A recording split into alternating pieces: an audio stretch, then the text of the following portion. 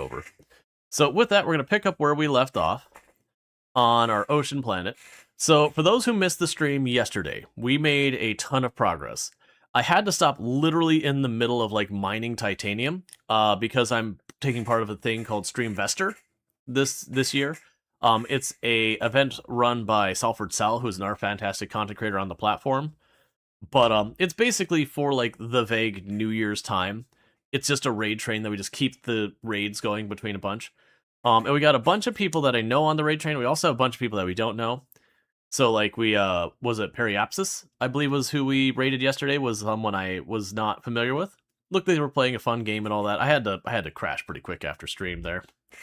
But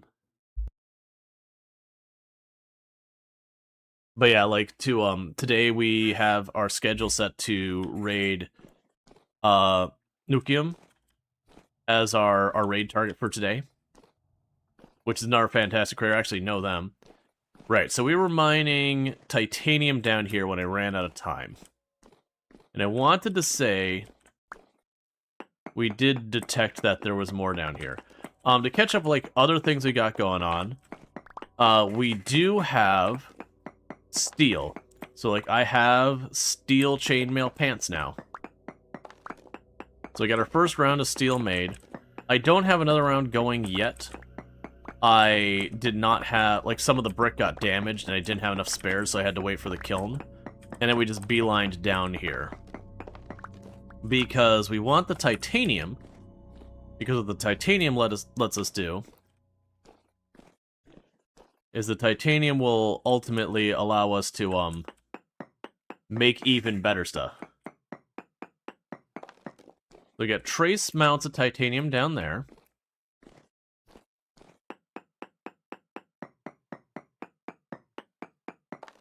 Small amounts over here.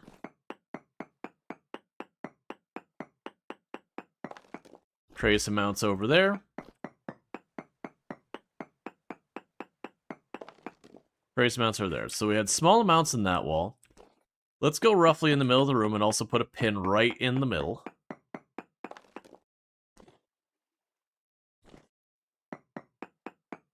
And one up above. Okay, so it's looking like this wall has the highest potential. We still got trace amounts everywhere.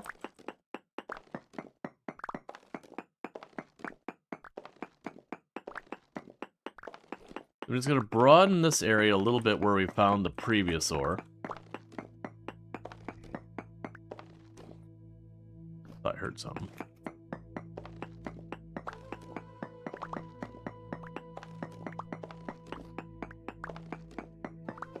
And the reason I'm doing that is quite often you'll have blocks at diagonals of each other. And that's what we're looking for.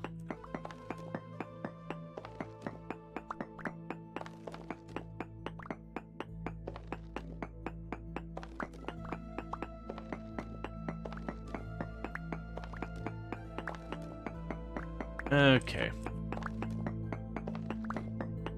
Yeah, we also did a bunch of,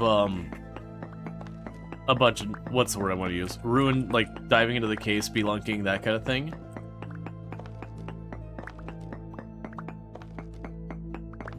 On the last stream, and we did find some goodies. Nothing too amazing, but some random parts.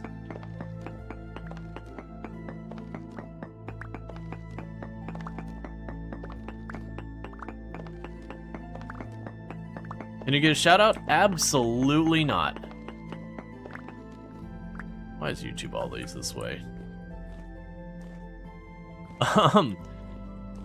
When someone pops it as like shout me out without any other thing, the answer's gonna be no, man.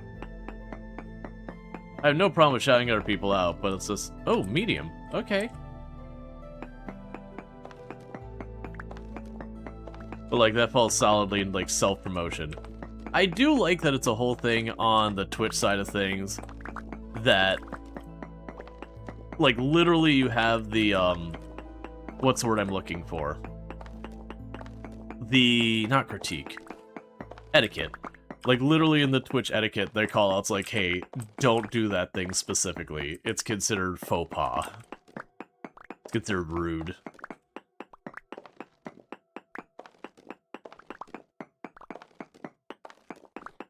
And for those who are catching what we're talking about, it's like the begging for shoutouts thing.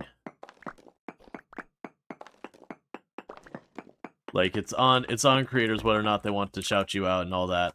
And usually if you want to shout out, the best way to get it is be an active member of someone's community and yada yada. They get to know you and they get to decide, like, oh, this is someone I want to support.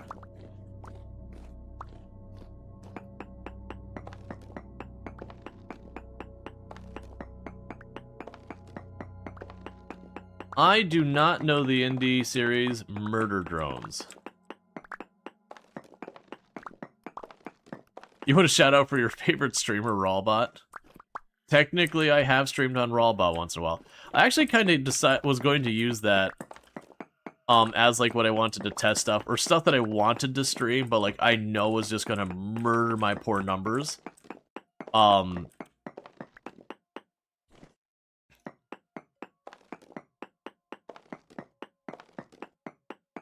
Yeah, also, exactly. The, brand new to your channel, hey, can I be a mod? No. No, you can't. I pretty much had a policy, historically, that if someone goes out of the way to ask to be a mod, I usually don't make them a mod. It's a little different when I know the person and I know they're trying to be helpful and yada yada.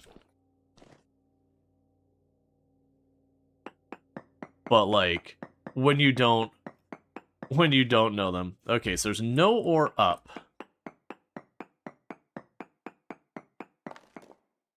Oh, we have a whole extra vein of titanium below us.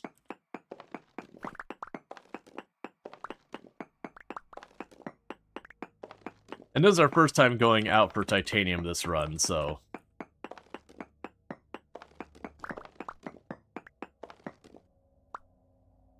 we're right about to fill up on titanium. Let's have a little... well, actually... we can hold 5 more pieces of titanium. 1, 2, 3, 4. I'm glad I double checked because I was actually off by 1. So we are all the way full. No more room.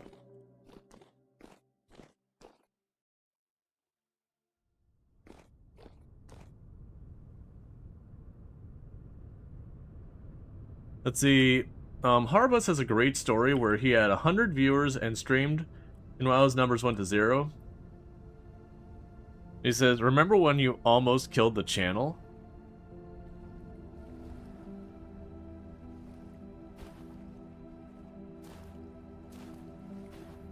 YouTube live stream channel used to be way better without the brain rot. In which one are you referring?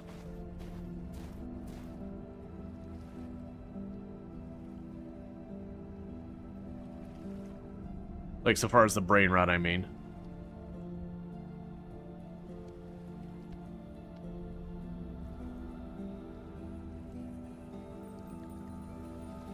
Okay. I do know there's been bugs that have happened over the years where, like, you'll be streaming and, like, your viewer counts will hit 0 and then go back up to, like, 150 or whatever. Like, just weird stuff happening.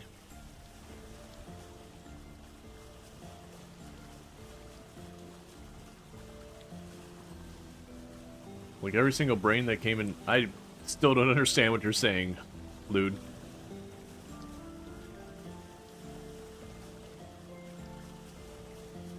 Are you talking about generative AI, or just, you know, younger audience content kind of thing? Because I've found generally... You've seen Twitch... Yeah, no, there's, like, weird things that'll happen where, then, like, the numbers will just go goofy on Twitch. Usually it's one of those things, it's the number count on stream will go all goofy. But then when you check your analytics, which is what you actually care about, because that's saying what you're going to be paid on / everything else. When you look at the actual analytics side of things, you know, you don't see that dip to like 0 viewers, 10 viewers that bounces back up. It just kind of, you know, it'll ebb and flow and all that as you have your viewer count go up. But those sudden spikes of up and down 30 and 40 and all that, you don't see that reflected very much in your analytics. Yeah, no, the number on your, like, the viewer count on Twitch, that isn't like the actual empirical data that is used for anything. That's just kind of a pulse check type deal. So it's thing.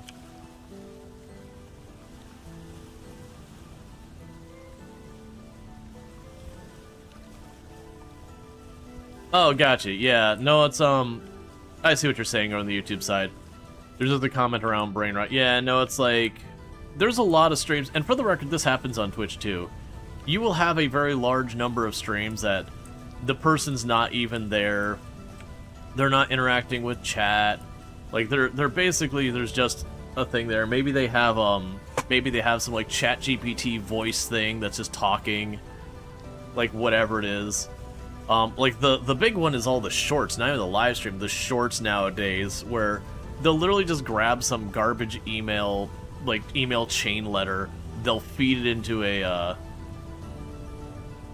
you know, they'll just feed it into a, voice production thing, and then have a completely unrelated video going on in the background. So, like, someone will be, like, cutting veggies or whatever. It'll be like, well, there was the HOA, and they really came in, but they didn't realize what was going to happen next, because I had gotten my lawyers ready, and I knew I was on the right, but I let them buy their time. Like, you get those, like, whole things. Utter garbage. Utter garbage. I really wish. But yeah, words on stream, off stream. Yeah, no, you got that. So yeah. I usually don't think of that as, like, a brain rot word, but yeah, no, I gotcha. Yeah, like, I mean, the Gen AI, like, shorts, yeah, I think of those as brain rot as well. It's like, oh, this is literally made up stories being read by a thing also. What we're saying is actually playing an old recording and literally just doing stuff. Yeah. Well, that's kind of one of the things, like, so again, you see that both on Twitch and on YouTube. Twitch, there are some rules against a lot of that stuff. So those channels don't tend to do very well. The ones that are just like the Gen AI reading off crap and doing whatever, they tend to be very short-lived.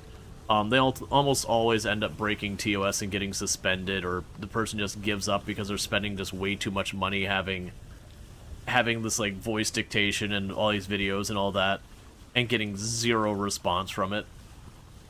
Because the reason it does better on YouTube so far as shorts and all that is they can shotgun out a whole bunch of content, and just the way the YouTube algorithm works, that can actually be an effective way to grow. Not to getting audiences sticking around, but to just getting view counts up. You know, just mass shotgunning stuff out with clickbaity titles and all that is not a completely unviable strategy. But I have found, generally speaking, on the YouTube side, YouTube live streams have been a pretty crap experience.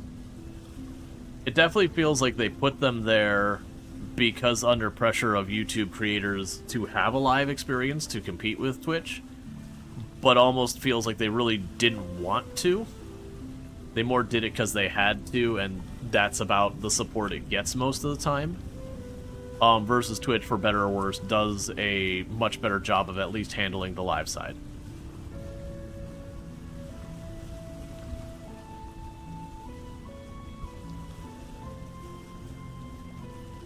You almost feel like you have some kind of curse that makes people join the game getting away popular?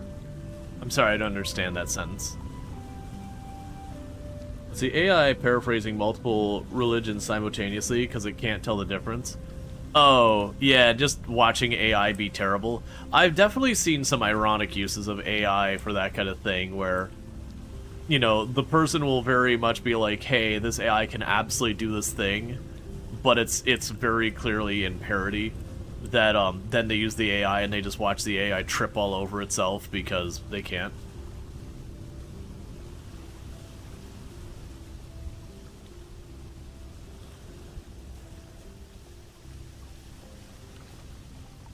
Oh, yeah. No, I mean, so there's like, so what is Lude saying over here on the YouTube side is basically there's a curse that people joining whatever game is getting way popular. Yeah, so I mean that's unfortunately a reality and a business side of things. So a lot of people want to be successful in creating, and one of the unfortunate realities in content creation is if you're playing a game that no one's looking for it, they're not gonna find you, and therefore you're just streaming to the abyss. Because both YouTube and Twitch have the problem of the discoverability. There's two types of discoverability you typically have. You have the first type of discoverability, which is networking. That's actually the one I recommend the most effort being put in if you're interested in content creation, is whatever categories or whatever you want to be in, find other people in those categories, and be genuinely, positive, productive, beneficial members to their community. Like, don't just join and try and fish for the shout-out. Like, genuinely be there and be, answer questions and all that kind of stuff, be helpful, all that kind of stuff. Make a friend. Like, and I mean that genuinely. Like, make a friend. But from there, what you end up doing... Sorry, I'm just trying to juggle thoughts here. But from there, what you end up doing is, over time, those people get to know you, and most of the time they'll end up being a thing that they'll return the favor. In some capacity. They may not hang on your channel because, very genuinely, you can't make it into everyone's channel. There's just not enough time. And it's not to approach it where, like, what has this person done for me lately or anything like that. If they hang out, great. If not, that's fine too. I'm struggling to figure out where I want to deal with my inventory right now because I got too much junk on me. Right. We can do it this way. Like, put the Peridotite in the box. But yeah, so it is one of those things that very genuinely you end up needing to do that. The second way you end up growing is the more organic on Twitch itself. So less the social side of things and more the, marketing side of things. Well, I guess there's the marketing side of social, but you get the thing. It's the games page is where I'm going with that. And so that is for someone who goes into the search part of YouTube or Twitch and says, I want to see Vintage Story. And that's the one where your game selection really kind of matters the most. Because as I kind of implied, if I'm playing a game that nobody's looking for, that page does nothing for me. And on the platform itself, other than, getting new viewers through your friends kind of deal, that's where your viewers are going to come from.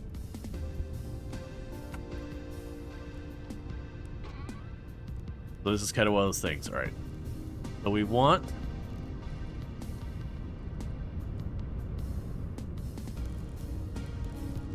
Yeah, so I can't break too many. We don't have the storage. Okay. So now I need to take these. I can't remember if these need to be ground or pulverized. I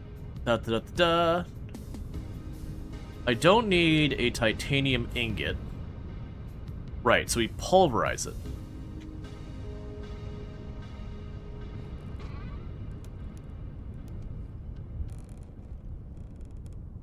Pulverizer tier 4, so steel's tier 5, right? Yeah, okay, so we have iron, so that should work.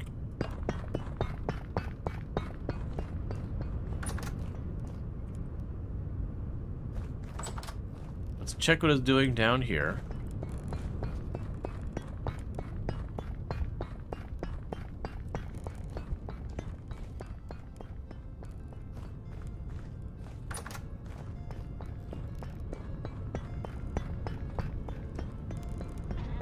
Okay, we've got the powdered sulfur, which will make it a sulfuric acid later.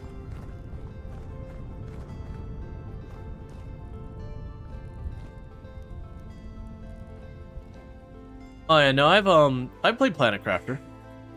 That we've already played on the channel. We played that a lot. Like, I played every single DLC and major update it's done.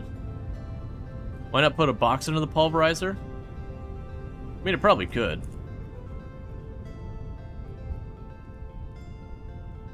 Put you back.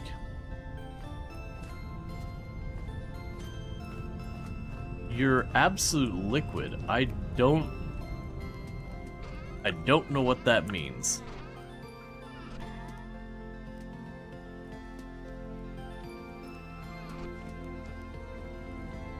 I'm having a good day so far.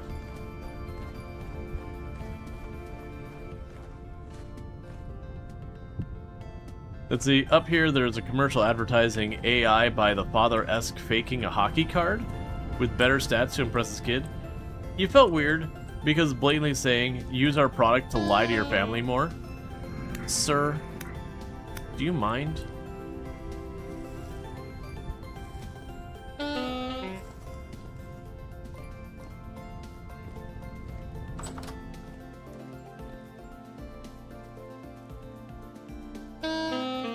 And we got the bear meat.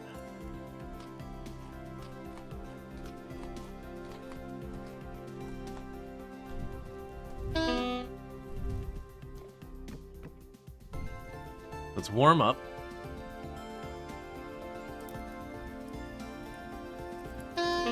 Okay. I see. Well, thank you. Yeah, now if you're looking, Lude, for Planet Crafter stuff, like I do have in the live section all of those VODs and everything, so you can actually literally go back to any of the planets. Every single one of my Planet Crafter planets should be there. That I've done a run through of all of them. Obviously, it's not the same as a live experience, but you know, it's kind of one of those things that I've already played through that content. It's kind of hard for me to justify doing it again from the live creator side of things. All right, so these should be done, so we can get the last of our bricks in place to get more steel being produced. We're about halfway through March, just a little over, so we should be very quickly getting into the spring. One of the other things I'm going to want to work on is once we get our tier 3 refractory bricks going, let's get our beehive kiln going so I don't have to keep doing this the way I've been doing.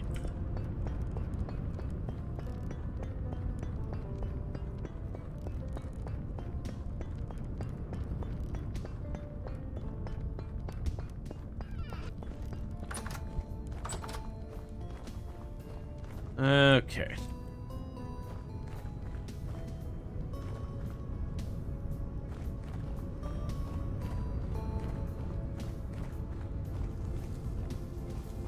It's just the one block up there.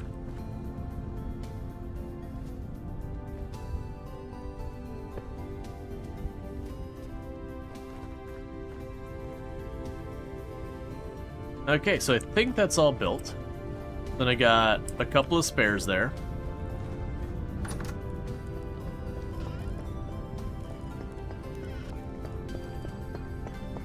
And I'll need 16 of these.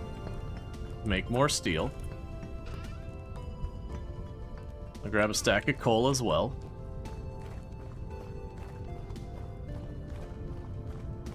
So we can go ahead and pack you.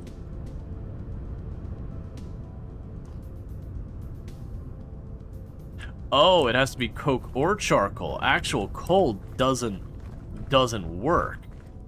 I see. That's fine. I have charcoal. Okay, so we should start using that just plain old boring coal. We should use that for any like regular smelting and all that.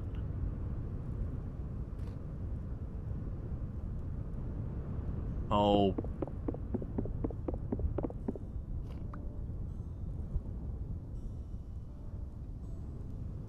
Put our iron in there, put our iron in there, put our iron in there. Okay, now I need to grab the lid. Alright, so that's going to make charcoal a bit more of a priority in the short term, because I'll need that for the steel. I think that's the last I've got of it there. So I should get that sorted. In one of these boxes should be the lids I need.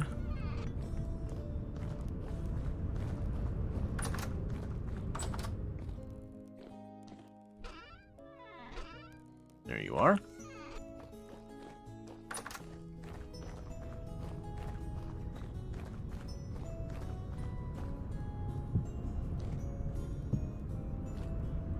Okay, ready to be fired.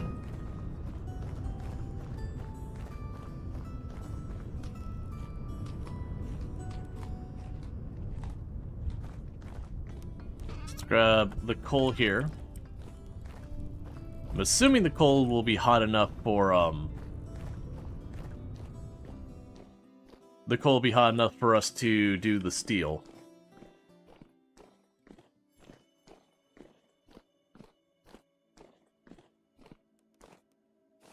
Okay.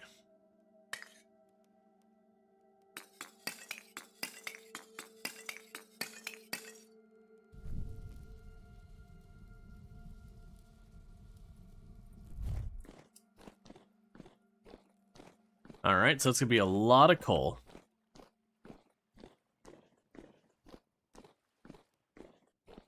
And that means our next batch of steel is officially in the oven. We've got enough tier 2 brick to probably replace that. Let's see here. So, I've got the olivine.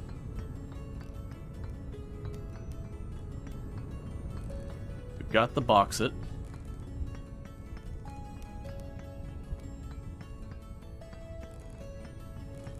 Do I not have the crushed quartz? I have so much clear quartz. I was going to say, wait, is there anything I really care about with this? So you can smelt into glass.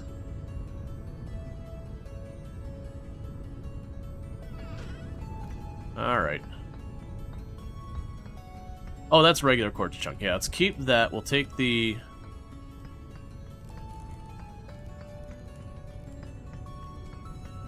Okay, so we need more quartz.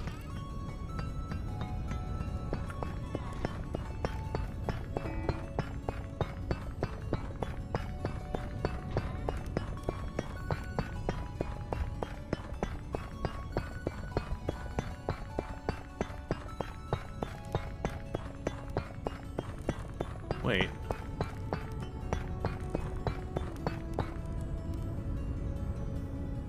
So pulverizes into that.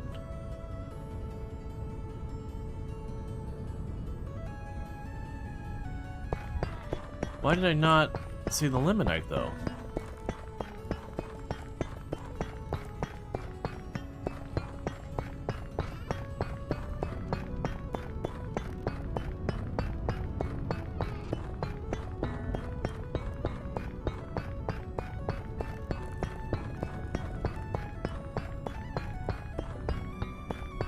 You require a tier 4 pulverizer.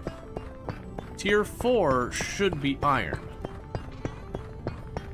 Get those out of there, because it's not actually working.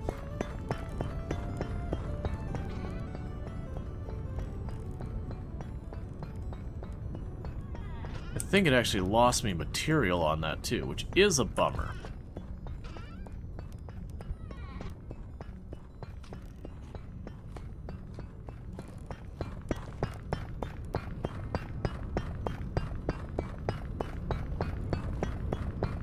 Yeah, so it means is for my next round of steel, I'm probably going to have to make the caps.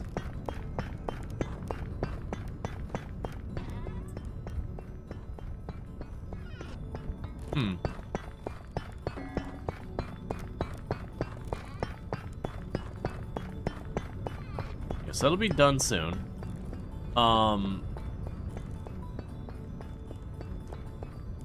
Let's see.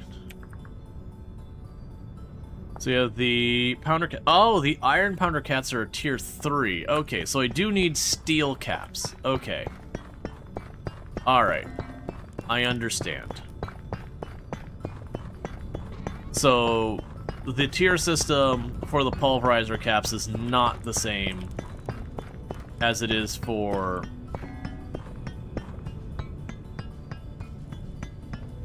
you know, for the other stuff. Okay, turn that off because it's not needed anymore. Alright, so that's good to know. Kind of a bummer to figure that out at this point. We do have some fire clay for when we're going to make our higher tier bricks and all that. I don't have any steel handy right now. We used all we had to make armor. But we are making some. Yep, and that's glowing and all that, so we should be good. Okay. So we don't need more titanium right now, so the question is the next thing to work on. It looks like I'm going to need a lot of carbon. This game is called Vintage Story. It does cost money. I think it's like 12 or 13 bucks. You have to buy it through like its website. Or I think you might be able to buy it on Humble as well. But it's not on Steam. But it is like 12, 13, 14 bucks, something like that. Alright, just some mild hypothermia. It's well, it's got a lot of similarities with like Minecraft and whatever in appearance and all that, because it was a mod for Minecraft back in the day that then became its own thing, and it's been built up since then. It's a lot less focused on the like whimsy side of Minecraft, and a lot more of like what if survival was actually really hard, and that crafting was way more in depth and all that kind of stuff.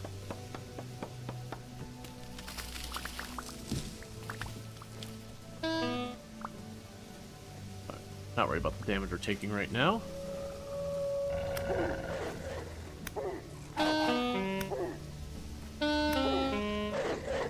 It's almost like you do next to no damage now I have chainmail pants.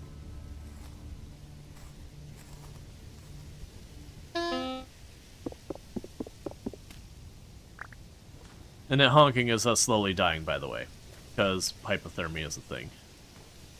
Okay, so that's a tree we don't want to cut down. It's got resin. Yeah, we'll head back to warm up here in just a minute, since I've got some meat we need to cook anyways.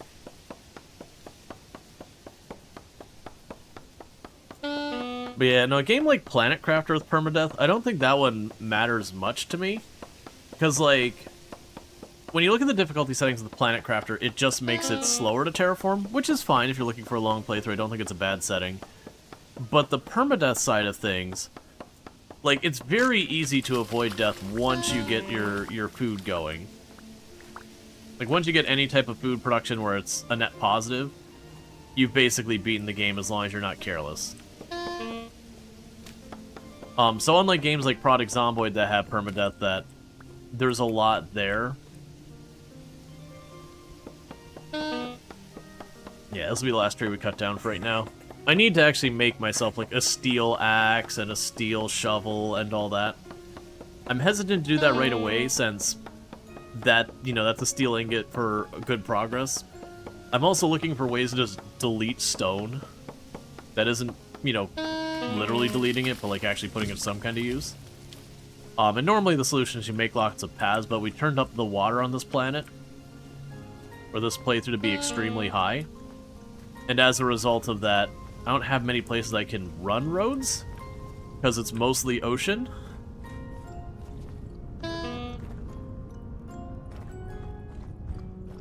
Alright, so you can go over here. Should have lime water down here, so grab you, chuck you in, do that. I need to scrape these. And for right now, we're not processing those more than we already have. Drop the meat in here.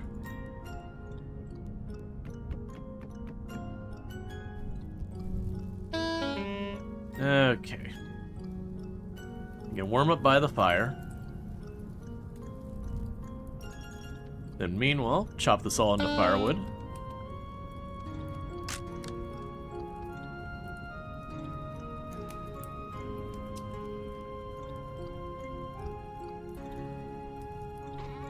Put the fat in there and the bones in there, and that hide.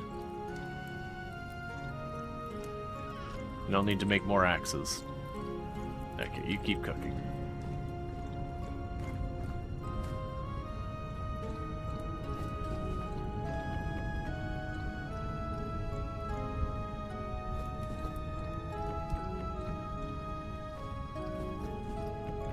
Alright.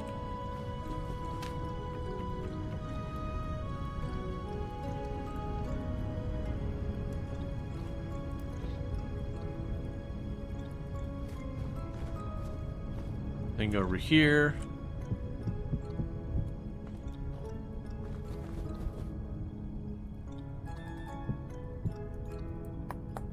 And make our axes again.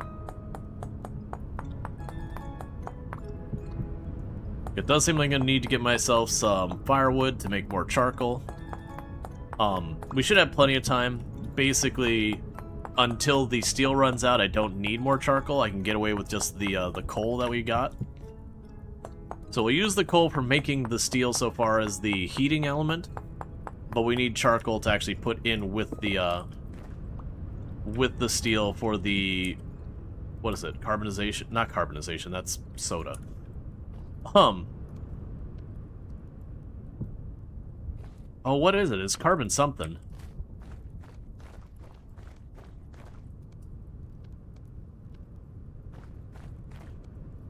Okay, we can grab you, logs, do that.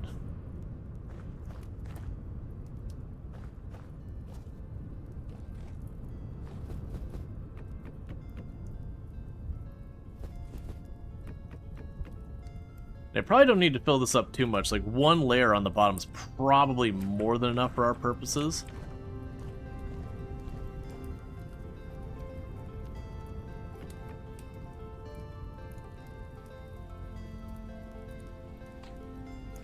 Okay, we can eat our wolf meat. Grab one of our few remaining pies, because we're getting low on those. Pick that up. Okay. Now, one thing now that we're wearing steel chainmail pants, that does increase our hunger a little bit. So that is going to ultimately mean eating more food. In reality, if I had tier 2 armor, what I'd probably do is wear tier 2 armor, which is just the cloth, and I don't think affects your hunger very much, if at all. We'd probably wear that most of the time we're just wandering out and about, and then we'd switch over to our chainmail armor when I'm actually going and like trying to explore ruins and cave diving in that. We also did find saltpeter as well. We got a decent amount of, we actually saw a ton of it, but there was a bell down there, so I grabbed what I could. But then, you know, then I got sent home. Get random found energy and organize and clean. That's cool. It's always good when you get like that little boost there, like, you know what? I'm gonna get stuff done. Those are good days around the house when you're just like, you got lots of chores that have been just left, and you're just like, you know what? I'm in the mood to get this done. Because the only other way I see that happening is when, you know, you get frustrated with something enough that you're like, F this, I'm fixing it, and you kind of just deal with it while angry. It's effective. It does get the job done. But, you know, it's nicer when it's in, like, a positive headspace than that.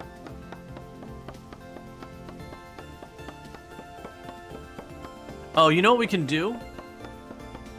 When we get the fire pit started, we'll top off the coal in the steel production. Let's go up to the island we saw all the chromite. Because that's a really big journey. That'll probably take us a day or two to get done.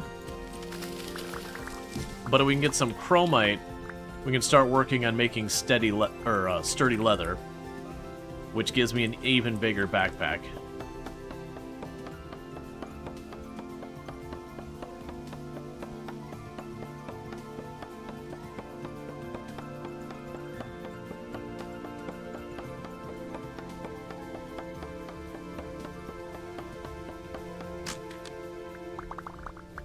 And then when we hit spring, we'll take a journey to the continent and just start running to any forests we see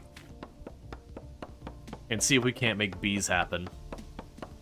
Because that's going to be another thing holding us up pretty soon. I would have loved to have bees already. I feel like we did end up getting bees towards the end of our first year on our last playthrough, before we got into it, like right before winter, I think we got bees. So they kind of just stayed dormant during the winter, but we did have them kind of locked down.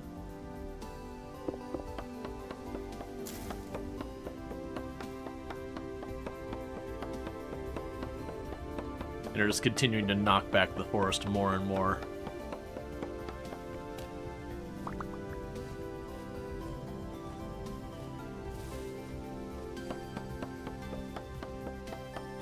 How are you going to pick up the hives? So you don't pick up the hives. When you find bees, you get what's called a skep.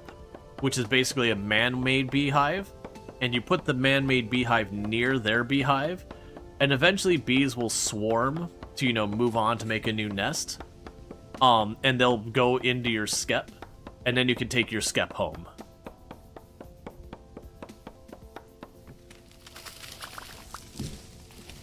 In real life, there's a little bit more involved to it, like there's stuff you can do to make the bees fairly passive and all that kind of stuff.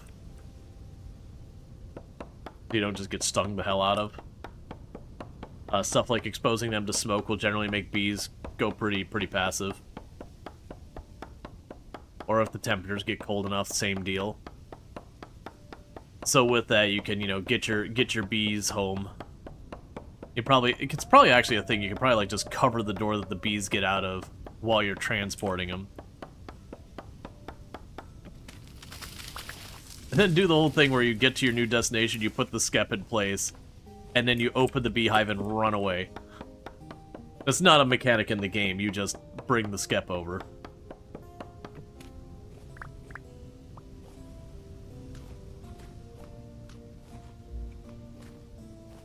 Alright, so we knocked down a bunch of trees, got a bunch more area clear so we can actually see what we're doing. That should be a lot of firewood.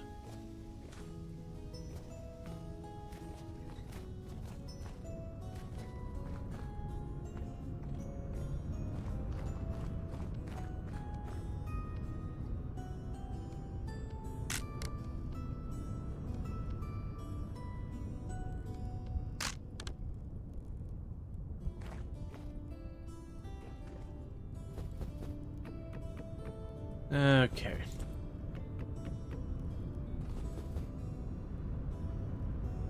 So I'm figuring I'm going to make the solid floor here filled completely.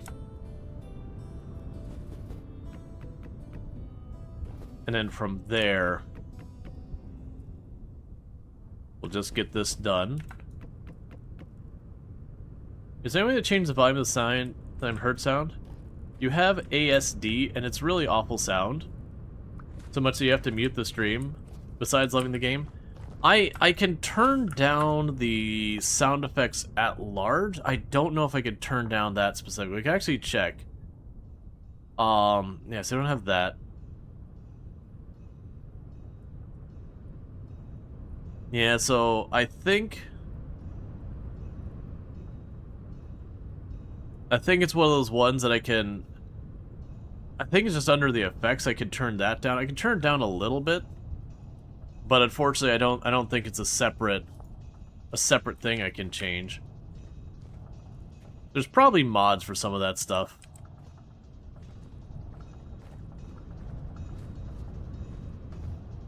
Yeah, no, it's always a bummer when you have that kind of thing where there's like a particular sound that causes problems and that kind of thing.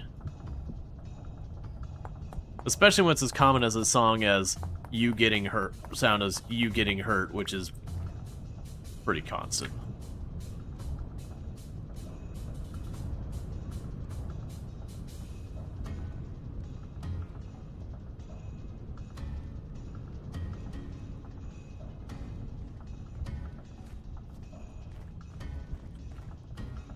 Let's go in here.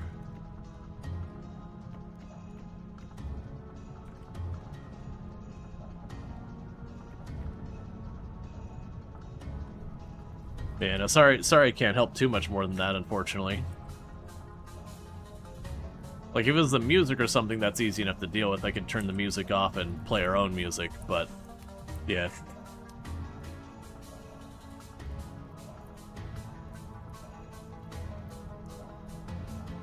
Okay, yeah, I can put it back then. Like you said, you can adjust in your end. Yeah, no, sorry that's bothering you. It is one of those things. I imagine there probably is a mod that either changes the injury sound or whatever to just a different sound, adjust the volume or something like that.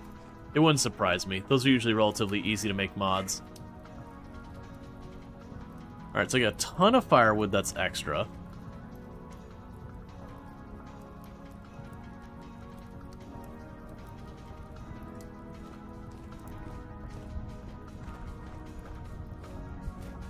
We're gonna put the extra firewood though, because I don't think I can put on this type of dirt.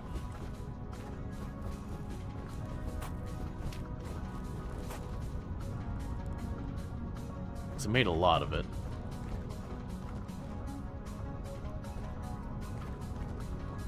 You know what? Not really something that needs to be in a cellar. But that's fine.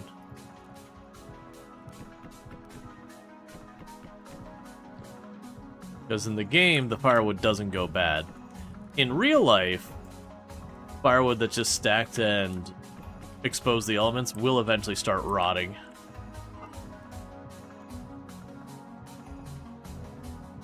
Okay, so we've got those pies ready for when I need them. Alright, so let's check. So we've got our tools. We should be fine there. I don't have enough ladder, I don't think. I was holding off making more ladder, but I think I'm going to make more anyways. Which I might regret as I end up needing rope later.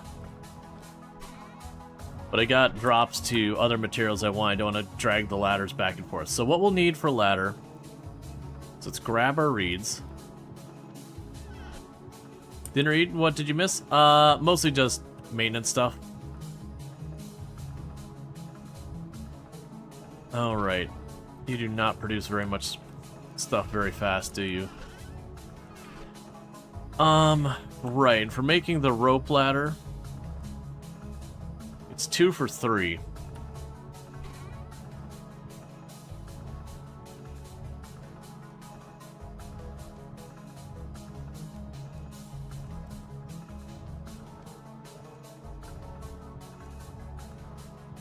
It's not enough. I'm still gonna have to go collect. Alright. So...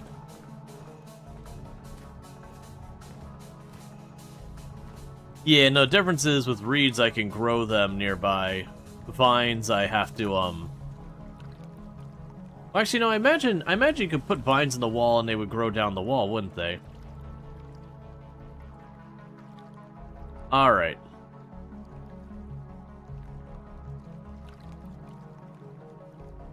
Yeah, we've got our iron mine down there. I think... well, I've got enough titanium that we're probably good for a while. Let's go grab our titanium ladders. Yoink those up. Because I keep leaving these ladders at different places being like, yeah, I can come back to it. Let's go yoink the titanium ladders. And then we can start heading up towards the iron. And if I don't feel like I have enough ladders, because let's check how far up was the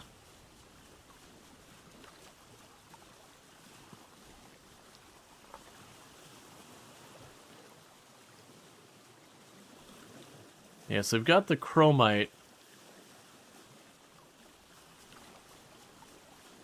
Yeah, so I got a decent spot of chromite up there, but yeah, you can see that's a pretty big journey to get up there. Like a really big journey. Let's double check. So chromite, sulfite. So that requires sulfuric acid. We already have what we need for the sulfuric acid.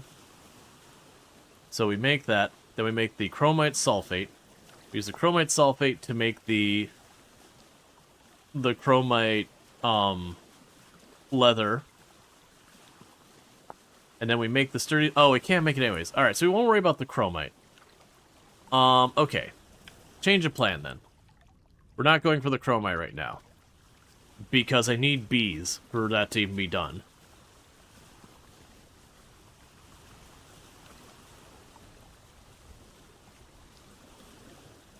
So then... oh, I didn't top off the coal. Let's top off the coal here. And then we can assess what material we're going to go after next. We're probably getting to the point that I'm going to be needing to go for an iron run. The issue we ran into is that iron mine we've been going to has been getting large enough. Like of an open space, I'm having lots of enemies spawning down there with me. And that makes it far more difficult to do mining. You just spend half your time fighting the things off.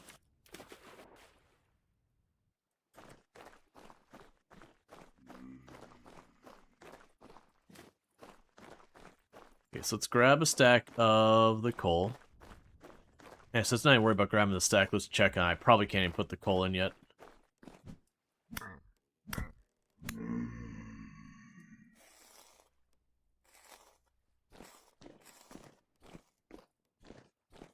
Because I believe I still have the ladder, rope ladders at the iron mine. And if I can exhaust that... Yeah, I can't fill it up more. It's got, like... It's got about a day's worth of coal in there. So we're good.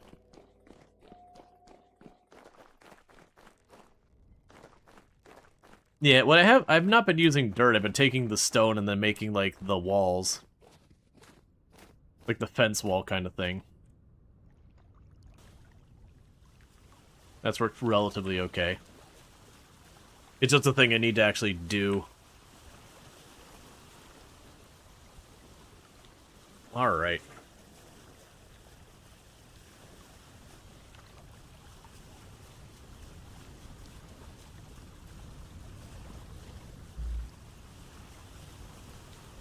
I imagine as we get more and more rope ladders, we will have more and more situations where...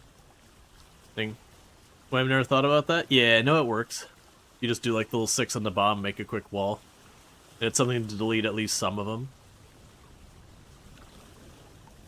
Because the other things I'd work on would be continue to like excavate away that mountain and then expand out my reed farm for when the spring arrives. I'm not too fussed. We're getting good progress there. I'm also trying to wait until we have another steel pickaxe, because I'd hate to waste a full steel pickaxe just chipping away at regular old stone.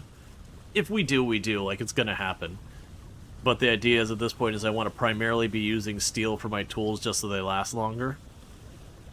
But I can't be too wasteful yet, because steel just takes a while to produce. So until I've got a little bit of a surplus, we gotta be more picky-choosy about where we do that. Is my death marker? Yeah.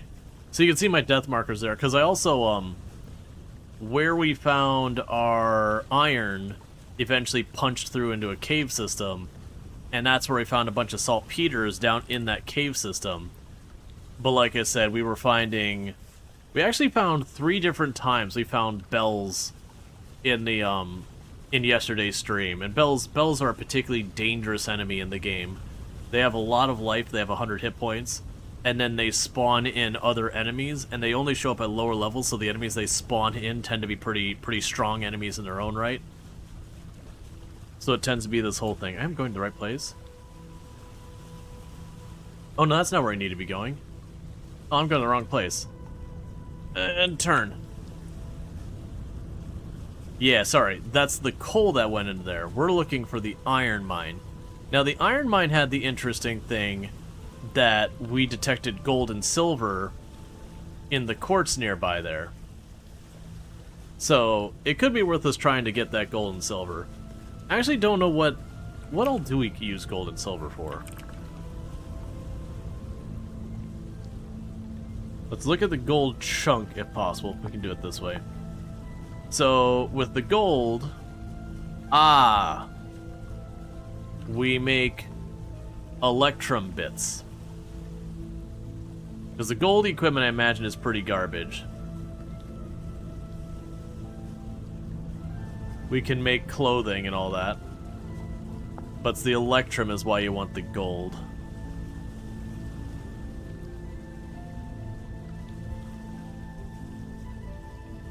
Make the lanterns bright. Ah, gotcha. Alloys and a lantern lighting.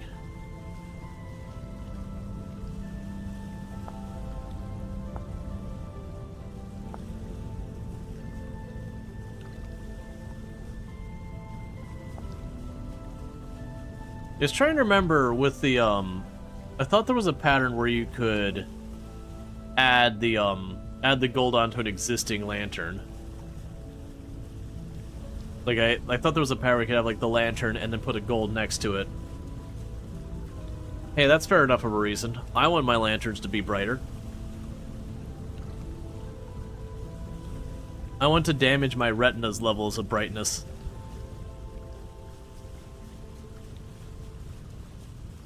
Okay, it's only minus 13C. We're gonna need to check. Don't let me forget to check by between like 3 and 5 a.m. Because that should be close enough to the max cold. And if it doesn't go to 15C, if it stays warmer than 15C, negative 15C, I should say, at that point we have a crop we can plant. Just the one. Actually, no, I think there's two. How advanced does the tech go in this game? Electricity machines? No electricity. We do have machines as far as like, you can make a windmill and then hook it up to a pulverizer, a kern, and a hellhammer. So a hammer that just smacks an anvil, so it lets you make ingots or metal plates, but you still have to blacksmith the other stuff. A kern is basically what you'd think of like a windmill doing nowadays, where you can put something in there and it grinds it into a powder. And then a pulverizer takes certain stuff and it crushes it into bits, which is a little different than, like, the one makes a powder, the other makes kind of like, more like chunked material. So the most advanced metal we get, that's a real thing, is steel. So you're talking like vaguely medieval, maybe a little past there.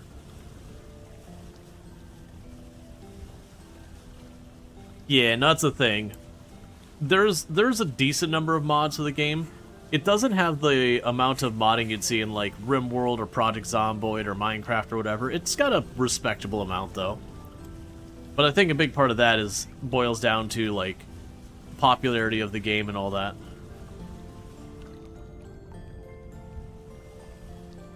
I don't remember where my entrance is to this place.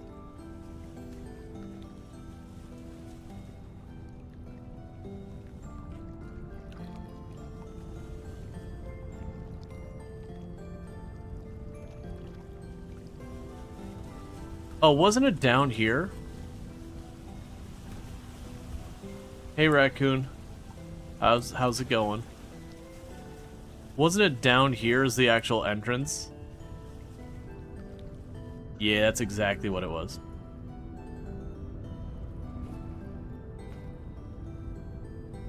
Oh, I took the rope ladder from here. Alright. Well, we're wasting time. Let's warm up before we... Oh, you know what? I'm not going to be able to warm up, am I?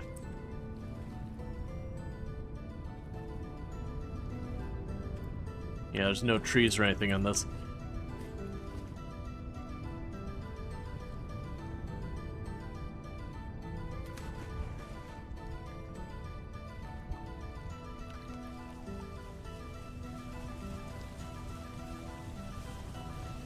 Alright, so lesson learned.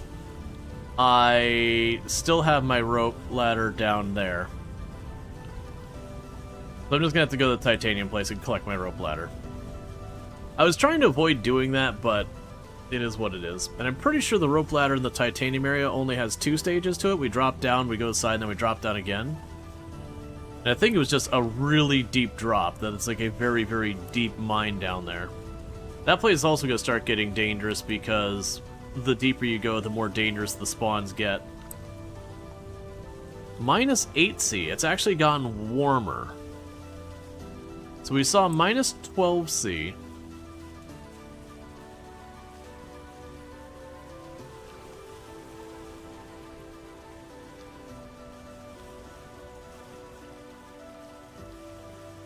You're probably going to take some cold damage soon, so unfortunately we are going to be listening to little saxophone wonkiness.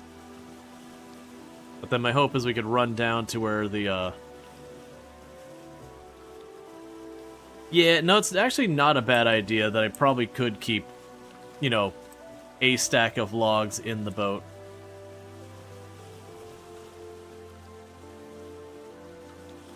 Wouldn't be so bad if it wasn't dark all the time. Okay, those are bushes. There's the freezing to death.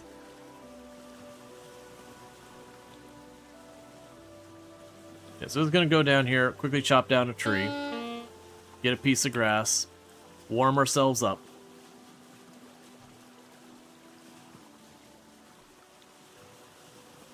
retrieve our rope ladder, and then we go back up towards the hematite. And then once we finish with the hematite, we should be back to refill the coal in the steel production.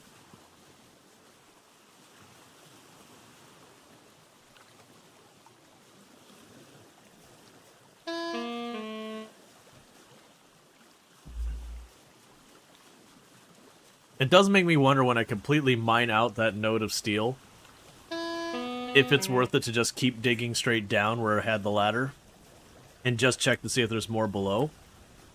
I think we will. I think I will just dig down and see if we get all the way down to the mantle like what we find. I think that's the area we saw that had the best chance of hematite. So yeah, there's that area. Yeah, that's our best area for hematite that we found so far. We got a couple of pins over here that get okay-ish. Like a ton of pins that get to just kind of relatively okay. But that's the only one that's like actually kind of properly good.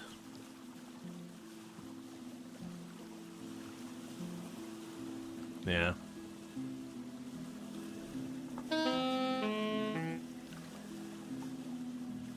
That's a big part of why it's worth taking the time to explore and, you know, keep up with that as much as possible. Wait, is this where we're going? Yeah, this is where we're going, right? Yeah, it's eliminate.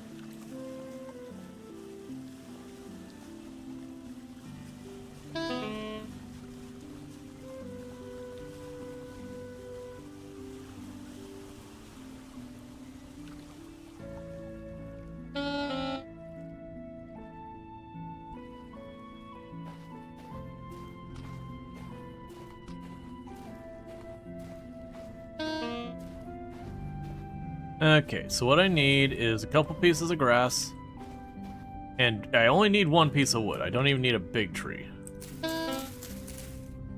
Wait, what? Oh, weird. I've had to previously always remove the snow first. Okay, so 10's more than enough for that. Now we just need the first chunk of wood we can find. I know. It feels like pain.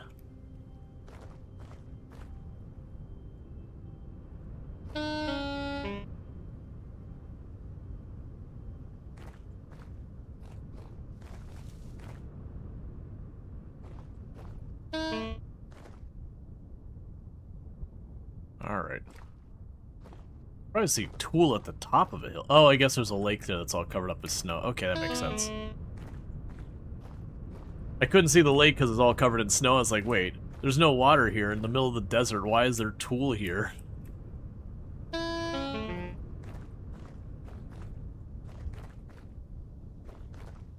Alright. I wasn't really looking for a tree this big, but it's the only tree we've seen, so I'm gonna take it.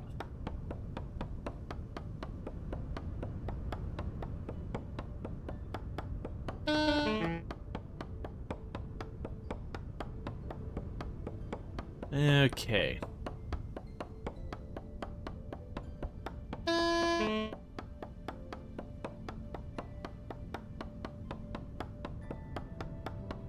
Don't break my axe and leave me with no axe. Okay, we need to very quickly find a couple pieces of stone. That should be nice and easy.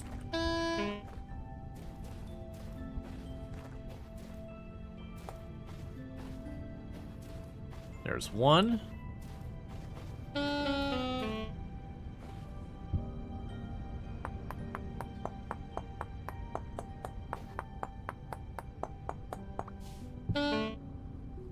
I can make an axe real fast. You can use that axe to make firewood.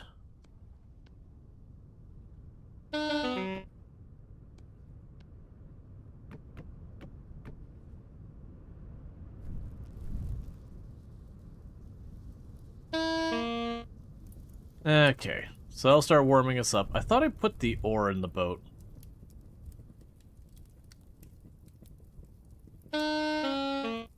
Okay, so pretty soon that should get better. Yeah, so it looks like we're probably in the clear to when we get back to base to farm the crops that have the very, very, very cold temperature tolerance. Because we only saw it go as far as negative 12C that last night. And the greenhouse makes it 5C warmer. And the coldest plants can handle 12 and 10 negative C.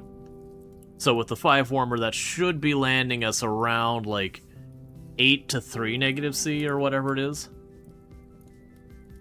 And that should be plenty to handle that. Alright, give me that one piece of wood back.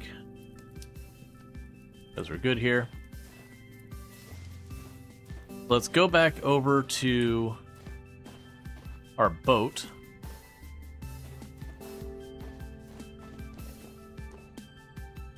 Mark you. Go back over to our boat real quick. See what I actually left there. I don't feel a need to grab more of the titanium right now, I don't think. I feel like the titanium is going to be one of those materials I don't need a lot of at any given time. It'll be one that, we have our stuff built, it gets damaged.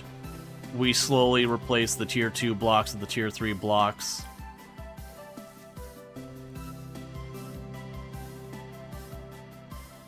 Okay.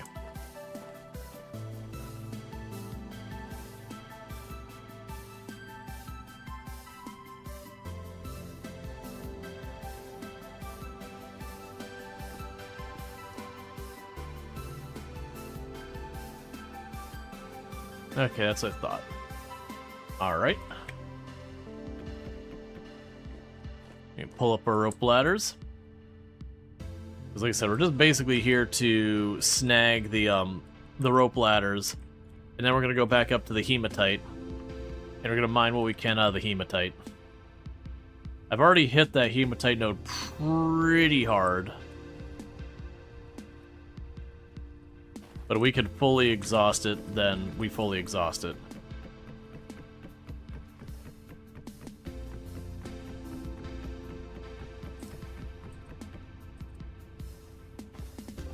Yep, I think that's all of my rope ladders recovered. Because it is one full stack, which sounds about what I would have made. Okay, so we're back on our way up to the hematite, which is right there. And we can do that, because that's going to be for the iron. I do have something like 32 iron blooms or something like that laying in a box, which is about enough for 2 runs of, like 2 runs of steel. But it is something to work on in the meantime. And if we fully exhaust that iron mine, that also means something, because then I can go through it, I can just delete the pin being like, here's where the iron's at. And we can go from there. But other things we can work on is getting our farm started. We're just starting to get to the time of year when it's just getting warm enough that it can start growing. And I suspect in the next day or two, it'll probably get just a little bit warmer. That will expand onto more and more crops and try and get the farm going, because that'll be good. We're slowly exhausting our food supply right now. I'm down to, I think, like 4 or 5 pies left back at home. And then, a couple scattered mushrooms and stuff like that. At that point, we'd make bread. I have some bread laying around. It just needs to be cooked. So we're not in any danger of starving this winter. But we'll be going from better food to kind of not as good a food. So it'd be good to get that going. I do think some of the focuses I need to have in the crop is flax for one, just so I get lots of fabric. We can use that for a lot of things. And honestly, just lots of the veggies. Like the turnips and carrots and all that. The grain is good, but it seems like I actually have a really substantial supply of the grain. Alright, well, change of plan. We got a medium temporal storm. Do I think it could... We could probably make a... We could probably make this happen. Because usually it takes about a day for the temporal storm to actually show up. Well, no, and I also have to sail back. I mean, surviving the temporal storm is fine. We just go out in the water and it doesn't bother us. I'm just trying to think of where I want to apply my time, because I could do one is I could do the dive here for the iron.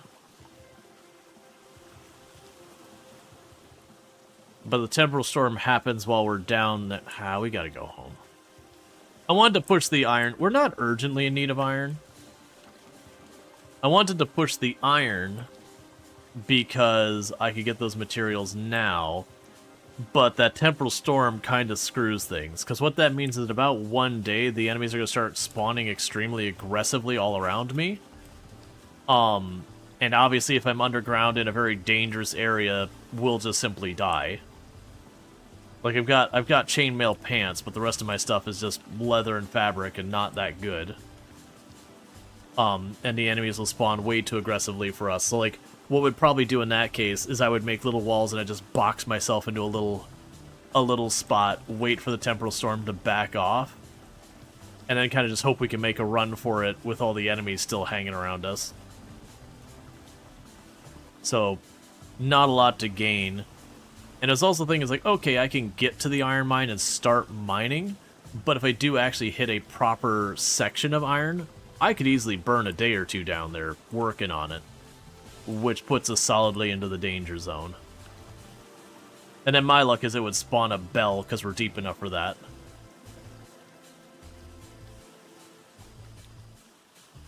So yeah, we'll race home, we'll work on the farm. I'll top off the coal. And then as far as other things I could probably work on in the meantime while the actual storm's going on. While the storm's going on, I can work the blooms. That wouldn't be a bad use of time. So turn on the Hellhammer and just start knocking out a bunch of blooms. Get the next batch of iron ingots ready. That way when the current batch of steel's done, we could just slam in the next batch and turn it right back on.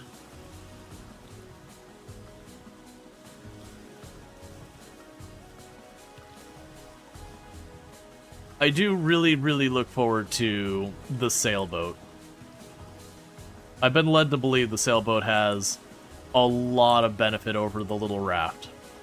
I'm under the impression it's faster, it's got a bunch of storage on it, and that there's, like, you don't have to sit there and just, like, hold W everywhere you go, that it kind of just sails. Like, you set your sail and kind of just go. We'll have to see how it actually works, but I'm led to believe that it's, like, really, really good. Yeah, no, the much quicker for one is a big thing, because right now the paddling the raft everywhere is a pretty strong limiter.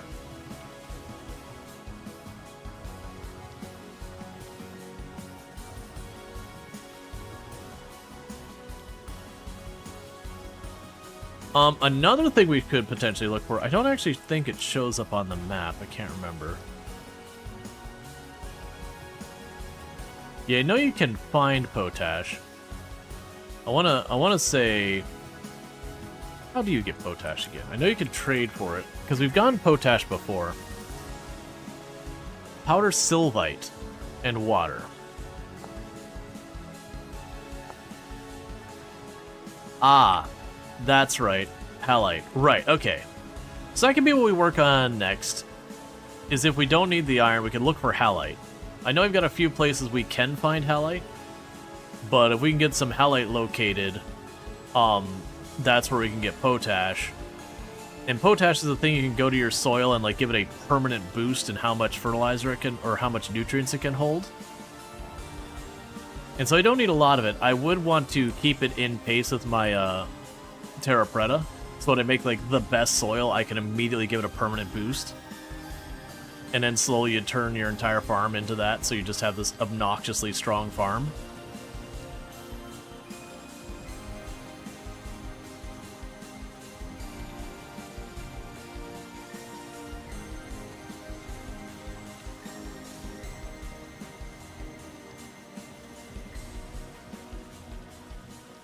I am going to park at the same place I've been parking.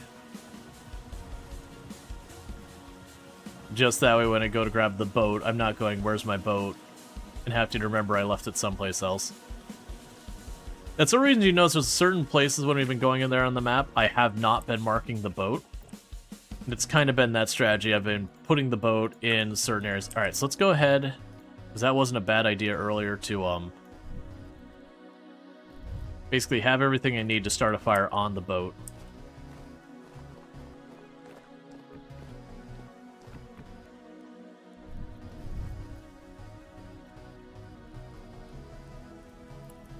Oh yeah, no, I absolutely want to use the big boat. That's kind of what I said, you know, when it came to, like, what I want to get done with this run. So last run, we basically went until I got, you know, steel tools going and all that. And then it was like, we got a piece of steel armor, and then we said, you know, that's good. Because it's kind of that point, it was waiting on steel production in a lot of ways. This one, I'm like, I want the boat. I want the boat. I want the boat. Because to give you an idea on timing-wise, I'm trying to go on memory, so I might be off by a little bit. I do vaguely remember, I think it was spring that I got my steel production. So like the second, like going into the second year, spring is when I got steel production online on my last playthrough. Versus this time we got it midwinter our first year. So quite a bit faster. You just need flax? To my knowledge, I just need flax. It only shows you one step at a time, but my next step does require flax as its big thing.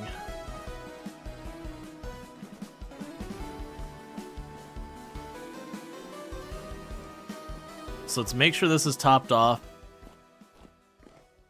before the storm arrives. That way it's at least running the entire length of the storm.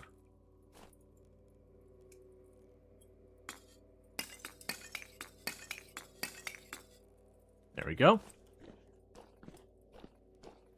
That should be more enough fuel to keep that running the entire length of the storm.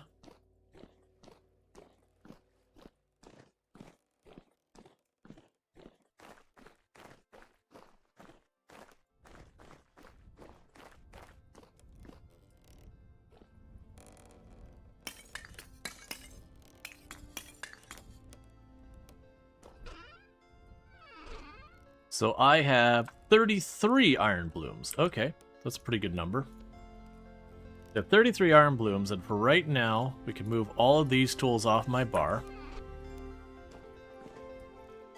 So when the storm starts, we'll want these handy, and then we can just work the iron bloom. Let's go ahead and pop down over here. Grab out all our sulfur powder.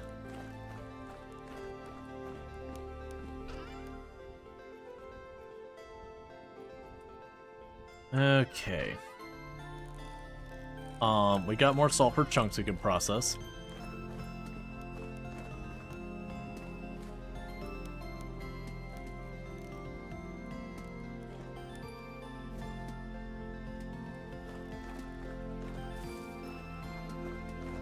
And let's check on what your percent done is. 15. Got more hides to scrape.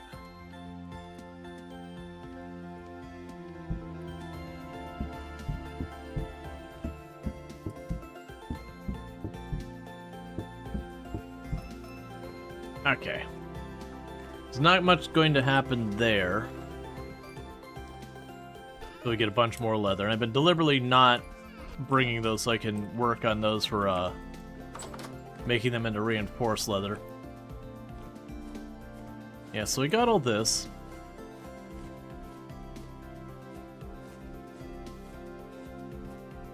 Okay, so let's go grab our seeds.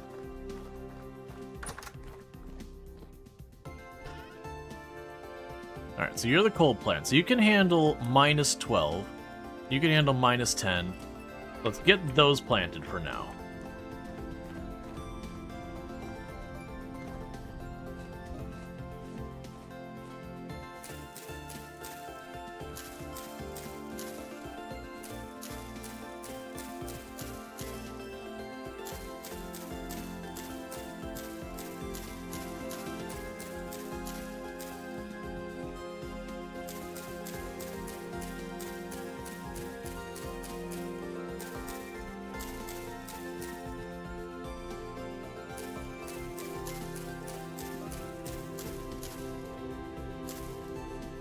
I know I'm going overkill with it, but I figure that gives me a whole extra day on that. So what were the other ones? Temperature limitations is -5. Yeah, I don't think we're warm enough yet for -5, because it's -6 now. We'll check in the middle of the evening at how low it gets. And as long as it doesn't get past -9, if it stays at -9, we'll start planting the next ones. So we got that handled. We don't need to worry about that. I don't have more iron ingots to go in there. The berries do not grow in this season. Apparently I have one bush that needs trimmed over there. That's fine. He can just stay up there doing his thing.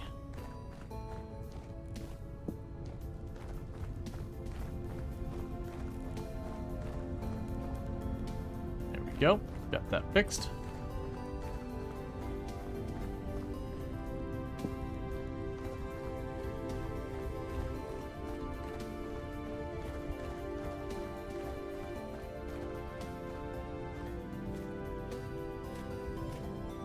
I heard the wolf, but do I want to go run it down kind of thing? We don't want to go up top and start mining. We probably don't have that kind of time before the storm arrives.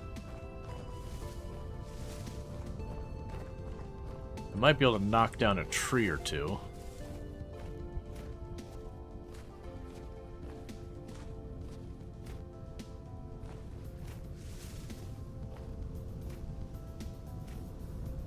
Because these will be close enough to home that the moment we get the imminent warning, we can just run back and deal. Oh, I didn't start the stupid... Okay. I didn't start the charcoal pit. Charcoal pit doesn't do you any good if you just don't start it.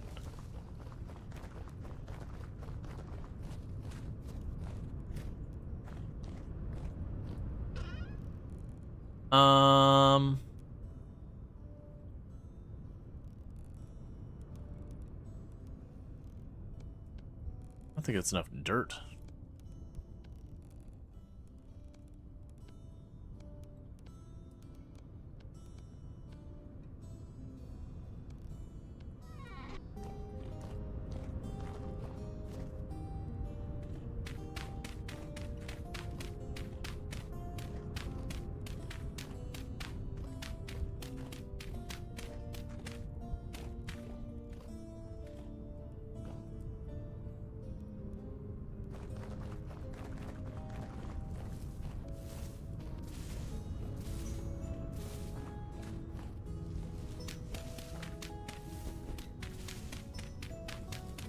Okay.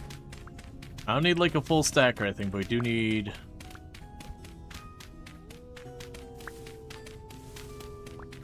some blocks.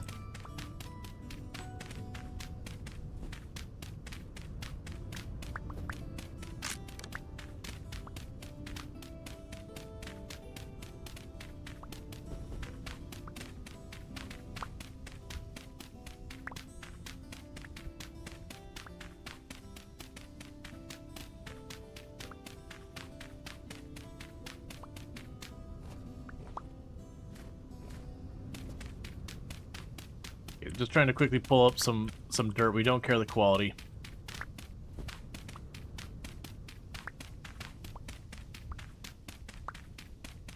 Okay.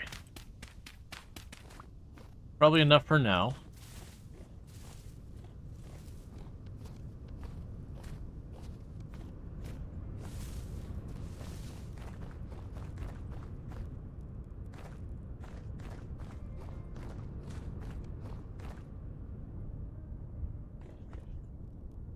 Give me one of those, or these.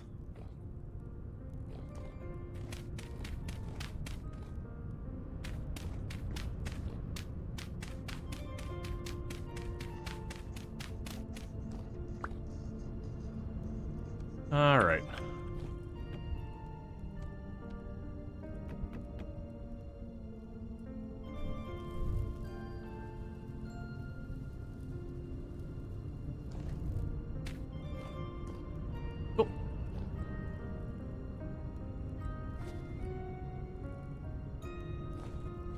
So I got our charcoal pit going before this whole thing kicks off. Any second now we should see the alert that's like about to start. And then we just go into our blacksmithy. And we spend the storm just banging away on some iron.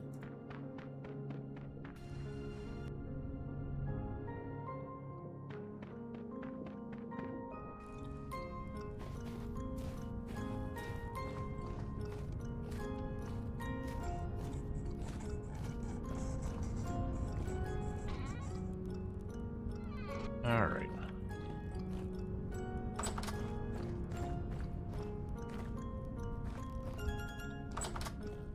And there's the warning that it's imminent. All right. So with that, we get our blooms all in place.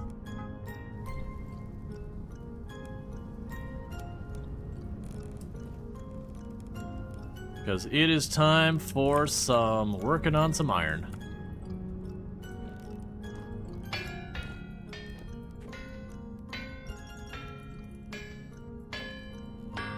Okay.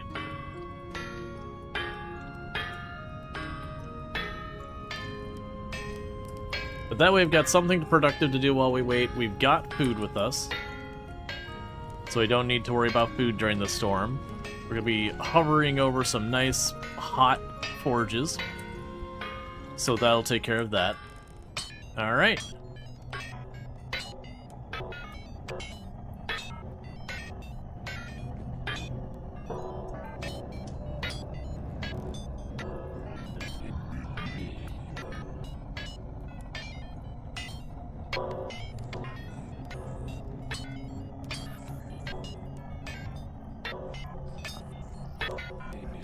We're not open.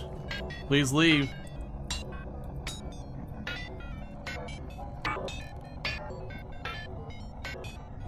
And I could go out there and fight, but like, the best thing I'm gonna find is like temporal gears. I don't really need that many temporal gears. So you start working that one. Put you here. You go there.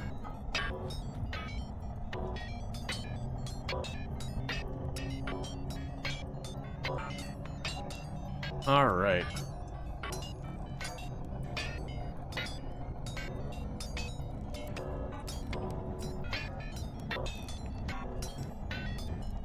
Yeah, it says we're supposedly at like 90%, 70% wind.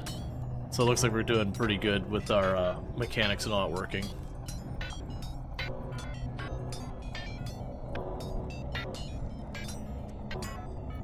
I still do think what I'd eventually like to do is see if I can't get another one of the big gears up there and put the kern up here so I have to like go hide in the basement to go grab it or whatever.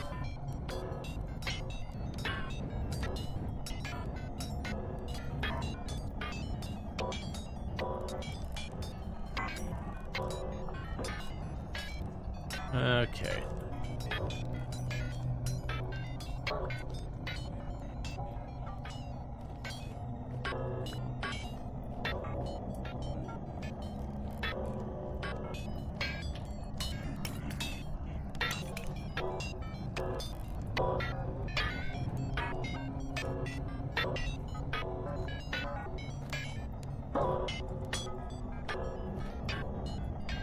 So, too bad you don't have a door so you can go in between the house and the smithy in temporal storms.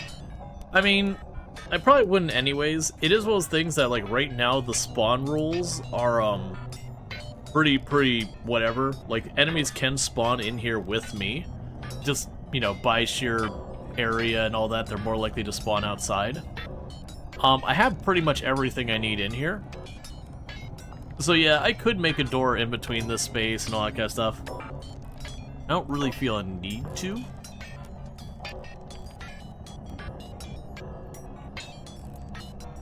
Okay.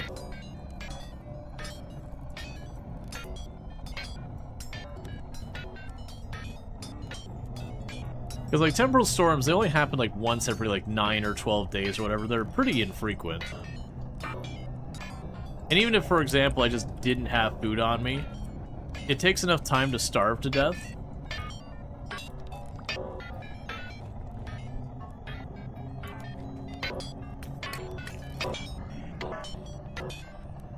It's not that big of a worry.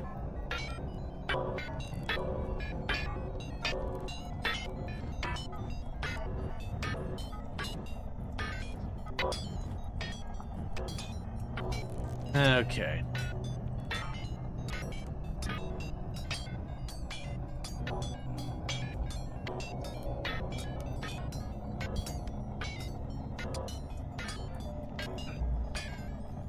I mean, this is a big part of, I make the comment about how combat's kind of the weak side of it.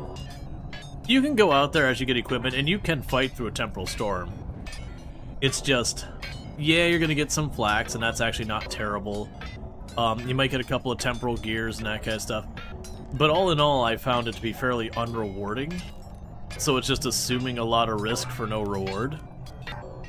It's not no reward, I'm being a little unfair. But it's just kind of one of those things that I never feel a strong motivation to do it, because if nothing else, it's durability damage to your weapons and armor. And then what do you have to show for it on the other side? Now, it is a thing that my understanding that the really high-level enemies can give you some cool stuff, but it's nothing amazing. Alright, so at least have the minimum number of, we have the minimum number of iron ingots to do another full round of steel.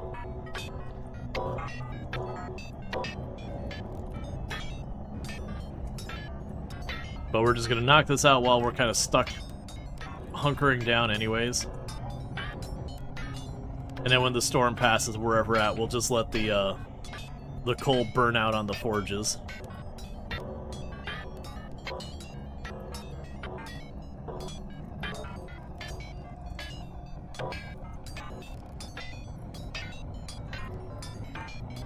Which usually a temporal storm, if I remember correctly, it doesn't last like a full day.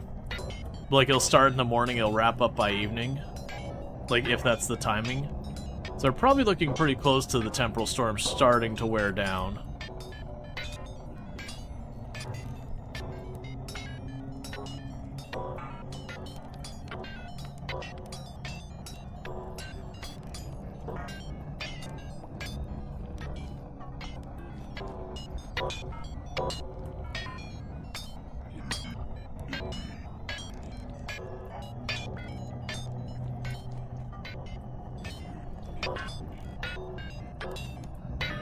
Like, the Hellhammer's so useful. I do really dislike its sound.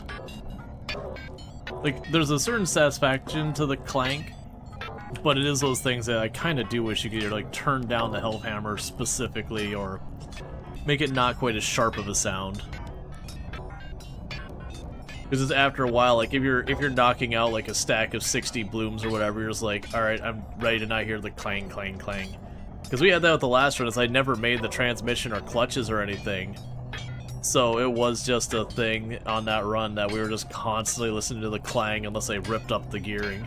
Which I did a couple of times because I got tired of hearing it.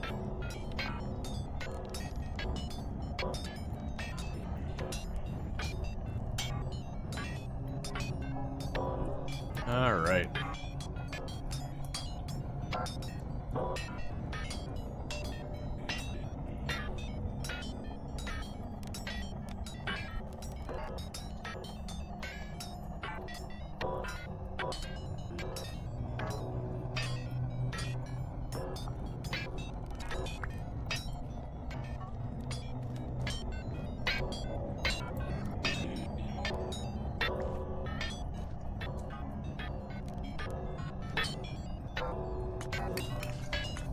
Okay.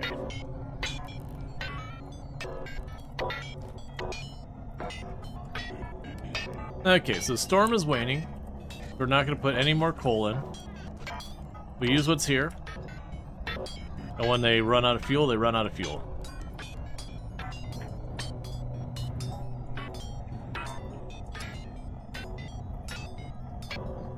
Which will probably be like 3 chunks worth, give or take.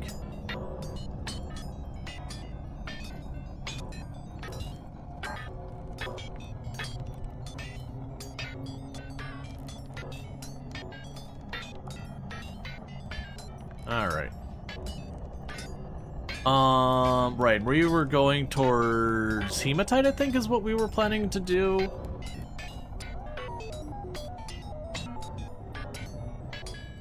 Okay.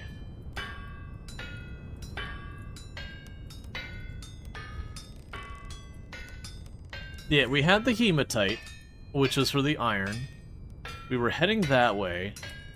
And then we also were like, oh, I could go after the potash.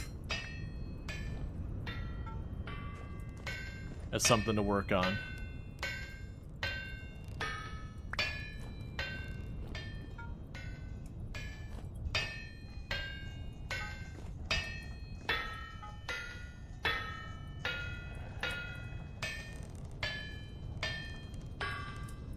I just heard a wolf outside, surprisingly enough. Alright. And this gives a minute for a bunch of the gathered enemies to scatter around. I'll probably have to fight a couple. I'm pretty sure I hear a wolf from the other side of the building that is just... It hears me on the other side of the wall and is just growling at me again and again.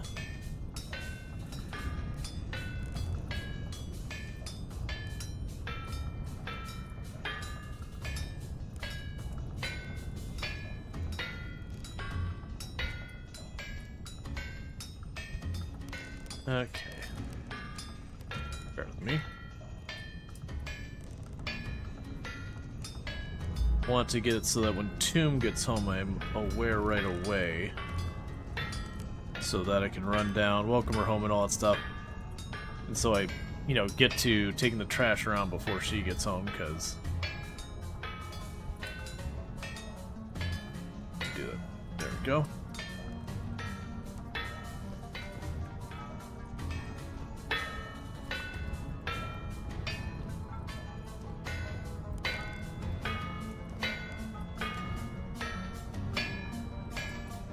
Alright.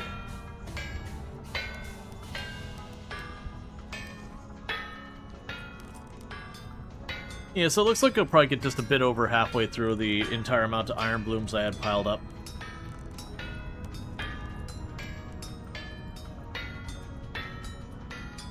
Which is good. Like I said, that'll be enough for at least another full round of steel. With, like, no farther work on that regard.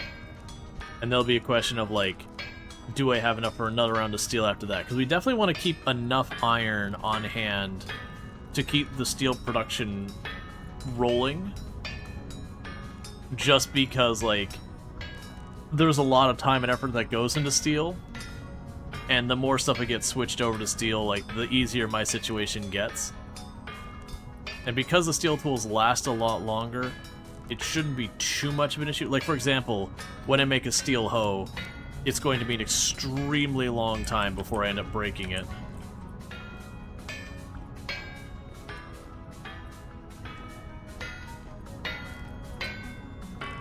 Alright, there's a pretty good chance these will be our last set. I think we're down to just like one tick before this forge runs out. We could try and put another in, but there's a pretty good chance it's not going to get fully to temperature before the charcoal goes out.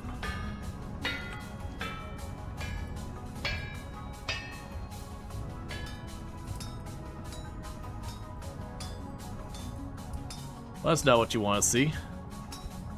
The wind just dropped from 70% to like 5%. We basically have no wind going right now.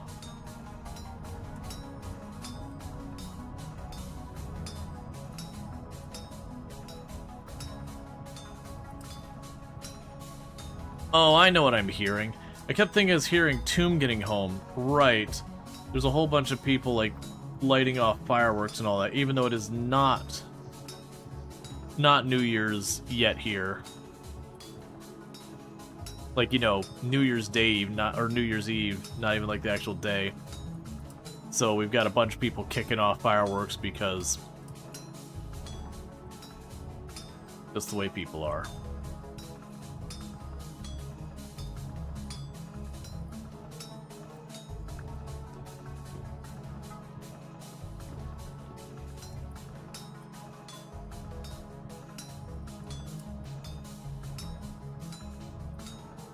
Yep.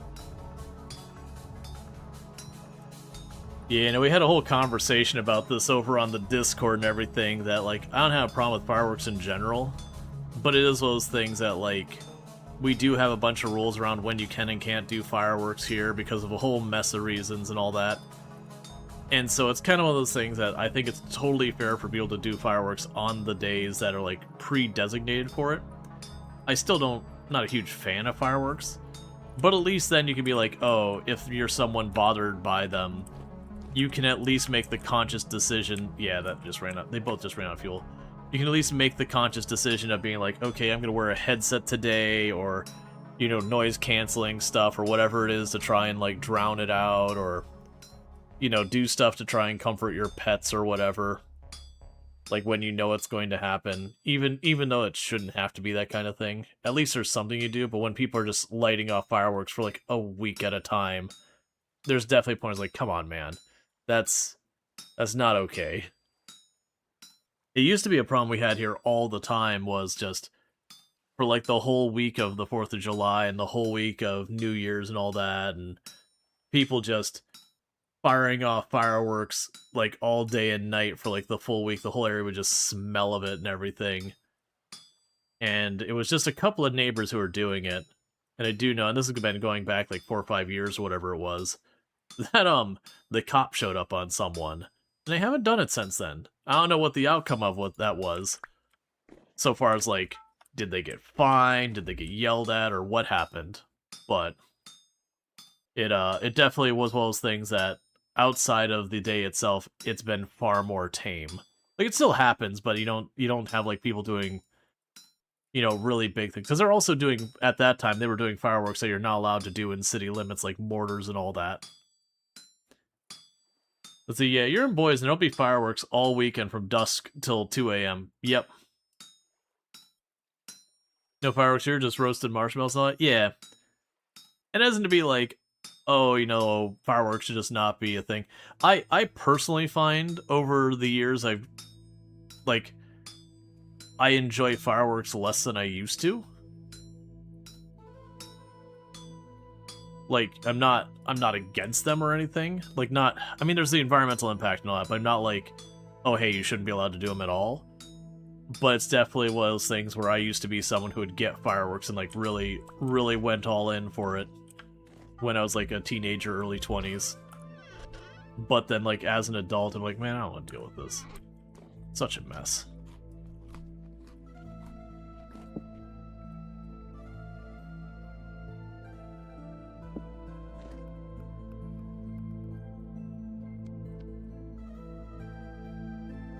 Firework goes in the Power Rangers-shaped pile of regrets.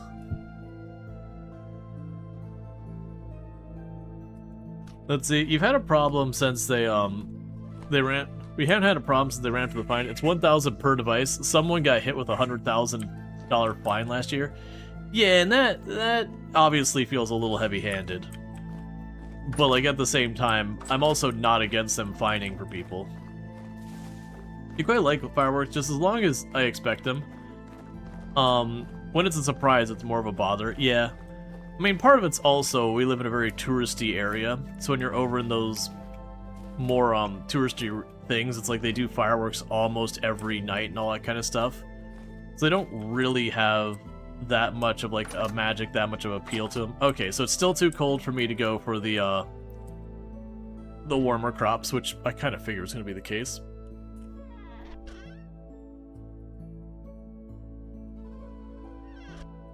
Yep, playing some Vintage Story. I very much had started, like, you know, had very much gotten to the point of, like, starting the stream with Product Zomboid had been my intention. And then, like, while I was waiting for stream time to come up and was doing, like, my, my off-stream kind of maintenance work kind of stuff, I was hanging out with a couple of friends I have on the platform, and they were all playing Vintage Story on stream, and then I was like, okay, well, I was gonna play Product Zomboid, but now I really want to play Vintage Story. It's a solid game. No, I very much enjoy it.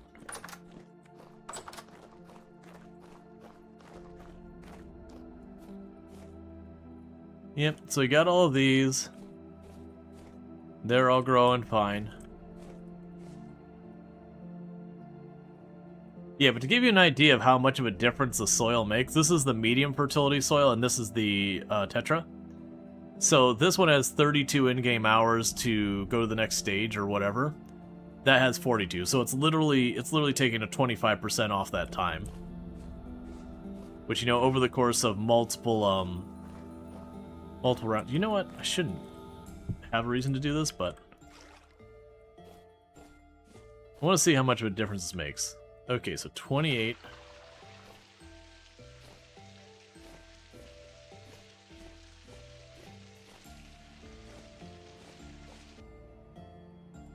Yeah, it doesn't mean we'll change it. Because it's, from what I recall, it's actually the rate the nutrients gets into the soil is kind of impacted by the moisture level.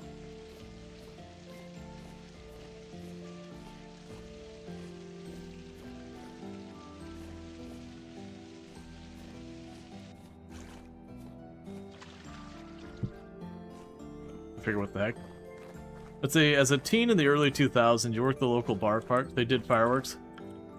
Really turned them off. Yeah, no, it's the exact same thing. It's like, when you live in Central Florida, because like Disney and them are some of the biggest employers in the area, you can usually get into the parks either like super cheap or free, like going with a friend who's got, you know, they work there or whatever. So it's pretty easy to get into the parks, you know, through a friend or whatever. And yeah, like there's always the fireworks show. And it's basically kind of the same fireworks show, they just change the music. And once you've done that enough times, fireworks really lose their magic. That very, very genuinely, you can tell people who can do like Disney and that a lot, because what ends up happening is when the fireworks show starts, they start leaving, so that way they can get away from the crowds before that all starts to build up.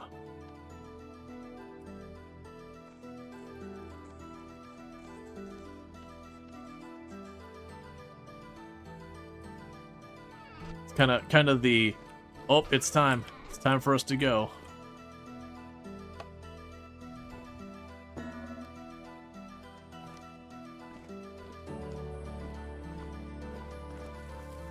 Reminder that Disney is the largest single consumer explosives in the world. Is that actually true? That feels like one of those ones that it can be a thing that gets set out and either has nuance to it or is like slightly misrepresenting. It could also be true. They do fireworks all the freaking time.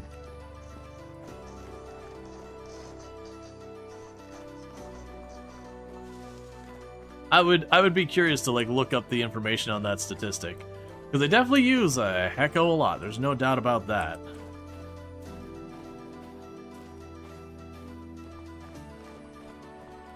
But yeah, so nowadays, like when we go to any of the theme parks and the fireworks show starts, it's like, all right, it's time to go. Or if it's like a late night thing going on there, it's like, okay, it's time, like while everyone's busy with the fireworks, let's cut over here real fast and go to this ride that normally has a long line. As you know, everyone's been drawn away. You think the entirety of the U.S. military forces use more, but not individually? Yeah. Like, it's possible, because, I mean, you think about the military, it's not like they're constantly and forever blowing things up. Like, they certainly would have a bunch, like, cash and stockpiled. But it's not like literally every day on a schedule they're going to do fireworks. Yeah, no, I like the flying drone light shows. They also have their problems, but I do like them a lot more. I feel like they could do a lot more interesting and creative things with those. Versus, I found fireworks, they can kind of make them have, like, you know, various vague shapes and all that. It's kind of about as fancy as that gets.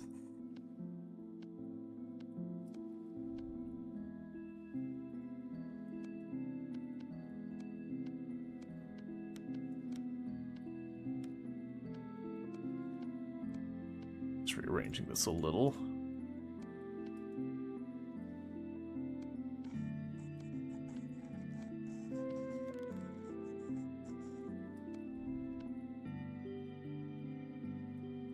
Okay.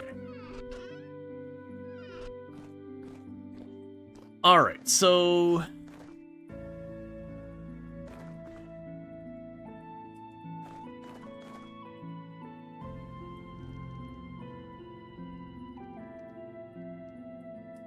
We were looking at halite.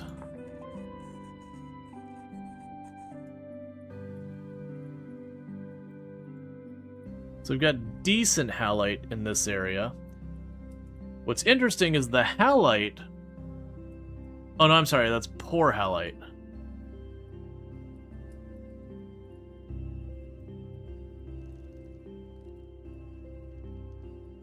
Yeah, so that whole area has poor chance of halite. Then we go down here and it's very poor. Very poor down there. Alright, well, that would mean if I go to the halite, I'm still also just going to the iron. Okay, that sure makes that a straightforward thing. Both the things we're potentially considering pursuing in the same place makes that a simple enough prospect. You're still doing your thing. We still got a better part of like a day-ish or so before we gotta restock the coal again. There's a good chance while we're out it will run out, but that is what it is. Yeah. I don't feel like explosive procurement is something to be proud of. It's at the time when you see like a lot of the statistics about how much money gets spent on military and all that in the US, and I'm like, okay, you know this is a bad thing, right? Like, sure, you can argue it means you've got like a stronger military, at least more spending on your military, blah blah blah. But it also means that's where all the money's going. And, you know, that much more is not going to, like, repairing bridges and dams and all that.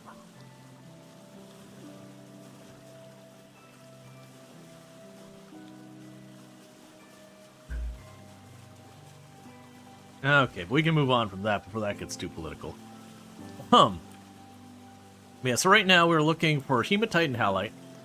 The hematite, I just want to have the spare already in place. That way when we start running low on iron, I'm just ready to start making more iron. The halite can give us potash. And potash makes our farm better. Oh, okay, so I just see the marker officially changed to being spring. So they do consider us being in spring now. It has gone to... Ooh, we're right in the fence. Okay, so it did get down to -14, so if it had gone 1 degree colder, it could have stunted the growth of some of my crops, because I have some that can handle -12, and some that can handle -10, and the greenhouse gives it +5. So, whatever that temperature is, you make it 5 warmer, and that's what's actually affecting the greenhouse. So if that had gone down to -15, then the stuff that can handle -10 would be potentially impacted. But now that we're officially into spring, with some luck here, we might be able to make some stuff happen.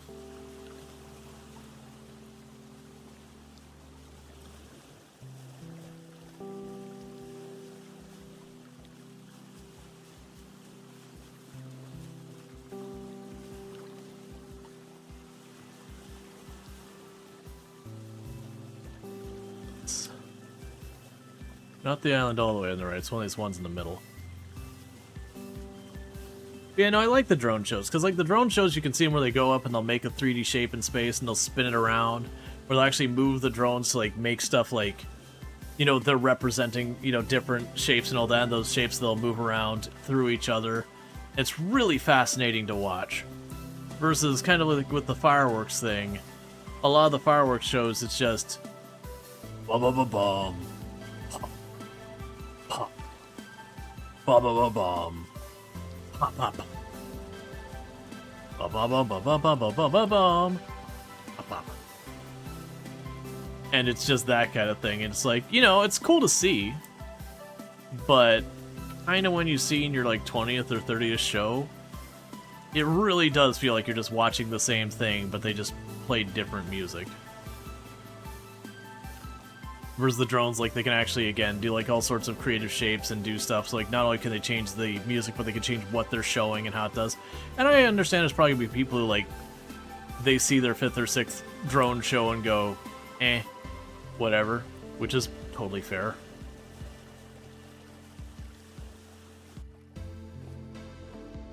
Alright, so grab you, chuck you in here, grab my fire starting stuff.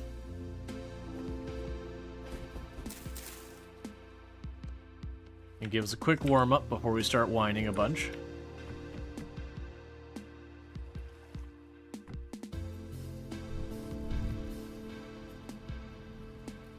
Pokemon drone show in Japan. Yeah, no, the one I got to see was, again, you know, everyone has friends, like, around here who work at places like Disney or whatever. They're just the big employer, that's just how it rolls. And with that, they were doing, man, what was it? It was like Christmas last year or whatever. Or maybe it was 4th of July or something. But, you know, they had the whole show going out there, and they had, like, you know, Marvel characters they were doing stuff with, like, Marvel characters, like, going on, like, kind of, you know, had the drones, and they'd have, like, you know, Wolverine punch at someone, but it was all the drones moving around. It was just this really kind of cool show. You know, and then they did a bunch of, like, your typical Disney stuff that's, like, popular at the time, so you are not going to escape without hearing Let It Go. The children demand it.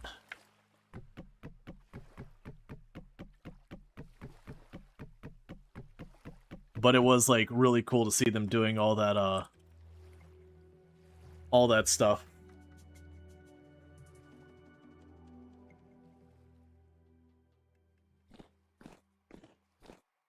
Okay, so that's not the way down farther. Oh, while we're down here,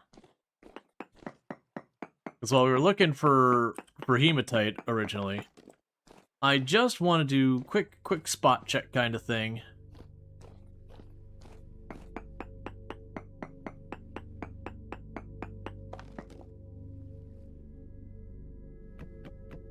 See if we'd have anything like that.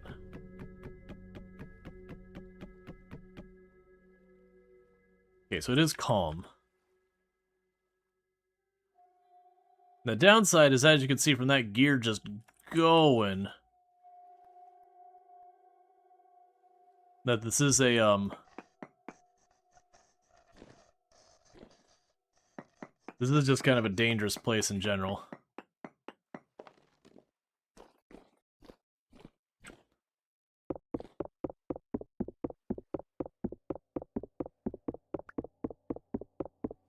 Yeah, no, we had the same thing as like, there used to not be very many laws here about the fireworks.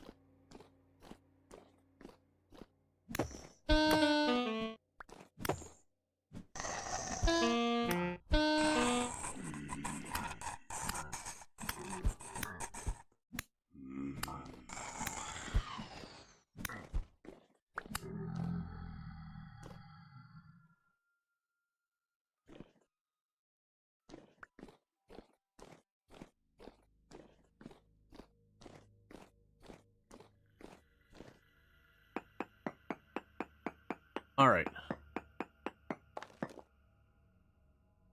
Native gold in quartz on that side.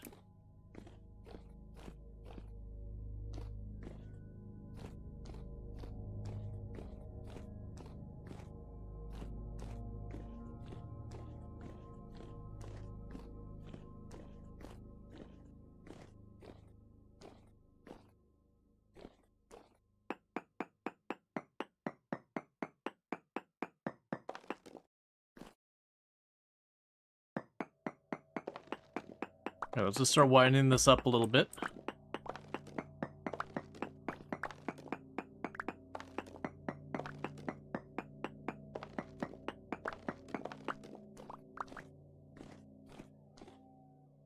Okay, we can go like this.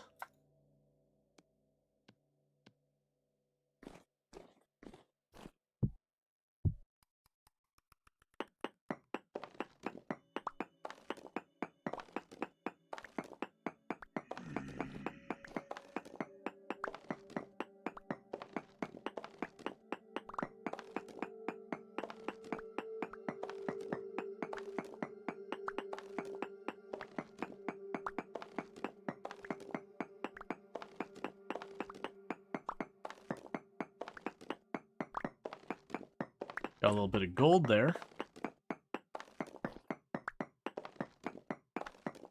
But kind of just digging around, hoping to find some more of the hematite. We're grabbing some of the gold and silver we saw down here. So when we find it, because that was the native gold. Okay, so there's still more.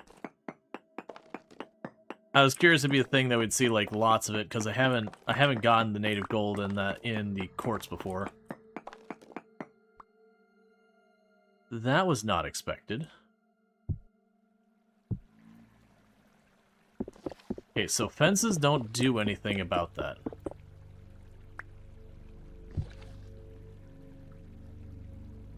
Huh. Well...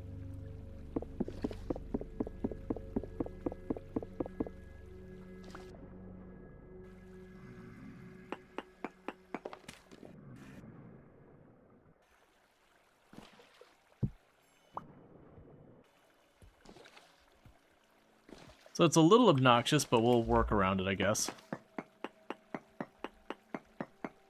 That's not the right tool.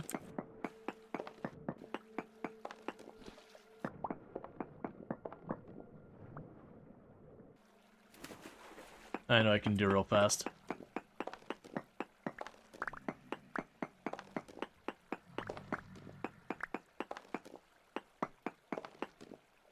Yep, that's exactly where I was going with it. So...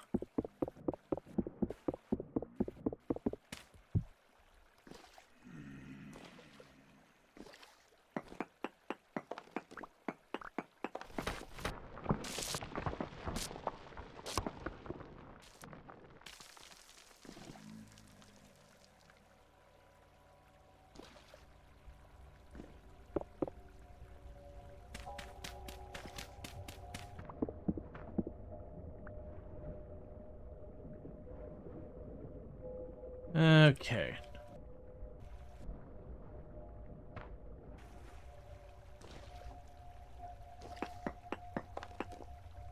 Deal with that in a moment.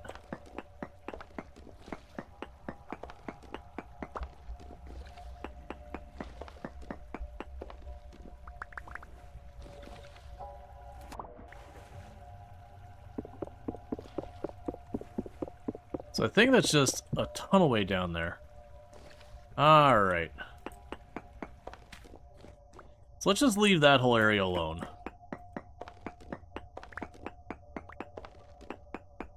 But what is going to happen here, chat, is I was going to wait till Tomb gets home before I take my break.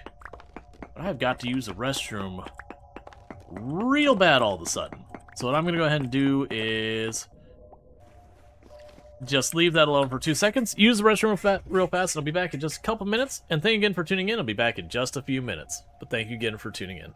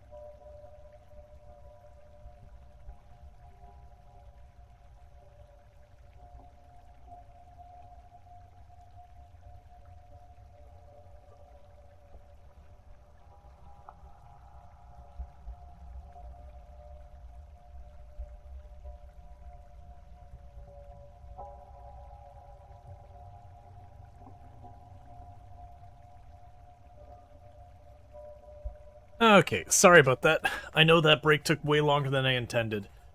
I went to get, like, the stuff, because as quickly as starting the food for Tomb and me, I went to grab some out of the fridge, it just went, and just liquid, like, all out the front of the fridge. I'm like, okay. I can't just leave it like this.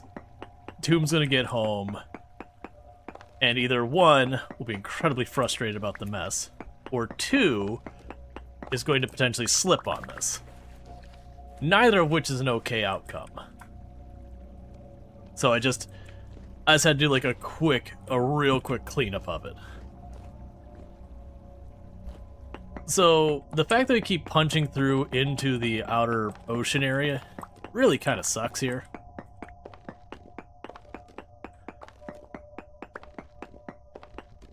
But it is what it is. Oh, let's not break that block that way, because I'm sure I'm going to punch through into the ocean again. So I've got my plug for the next hole I make. Keeps things lively? Yeah. Well, it's just one of those things that just like, alright. This isn't something I can really kind of ignore. Because, like, if it had been contained to the fridge, so it's just like, you know, a little bit of a mess, like just like a little bit of mess, like, on the shelf kind of thing. Sure, whatever, no biggie.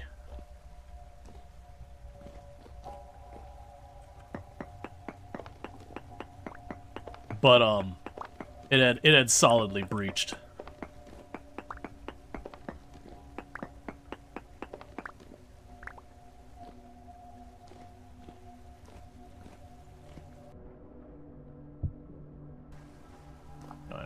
Think that through, that's fine.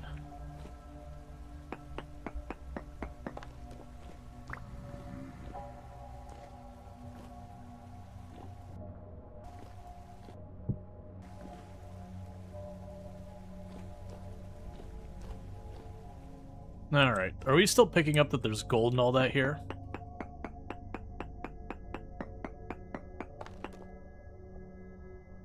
And small amounts of gold and silver. All supposed to be medium amounts of the oh, you know what I bet? I bet you extra hematite's below us. That explains why I'm not finding it.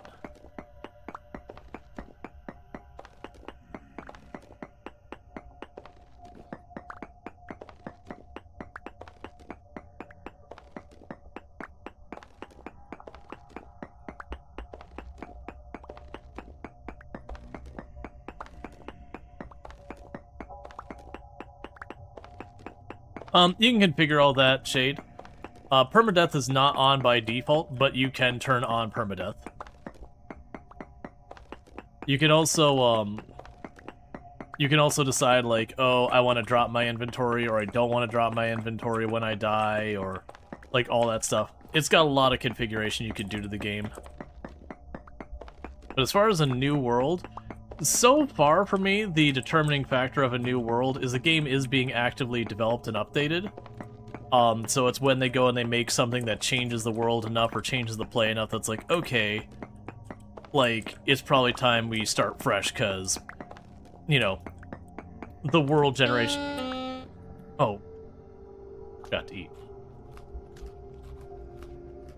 There we go. Like, the world generation has changed enough that's like, okay, start a fresh world to get around this. I'm gonna try to intentionally make like a little dip right here, so that if I breach into the water again... Alright, so do we still detect silver and gold nearby? Trace amounts of silver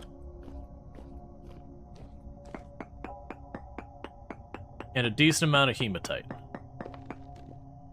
Trace amounts of silver and gold. Well, there's the gold right there. We're gonna have to leave very soon because the temporal stability is going down.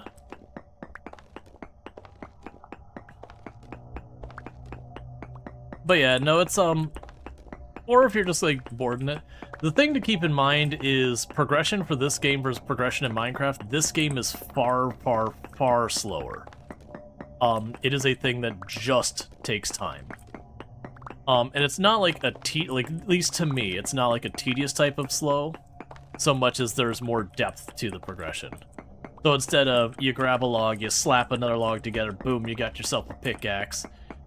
Getting a pickaxe is a major milestone that is actually locked behind a number of other progression points.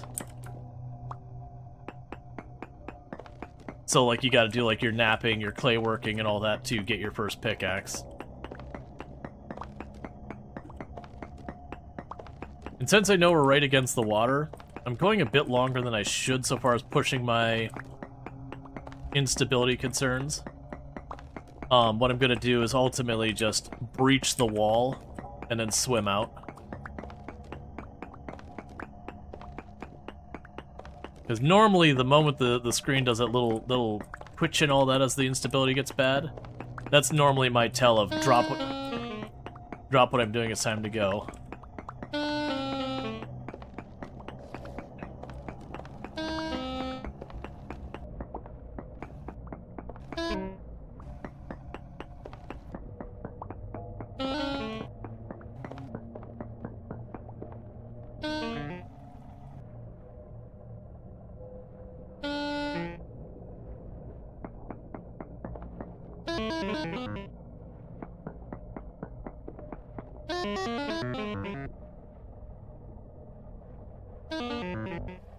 Okay, get more air.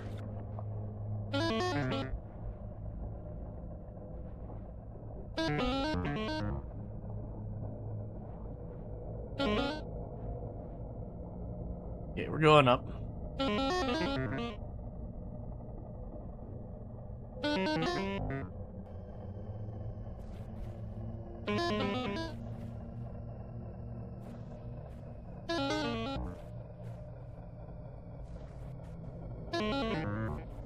Yeah, so we got a decent amount of gold and silver. We didn't get any, Oh, wait, it's on the other side of the island.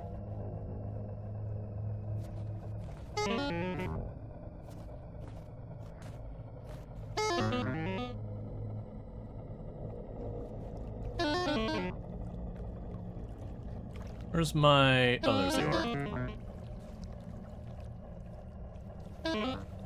Okay. So I didn't get any of the hematite that was down there, but that's fine. We got gold and silver, which we haven't had much opportunity to get of. And that should give me a couple of ingots worth.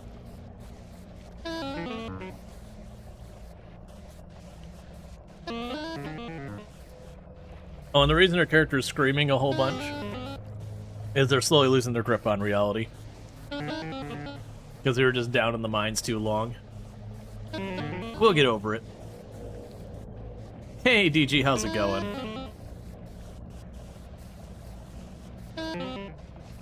Alright, so now we'll start having that recover. Happens to the best of us. I mean, to be honest, while I could certainly do work in a mine kind of thing, I would not be a fan of that situation at all.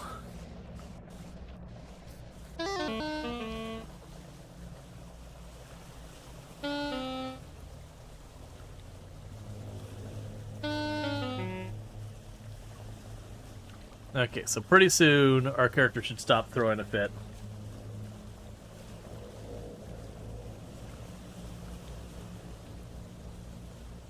Alright.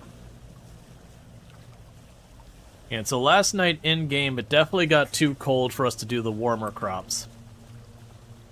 So we don't plant anything new today.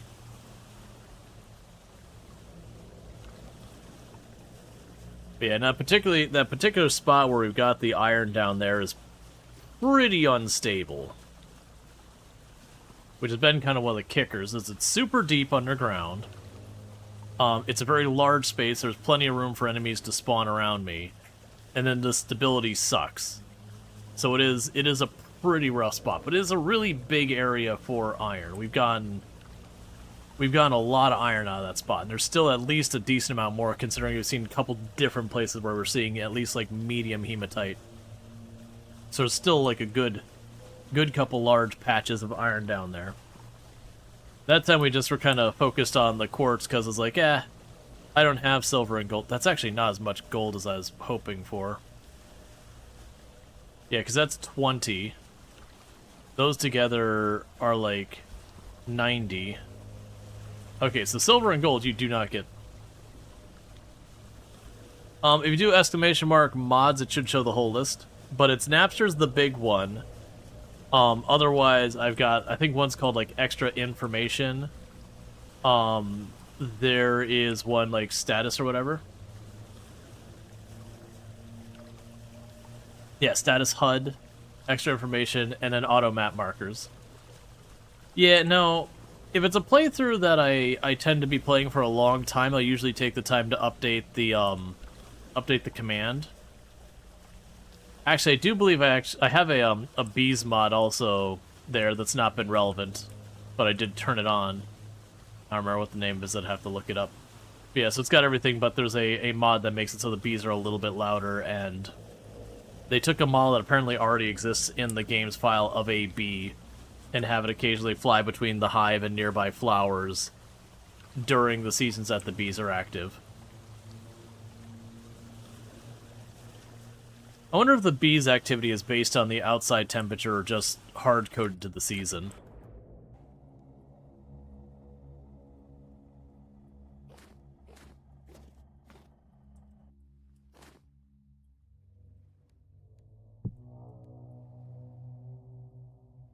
We can go over here to the peridotite.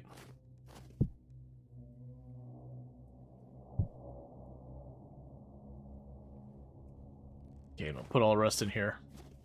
You'd assume it's temperature? I would want to think it's temperature as well, but I'd be curious, because I could see it going either way.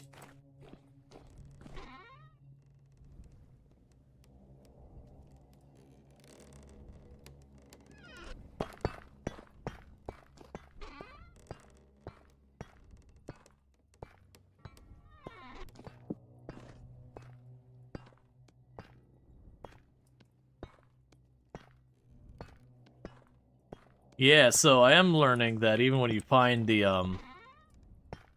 gold and silver nodes, they don't give you a whole lot. Alright, so let's go check in this. So we got enough for gold.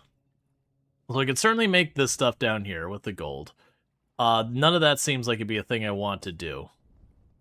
Because like these give you a little bit of warmth, that's fine. But gold tools sound like they'd be pretty garbage. We can make electrum with gold and silver. And then electrum plates you use in this, as well as like the lantern.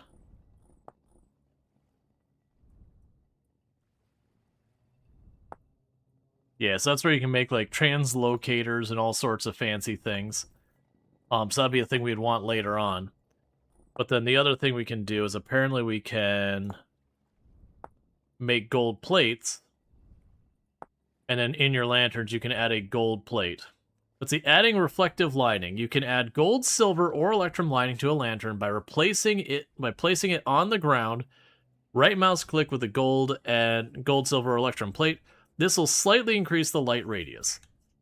Okay, what was the makeup for the electrum? So the electrum is 40 to 60% gold and silver. So we can make... I would need 2 electrum ingots. I think we would fall just a little short on the gold.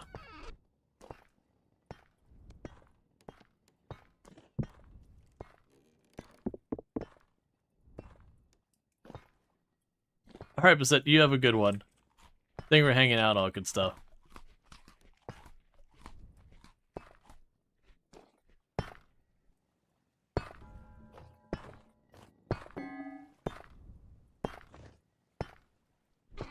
Alright, so chuck you in there, grab some black coal. And make sure our steel production is still going.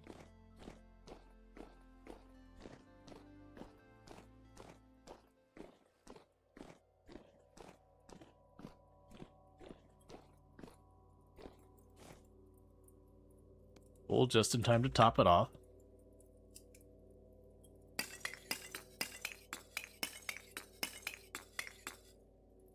Cool. Yeah, so you can make an electrum ingot, but if we were to try and make an electrum plate for our lantern, I would fall short. And then let's take a quick little peek in here to see how you're coming along. Alright, so it's 1/3 of the way done. Let's go check on our crops.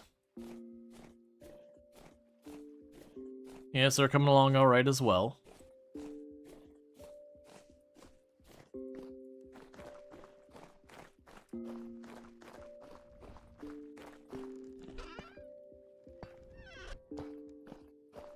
And we've got this down here is working on the charcoal. Okay, so charcoal's done. We're still doing finer pickaxe and all that. We can drop off the thread for now. Let's go in the basement and grab more pie.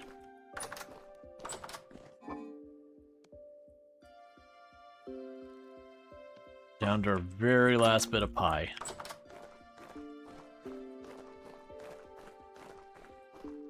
I honestly think we go right back into where we were at there. Like, I should wait for my temporal stability to get a little higher. Let's see if there's a wolf or something. Let's see, you have enough silver and gold for 2 ingots of electrum. You need 20 of each. Oh, right. Yeah. I see what you're saying. Yeah. Now, obviously, when I make my mix, I'm going to want to lean it ever so slightly in favor of using the silver over the gold, since the gold seems to be the more rare of the two. So let's see.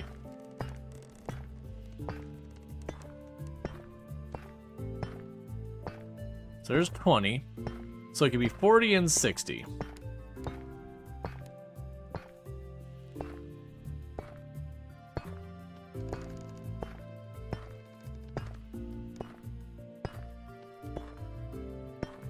Alright, that'll do.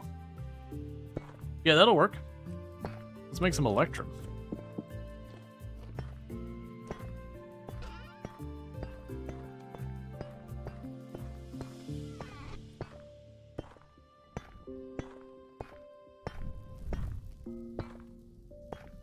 Because then we can make our lantern better.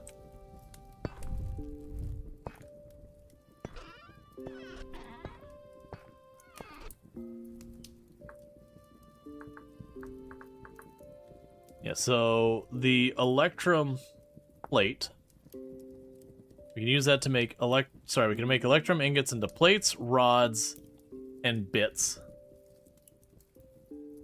Ingredient for a rift ward. Oh, a rift ward makes it so rifts can't spawn nearby. Yeah, we have rifts turned off. Smelting in the bloomery.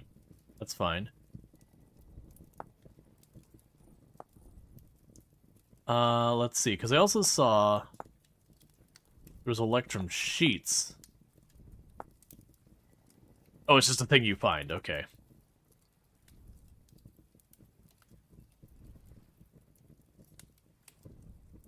Yeah, so the ingots we can use those to make a plate, and that's something you need for night vision. It's something you need for resonator. A base return teleporter, which is a single-use device. This to me seems absurd, is that you have all of this as requirement, which is extremely expensive, that you teleport back once.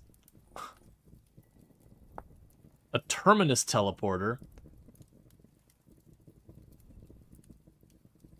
So yeah, see, like, there's a ton of stuff that goes into all that.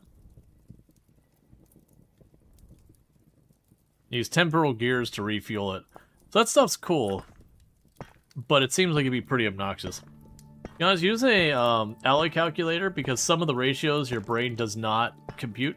Electrum is easy because it's 1-to-1. Yeah, no, I just deliberately nudged the numbers slightly in favor of using silver over gold.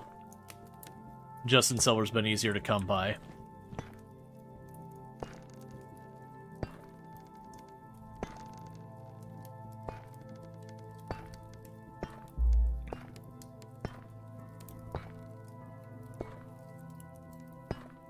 Just check in. See if Tomb got home already.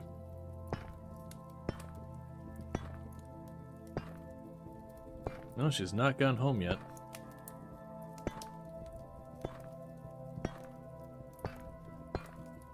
She's not running, like, concerning levels of late, but later than normal, but that can very easily be right now, with the holidays and all that, and being a tourist area, traffic's gonna be, like, extra awful.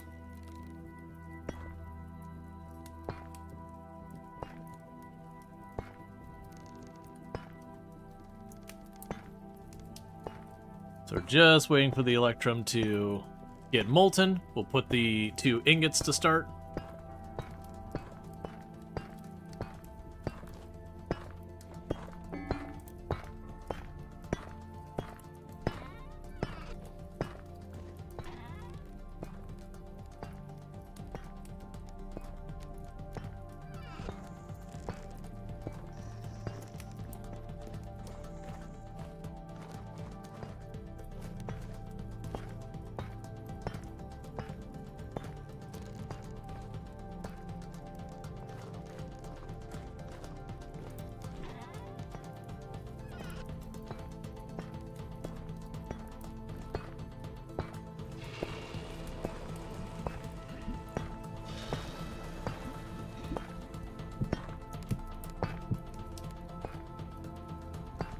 Alright, and so we got that all sorted.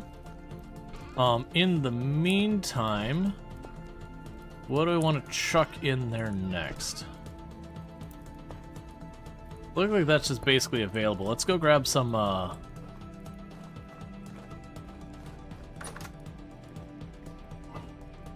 grain to make flour.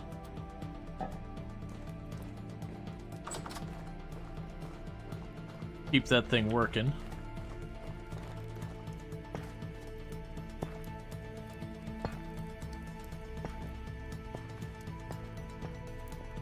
All right.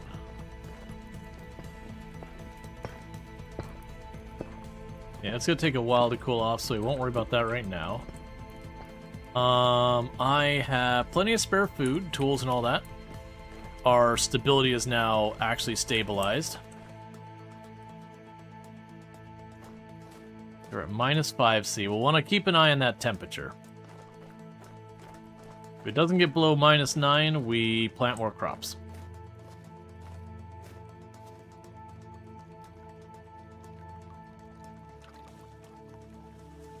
Okay.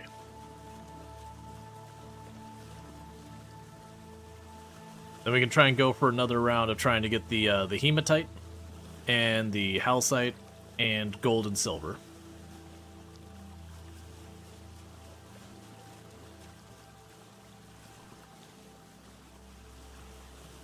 Yeah, I'm imagining for purposes of the bees, once it's above freezing, we're probably good for that.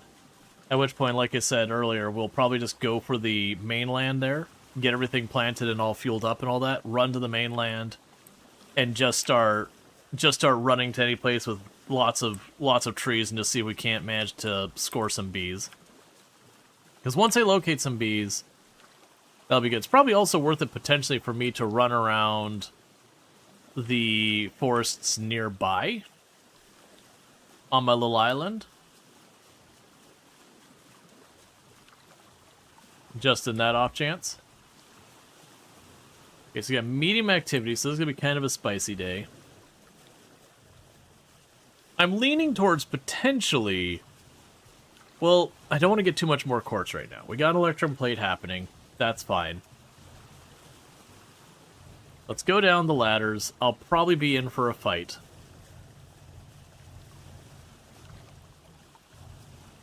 And then we'll try and, like, seal off a section so I can work for a while with hopefully not being overrun by enemies.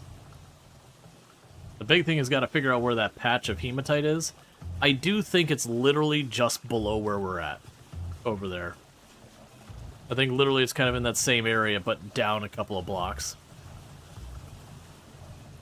Because I've seen that kind of thing happen a bunch of times. We have like a vein of ore and then a little gap and then another vein of ore underneath it.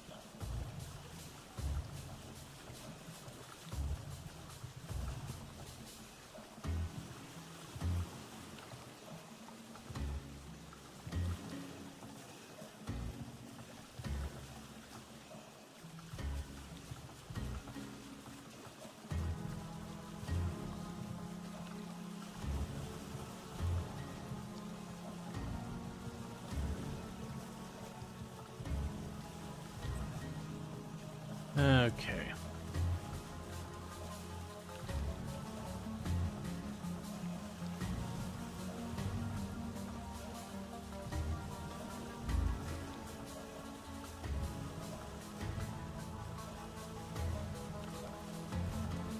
So we can keep working on this.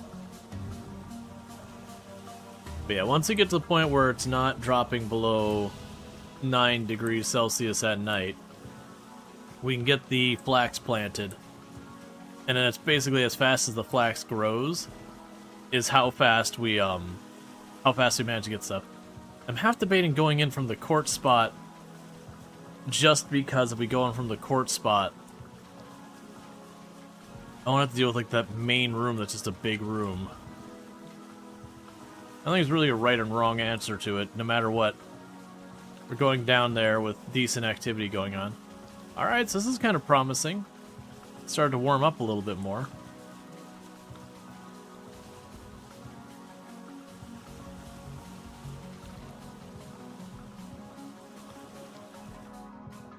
We're also, for running over here, I'm not getting too cold to really function.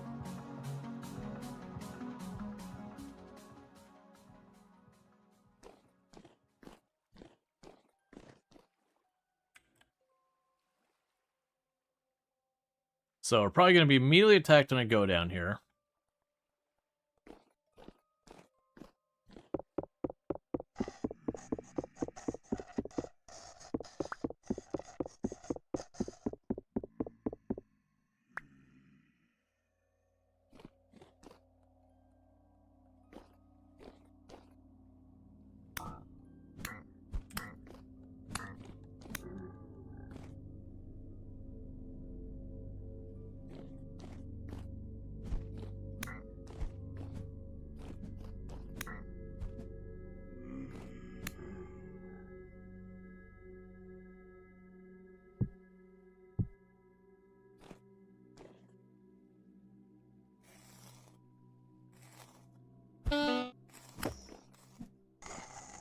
Oh, you took a lot of health when you hit me.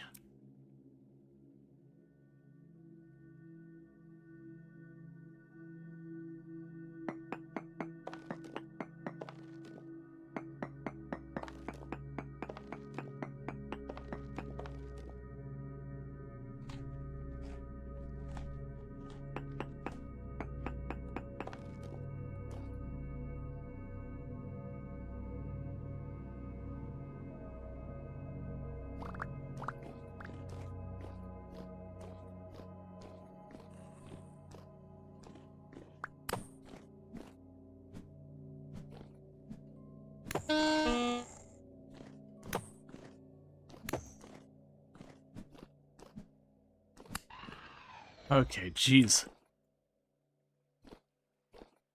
Alright, let's be fast. Survey this wall. Trace amounts. Survey a random spot on the floor.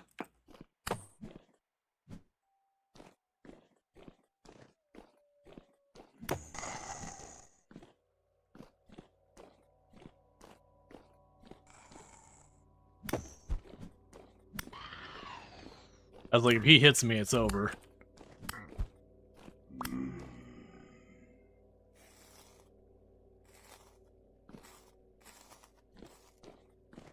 A random spot on the floor. No ore at all. Over here. No ore at all. This spot over here. Medium ore. Alright, let's start checking here.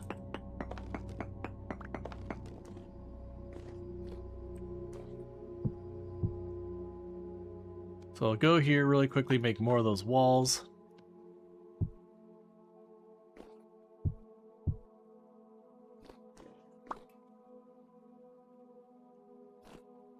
Oh, there's some right here.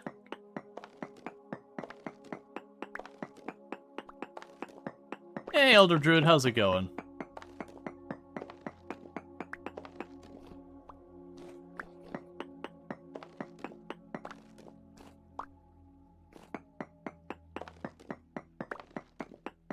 Okay, we got more up here.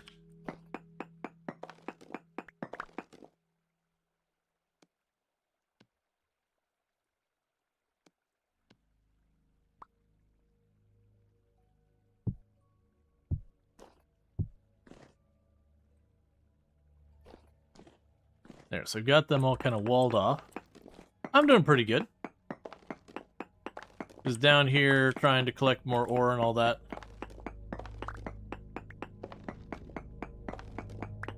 Till it stops wanting to give me ore.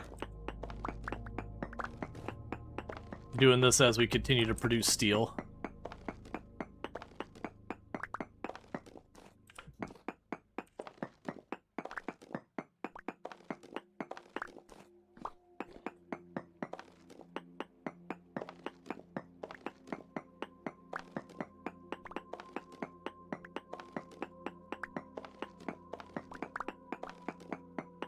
Right now I'm stocking up an extra hematite, so iron.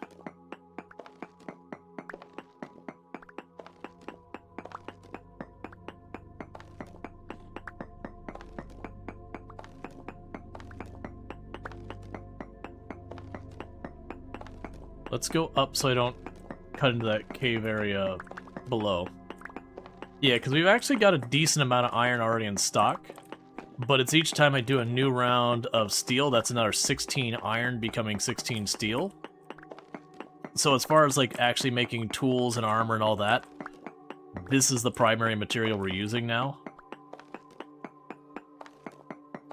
And so since we're kind of waiting for temperatures to come up so I could do more like the farming and all that and look for bees and whatnot, that all that's kind of dependent on winter ending. That we're focusing on that. We're also looking around in this area. There's a chance I can find halite, which can make me potash. And potash lets you make the fertility of soil better.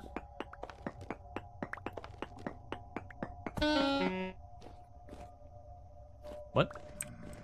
What? Oh, you jerk. I just had a perfect line of sight where he was able to throw a rock at me, so it didn't really hurt me that much. I just saw that I took damage. I was like, what?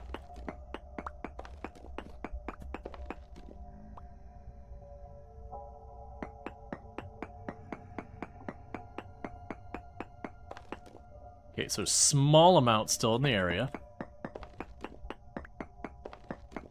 There we go.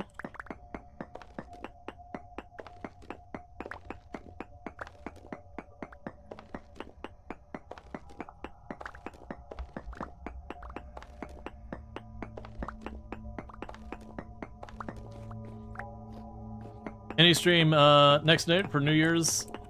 I'll probably be streaming tomorrow night.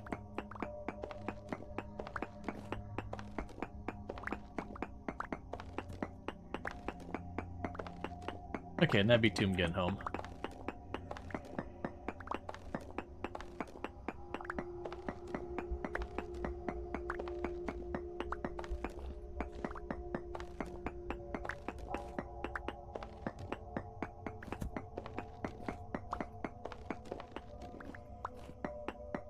I'm probably gonna do, chat, as I know I did just go on a break well, I mean, it's like a half hour ago or so, whatever.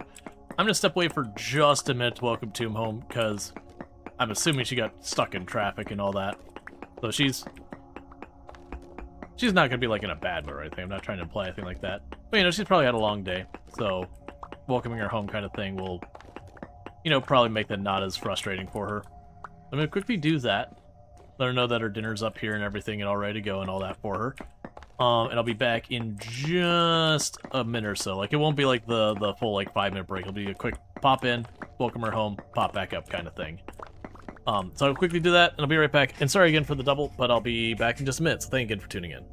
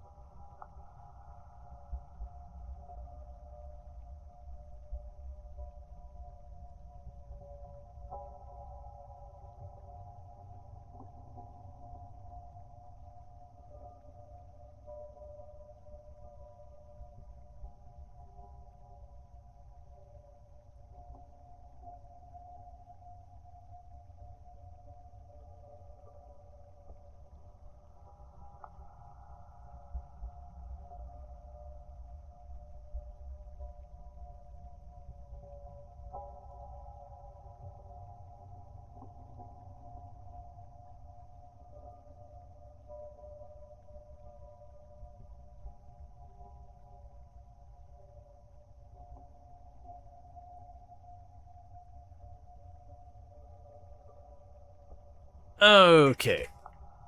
So sorry about that. As well as things that she got. I knew she got stuck in traffic because, like, she has to drive right through the worst part of, like, touristy area here. She's like, yeah, the drive sucked, but, you know. She's excited for dinner. Alright, we'll see how much ore we've got. But just saying trace amounts now. Can I narrow it at all? So trace amounts there, and then we got the quartz with the silver in it. Stop throwing rocks at me, that's rude. And it looks like trace amounts in all three directions. Which means most likely it's not that way. Most likely it's somewhere here in the middle.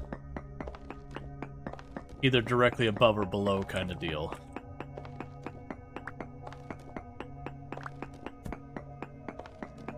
I just hear that one guy in the corner there just hucking rock after rock at me.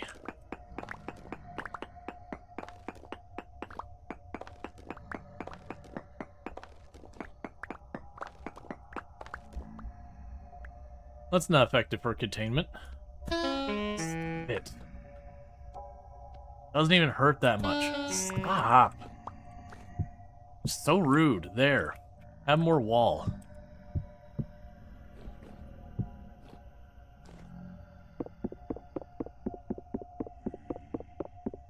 It's minding my business getting rocks thrown at me.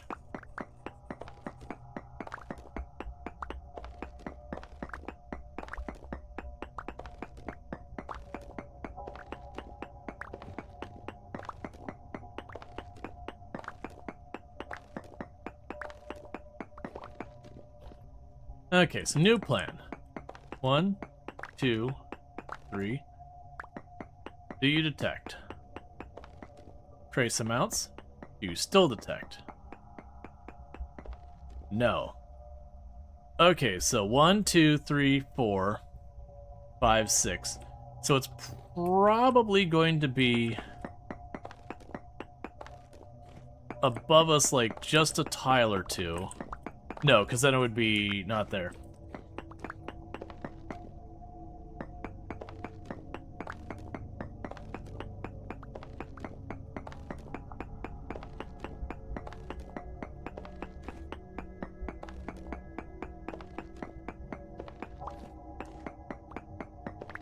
Come on.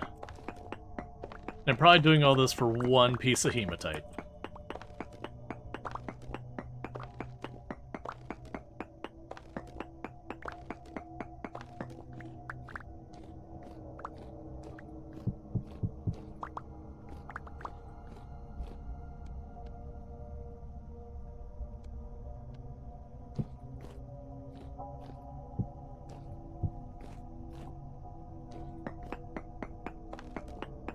Okay, we need to get out of here relatively soon.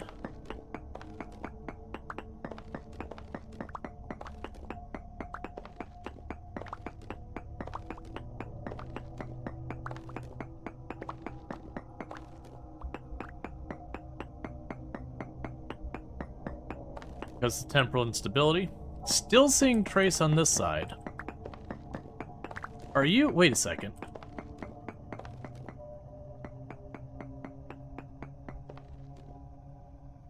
So still trace down there, okay. Oh, interesting, it can't stand on top of it. I still want to fill that in so I don't fall into it.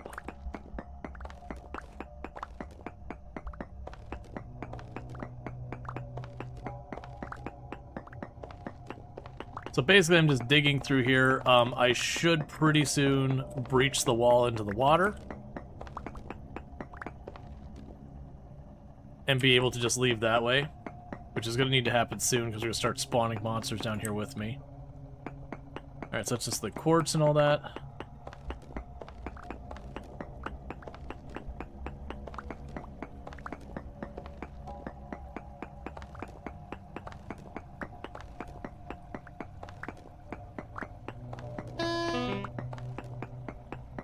Okay, that's our character.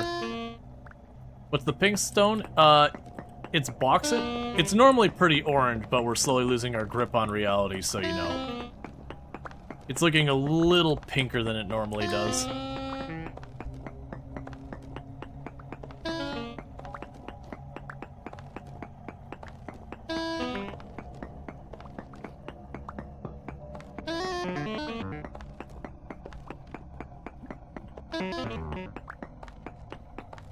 Stop going this way. We need to go this way.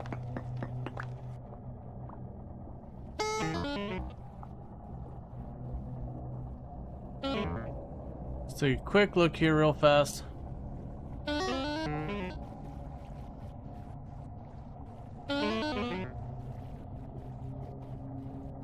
Okay, let's get out of here.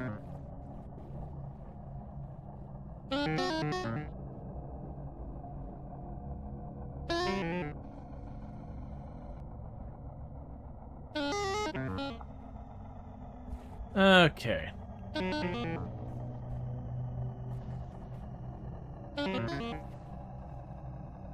Oh, it's a clay stone? Ah, I see. Yeah. No, I gotcha.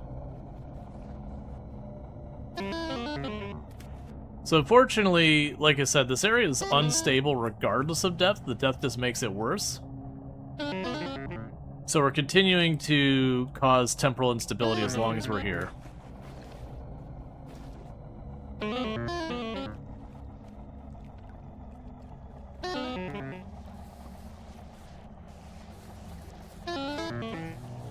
So maybe I'm wrong about how temporal instability works. I was under the impression that temporal instability, when you're like down there, like kind of losing your mind, I was under the impression that that in itself causes enemies to start spawning aggressively. It definitely feels though that's not the case.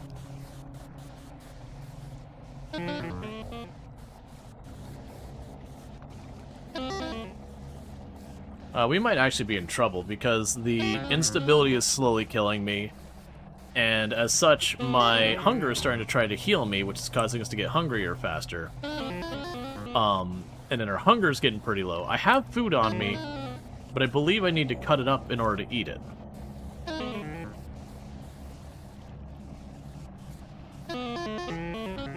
Okay, so our stability should be recovering soon. I think we'll be okay.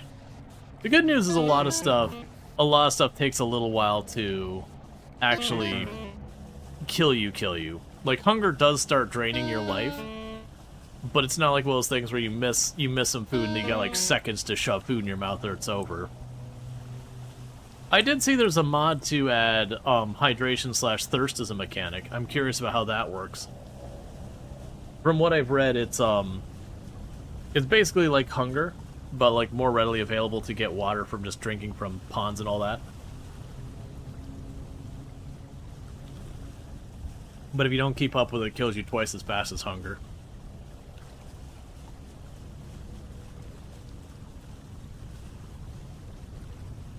Anything cut pies in the crafting grid?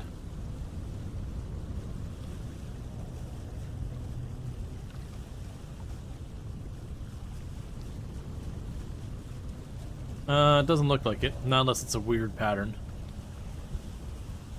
It's worth a shot. I think we're okay, though. Like, I'll just get around here, plunk down the pie, eat some pie.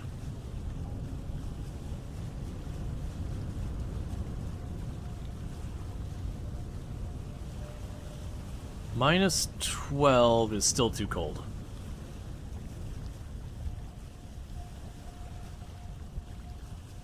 What does it give you? No, so actually, you have containers that you can put water and all that in already in the game, but they made it so I think it's like if you hold a container that's got over 4 liters of water, it penalizes your movement speed, which sounds brutal, because that means that you either have to carry like only a little bit. Now, granted, I have no idea how much water they make you drink. Maybe a bottle of 4 liters is enough for a full day. I don't know. It's a mod I find curious. I don't think I would ever run, though.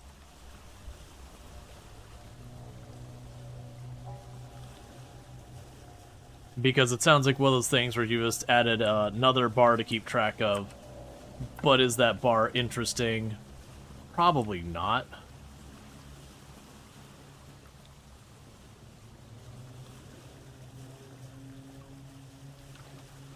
Okay.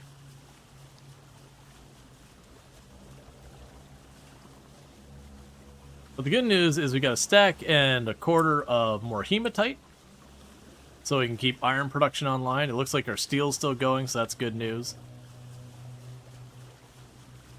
We're getting pretty close to the point where I can plant my flax.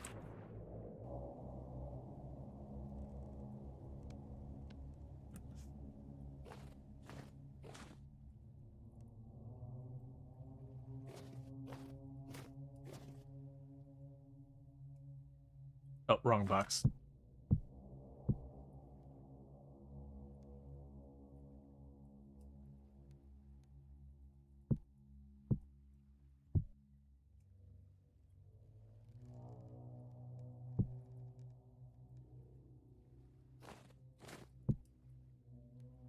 Okay, so we got all the basic stone. Let's get our pie sword before we start taking health damage. We don't exactly have a lot of life right now.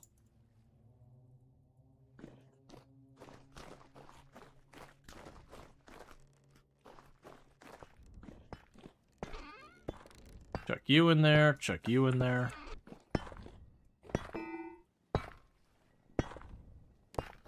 How many hours do you have in this?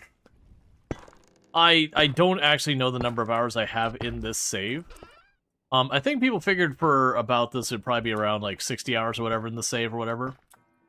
As far as like total time playing this game in general, I have quite a bit more than that. I wouldn't.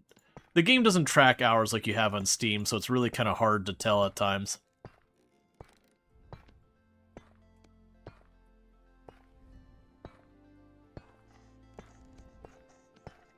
Yeah, it's fine. It's just a full box. So I can't give you like a definitive answer being like, yeah, it's exactly this much. I don't know. The simple reality of it. You have 45 hours and you just discovered tin. Yeah, that doesn't actually sound too ridiculously off base. Because it also depends on what you prioritized. If you spend time working on your farming and all that, then yeah, you can just not make progress in a lot of things if you're just focused on other aspects of the game, which is fine.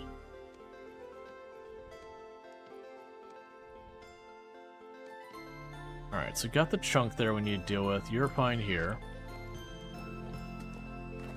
I'm actually getting pretty cold.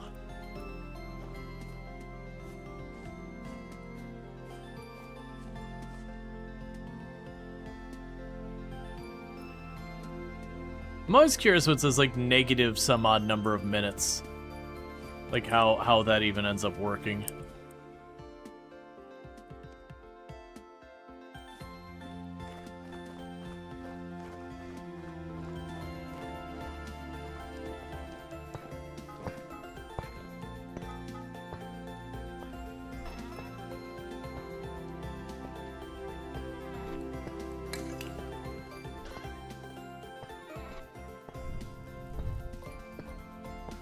Let's see, you're on your first winter, November 8th.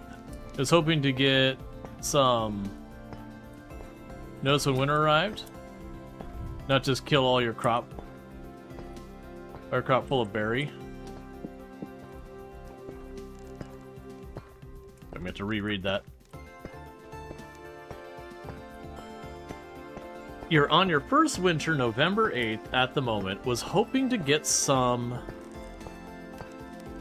notice when winter arrives, not just kill it. Oh yeah, no, it's not like, you know, when you play something like Stardew Valley where you hit the whatever of the month and suddenly there's like a hard transition. You just have it where like it's a couple degrees colder every day until eventually it gets to the point where, you know, certain things stop growing and certain plants die and all that stuff.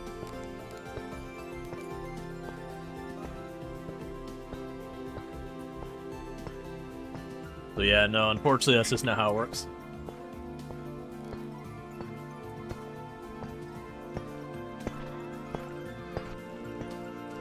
Alright.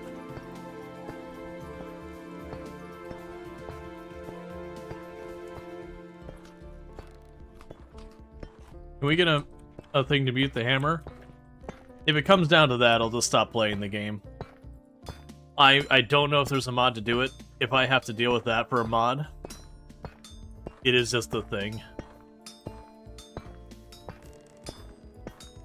Like, right now it's pulverizing stuff, and I don't hang around it too much. But they don't give you, like, granular control on the audio like that. But yeah, no, if it comes down to mods like silencer and audio and all that, I'll just stop playing a game, I'll just do something else. Get all your berries full, be picked before window, then one morning, it's all gone. Yep.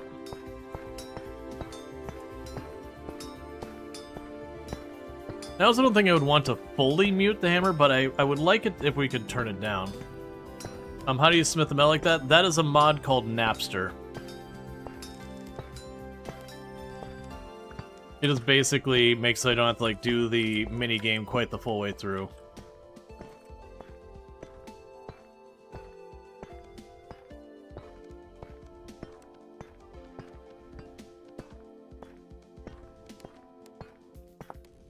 Yeah, I thought we could add that to... You can add a gold, silver, electrum plated liner by placing it on the ground, the right mouse button, and then clicking... Oh, okay, I see. So we grab that, we put you on the ground, we grab this.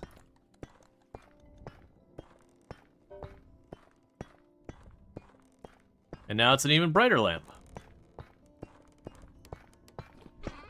Yeah, you're almost done.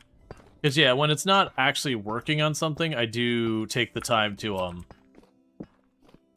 turn it off.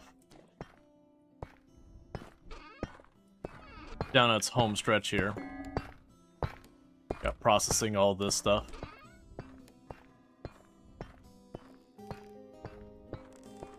And that box is about to be full. So is that box.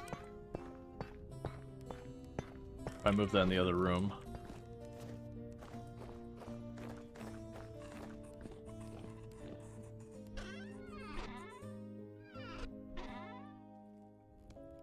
Right, I have the tin bronze plate for making it our lantern. But we didn't have what we need for the coal. Hey, Mark, how's it going?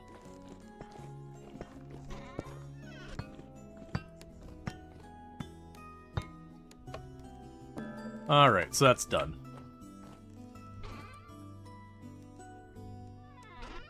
Okay. Let's see here. So I've got the hematite chunks.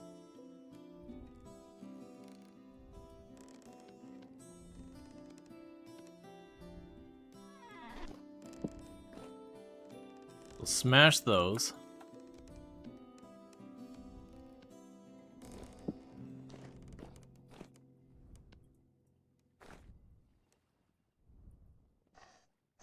What? Oh, that was the wrong one. Well...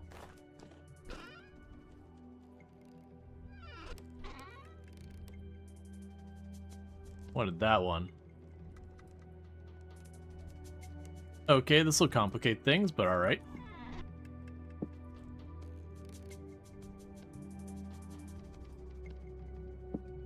Just needs way more inventory management.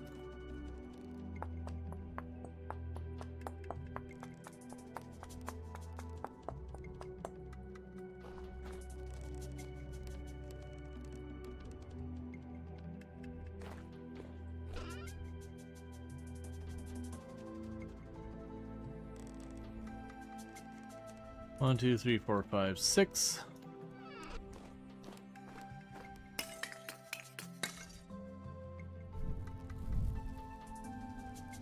What is brown coal? So there's brown coal and black coal, and like what goes around them is a little different. And I believe they also have slightly different temperatures. They're not too big of a difference so far as how you actually work with them and everything. Yeah, so that's so I could fit in there. We'll grab you out so I can put the ore in there. I'm gonna move the clay to the other room.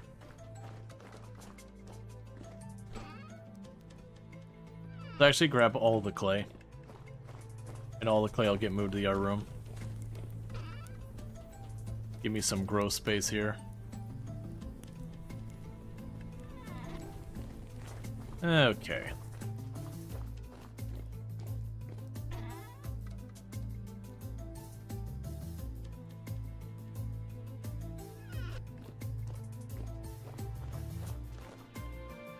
Where do you keep your barrels? So I've got some barrels out here that are just doing leather working. So that's not a whole lot we need to worry about. And then I've got a different set of barrels down here for my wine. And then ultimately the plan is to, in that room, eventually add more, and then probably more there. You know, assuming we keep playing to the point that starts to scale and all that. Yeah, they're just different types of coal. Ultimately, you're just going to use what you got.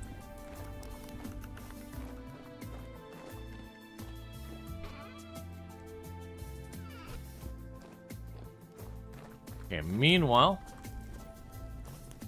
go grab a stack of you. And check on our steel.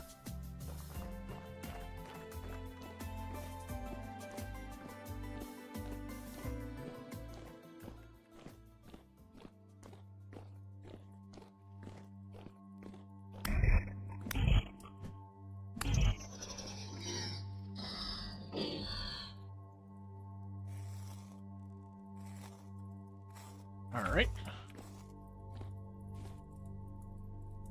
It's one tick too tall for me to,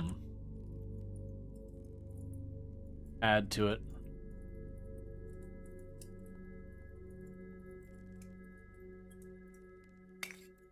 Aha! Made it work anyways. Okay, just keeping the coal topped off. Do you know how winter works? Like, you have a place where, with no snow, and you have full snow cover. Like, if you move your home where there is no snow at the moment, will it be the same next year, spawn wherever you are? So there is, like, different climate areas. So you can go to areas that are a bit warmer year-round and a bit cooler year-round. Those will remain consistent. Like, if you go to an area that's desert, it will always be desert. Or, sorry, it'll stay desert unless, like, temperature-wise, it'll stay desert. That's what I'm going for. You can do stuff to grow a bunch of trees and all that to kind of sort of change it, but... Okay, so 46% done in that batch of steel.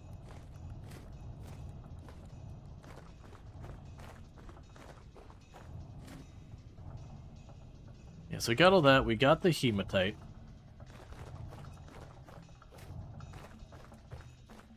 Unfortunately, it's staying too cold for me to work on the other thing. Let's see here. We did get a bunch... Oh, right. Right. The reason we weren't making the better bricks is we had to wait on our steel production to finish. Because once I get the steel production to finish, then I can go and replace the caps on the pulverizer so I can do titanium. But I can't do that until we have steel ready.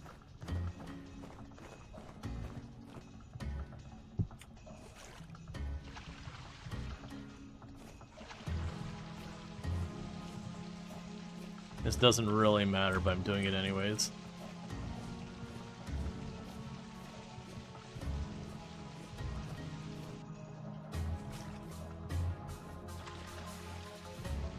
Okay.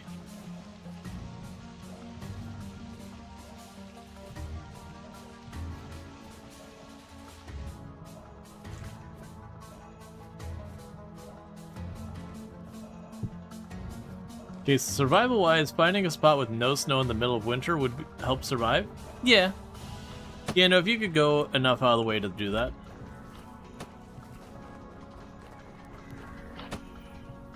You're on my roof? Sir?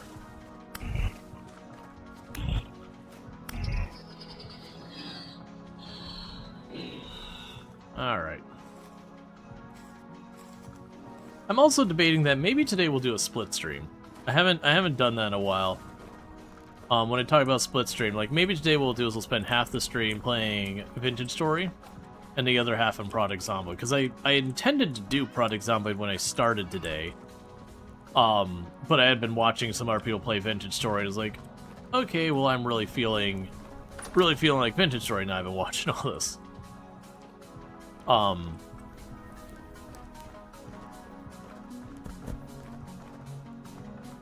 Excuse you?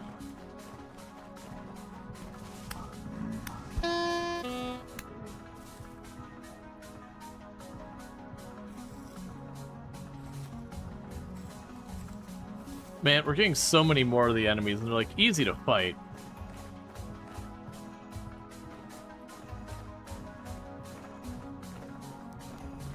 This thing, so we got that. I can make more fire clay brick for that. I don't really feel a need to, though. We're not going through a lot of this that fast.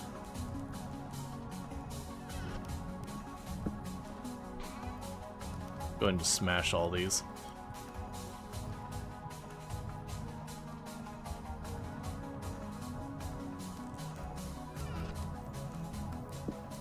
Okay.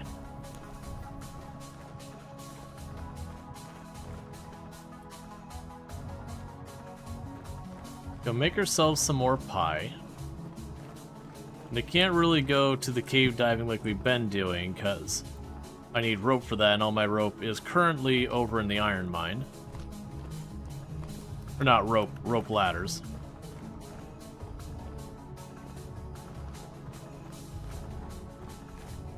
Well, we got like grass in there.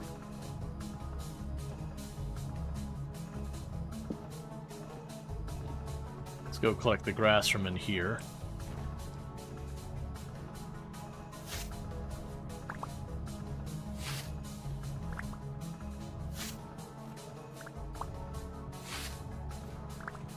Oh, well that sucks. So lessons learned. Don't do that. Where'd the third seed come from? I thought it would only harvest them when they're done.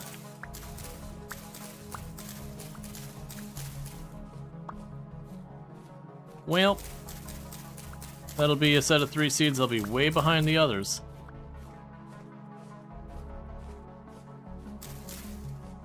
I wasn't even going in here with the intent of using this as a grass growing space. It was just like, well, I got the grass here. I know I'm gonna need it, so let's just go grab it. Versus waiting till I'm really low.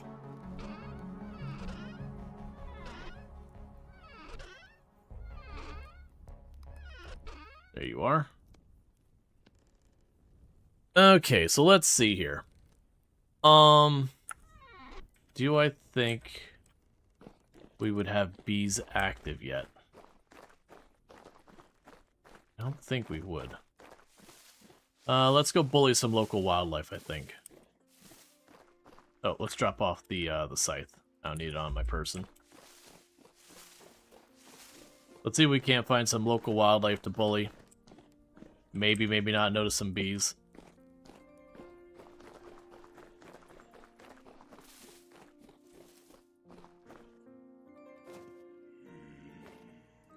And probably not far from then. Have you found bees yet? No, because unfortunately once we got into winter, the chance you find bees in the winter when they're not inactive is pretty slim. I believe they go kind of inert, they stop buzzing and everything.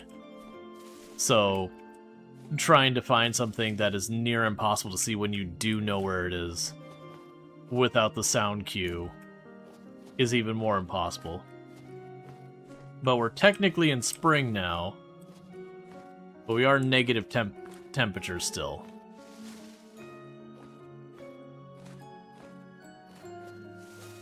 That's the curiosity. Is my guess is once you're above freezing, the bees become active again. That's my guess. I don't know that for a fact.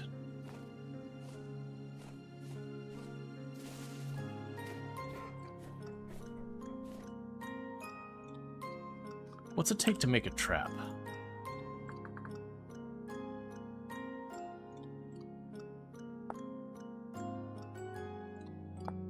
Oh, it's just... Okay, hang on. Because if I can capture some chickens, we can start the chicken farm going. That's something actually productive we can do.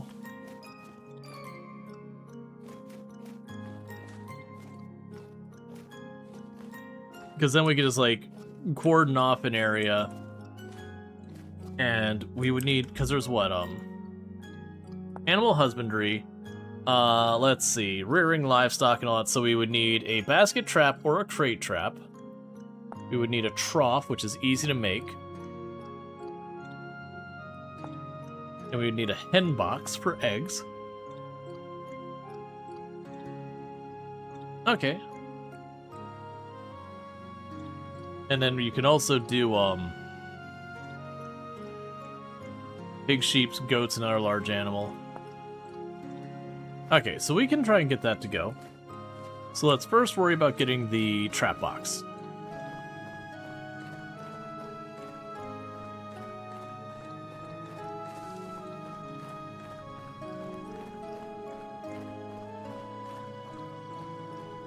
And so I don't have spares of all that stuff, so...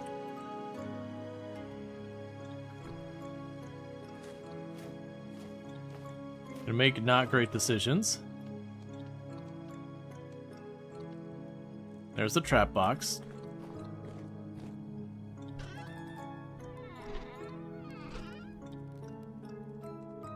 Put your ore away for right now.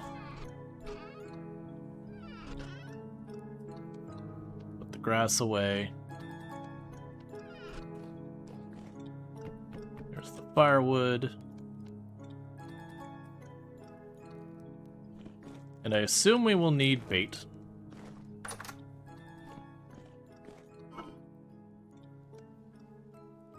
One, two, three, four, five. Let's kind of go in that general area where we saw the chicken. And I'll put down the trap box and bait.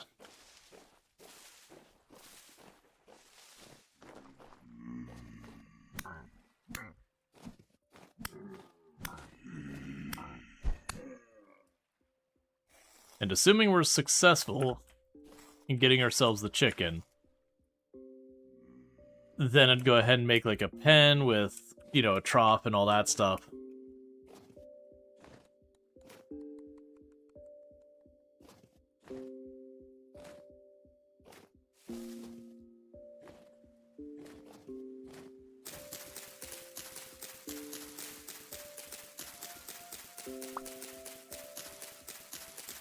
Okay.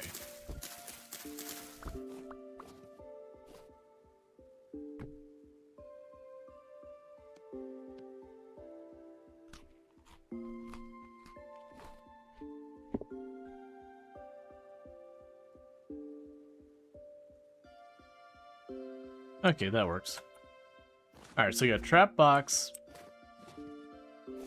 with bait set down.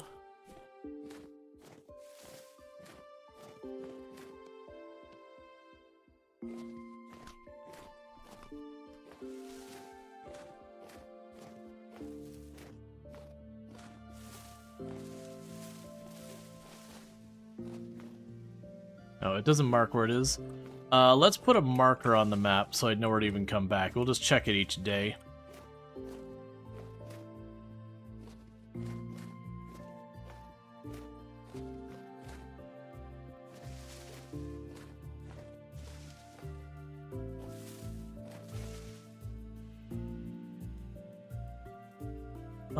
Let's see here.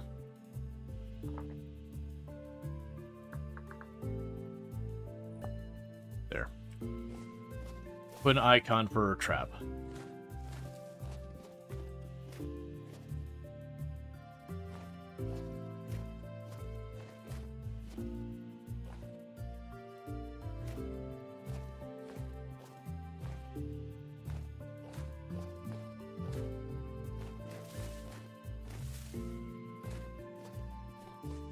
Okay.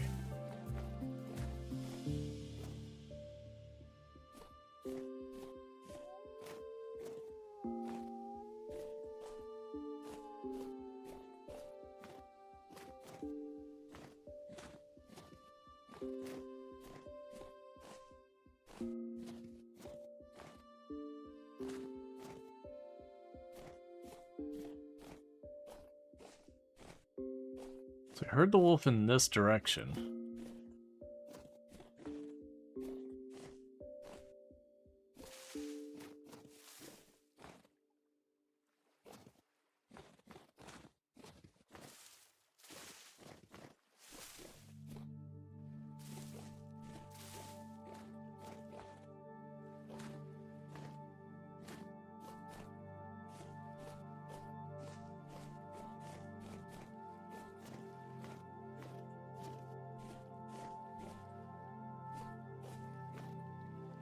Pretty soon it'll be too dark to really hunt.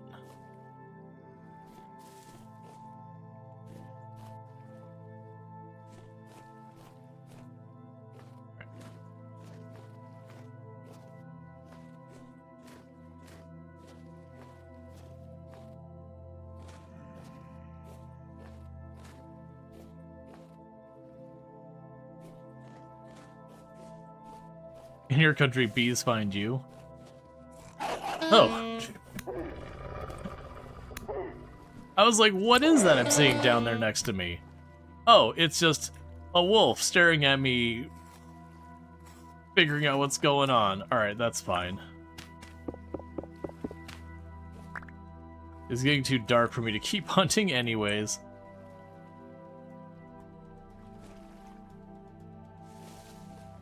Alright, so probably have to head back up because it's going to be too dark soon. Oh, hey. Some actual berry bushes on this island I missed.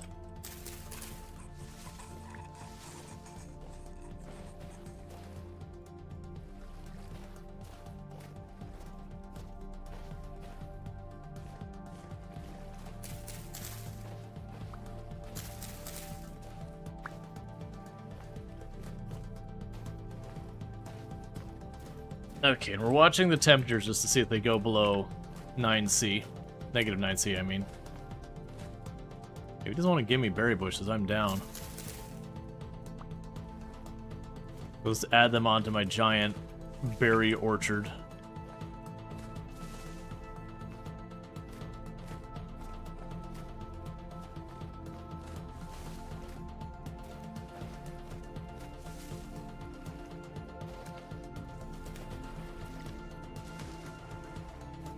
Yeah, so I figure what we do is the moment we start not being below freezing...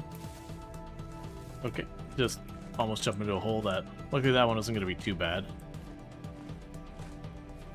But the moment we get to the point where it's not getting below freezing, we just go to the continent we saw. And just look, like, run through forests and all that, just run around the trees. Try to be very systematic in our approach.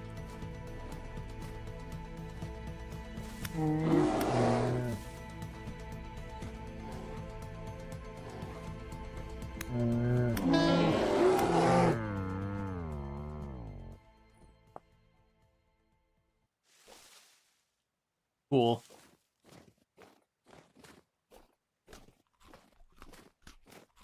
That's still pretty low life from the last fight. So with the armor, I was able to endure a good, like, 3-4 hits, not even having full life, so that's... Would you give me a second to not... No. Get your butt back here. Don't start a fight if you're just gonna run away.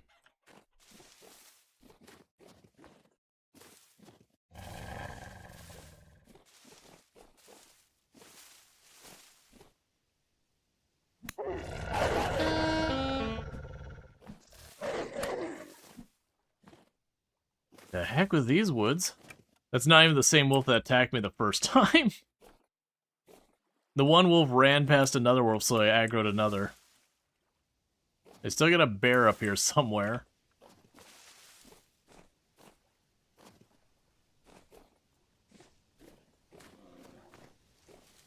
That's a bear.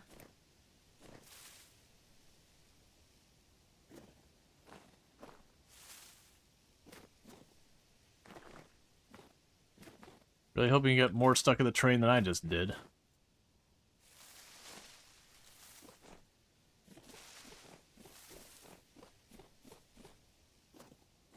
Let's just get home. You think there are two bears? Yeah, no, because I definitely It was definitely pretty far away from where I got hit with the next bear, and I did hear a bear behind me. We should be long since having gone away from it. Well, that was interesting. We ran around, saw almost nothing to cause us trouble, and then suddenly ran into everything. Not really what I was expecting.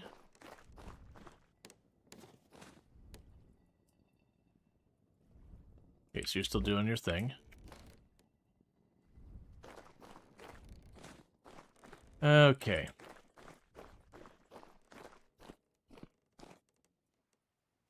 So drop the meat there.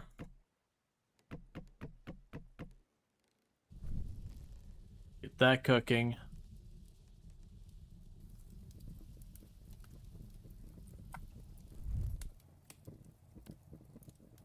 Take you outside and start processing you in the lime water.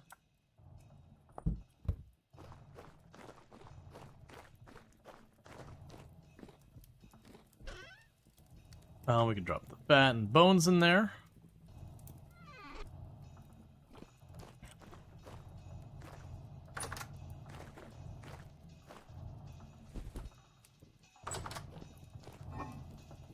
Put the rest of that back away.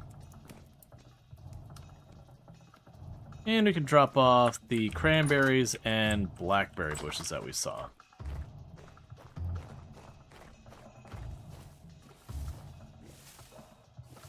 Or blueberries, sorry.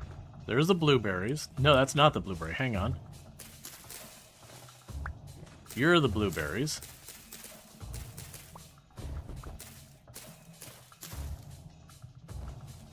Here are the cranberries. I got a bunch of different sets of cranberries. There we go.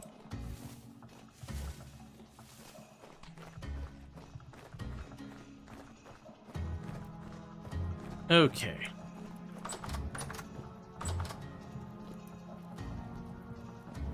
It's at -8, which is implying it's probably going to get too cold for me to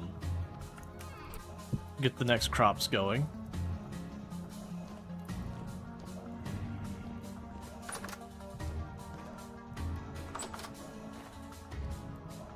Let's go take a check on our charcoal.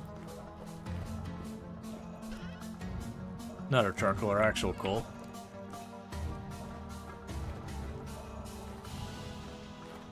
Okay.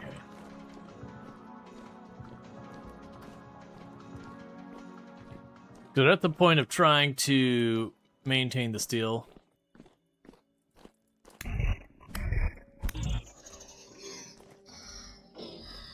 Yep, so you're good.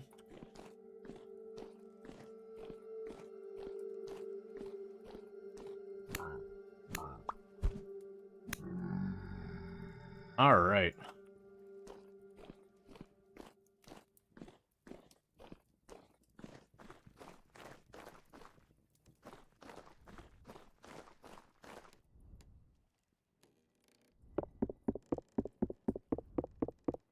So you're done there. Oh, that's still hot. Give me a moment.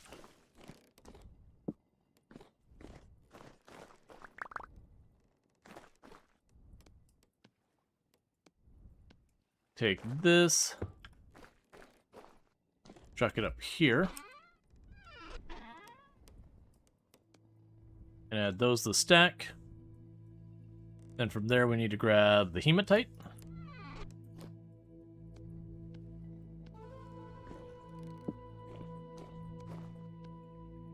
And get the next set going.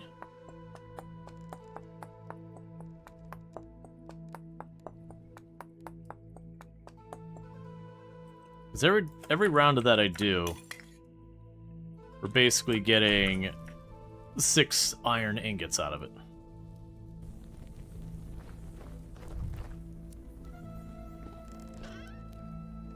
So we can drop you in there, drop you in here, and the bricks go in the other room.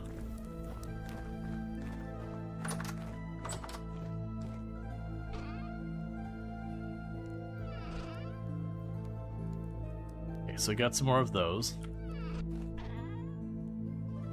Drop off the thread. We need to restock our pie.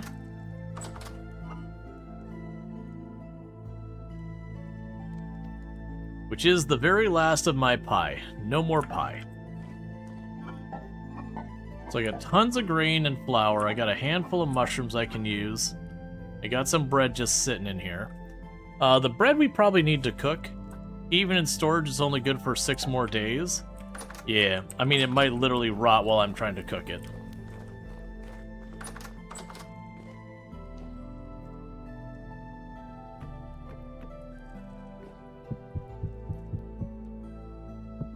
So let's see if we can't manage to get this bread done.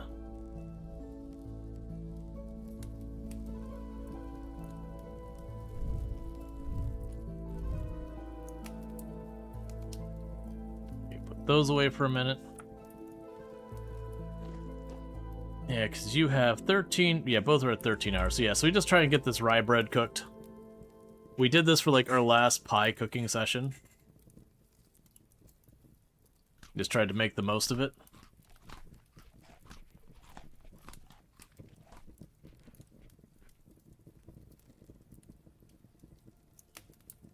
Yeah, it's looking like our body armor's getting pretty worn as well. We'll fix that once we get the first round of bread being made.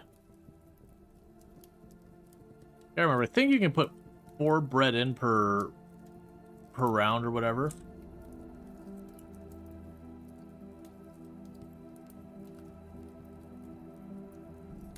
Alright.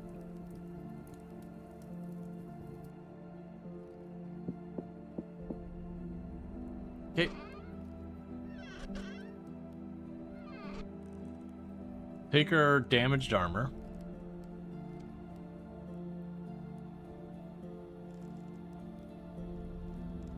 That'll do. So patch that up.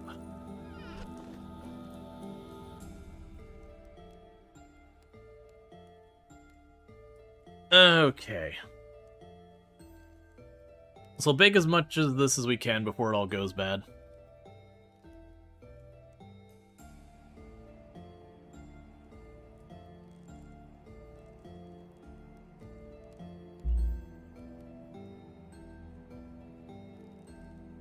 But, yeah, so we're looking pretty good. It's still at minus 10C, so we still can't get the next round of crops going yet. We're so close.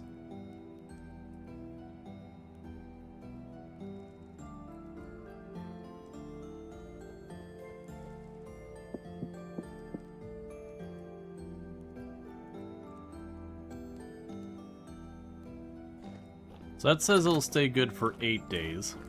The bread, I mean. If I chuck the bread in here, 1.5 years. There we go.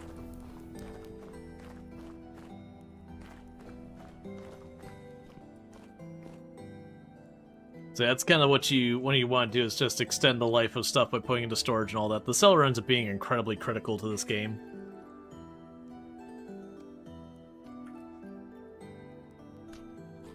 I don't need that. Alright. We're fast running out of time on this bread. I should have done this way earlier, and I kept putting it off because I didn't want to hover around the clay oven.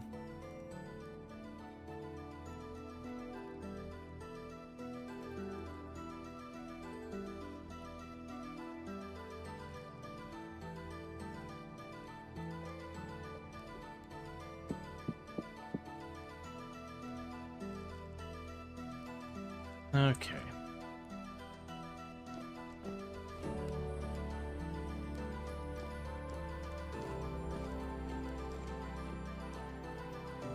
It's like a better part of like an in... Oh, that's not what I wanted to do. Put it back.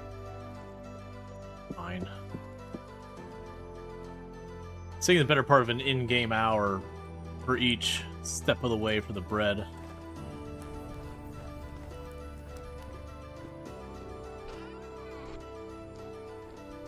Let's take a peek at our flour being produced down here.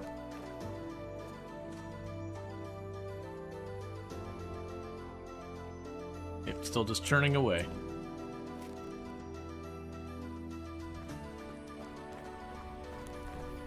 All right.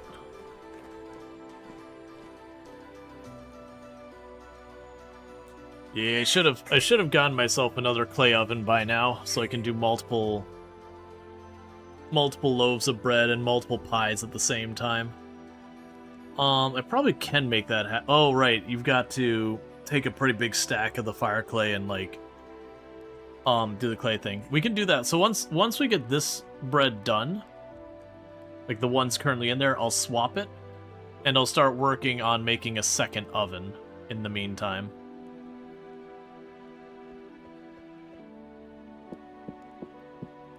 So it won't make a huge difference with this set. Hopefully with the next set it'll be better.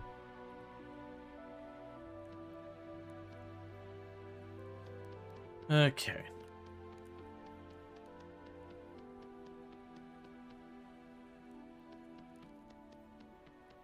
Yeah, so you can get this starting to build.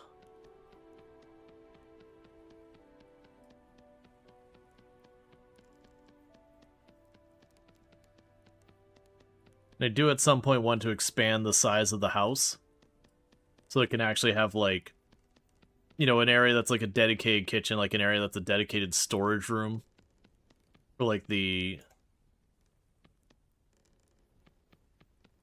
stuff that's not talking about, like, perishables or whatever. Organize it out more. We'll see.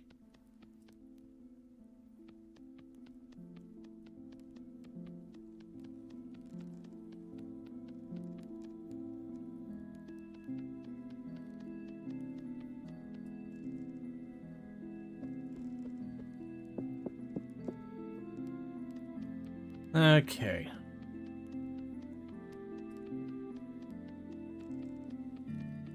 You want a room and a bed?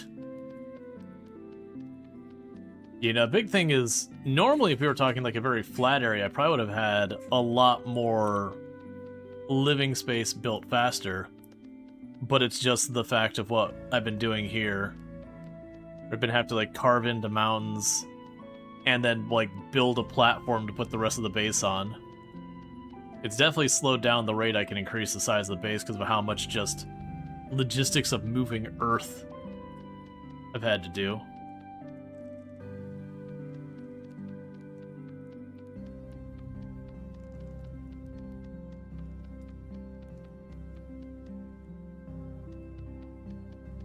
Okay.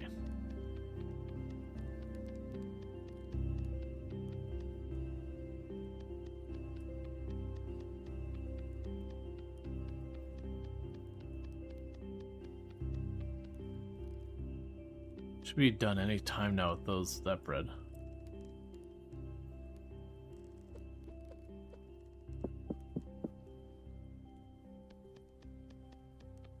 All right.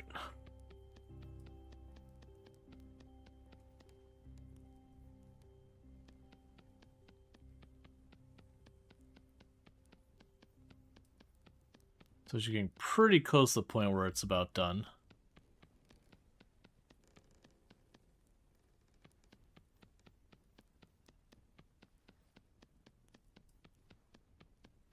Yeah, and I could definitely see, like, especially if you're doing multiplayer where you have, like, a lot of people being taken care of, I could see you running, like, a good 4 ovens or something, and then just having someone just, oh, it's time to make food, and then just kind of, just managing all of it.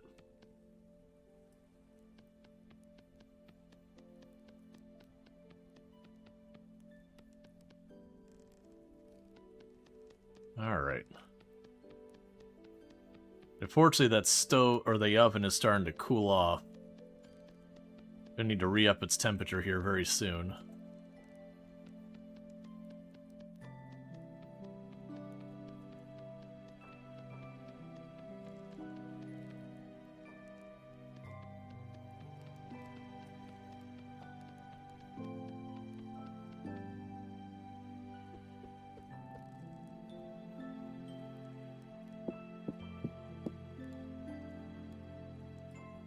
It should be able to get through all of the bread. We'll heat it up after this one again, because that one's already going to be pushing its luck in whether or not it even heats up enough to work.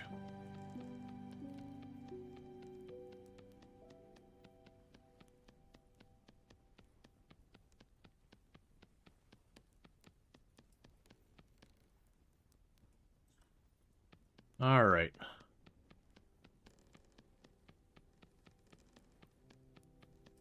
Then we just got one more flat layer and then like the little chimney thing.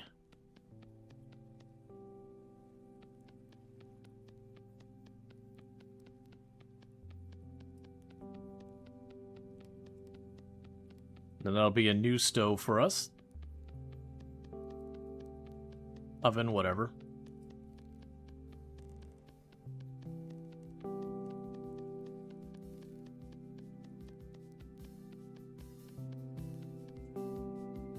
Alright. So put the clay back. So we basically spent a stack of fire clay on it, which is pretty expensive. But I think it's worth it. So we'll take apart that fire. I don't know where it's going to go, but it's not going to be there.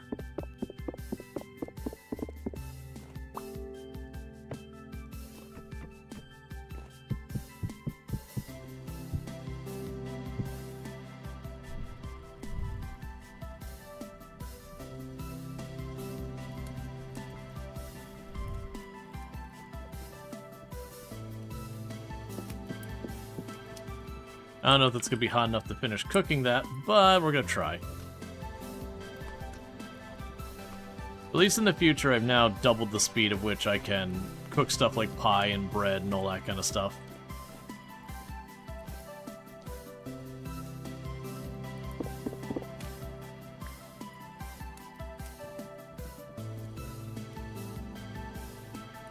I guess that is where it's going to go.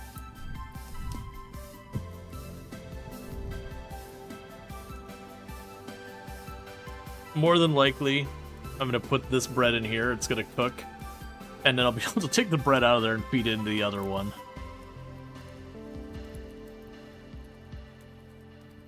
Because I imagine we're getting pretty close to the cutoff where it'll no longer cook the bread.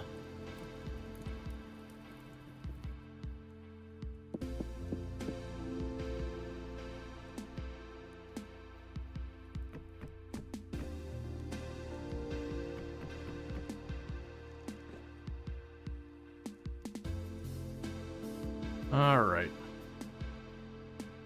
So we put that bread in, then we started the fire here. Let's see how big of a difference this makes.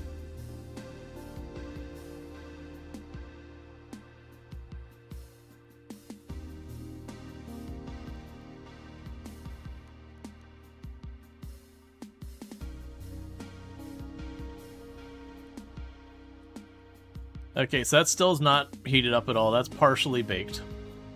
Like I said, I'm suspecting this is too cold to cook at all. But once this is done, we'll just grab the bread from the other side and kick it over.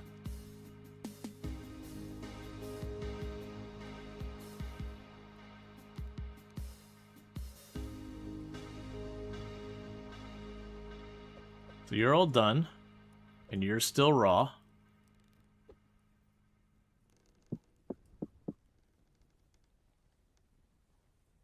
Okay, and that'll be a whole bunch of rye bread, and we're taking the time to cook this because it was getting ready to rot.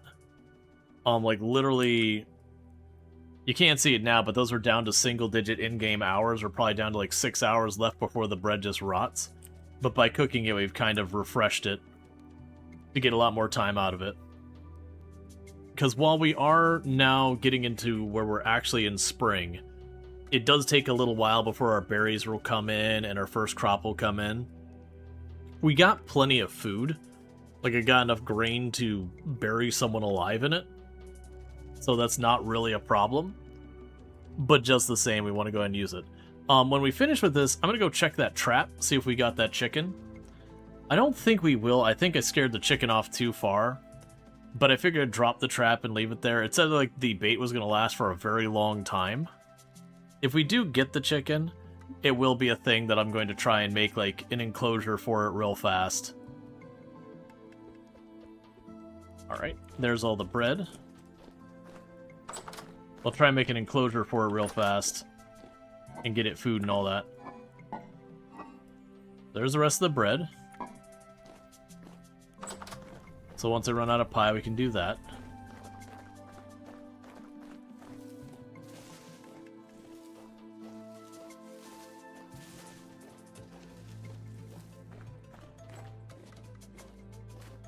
So we saw the chicken over here somewhere. Yeah, it's still -8 Celsius. Yeah, so my trap is right over this hill.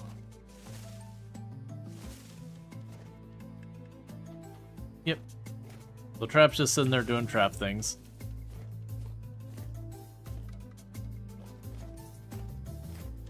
Alright.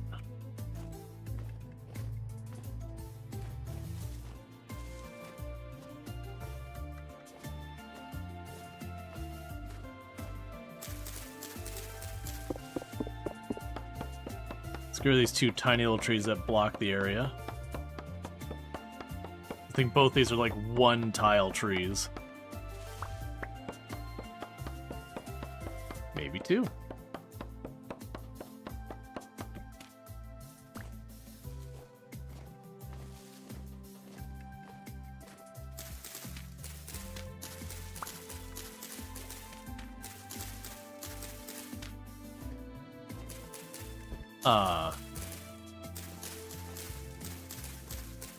I guess there's no tree in that tree.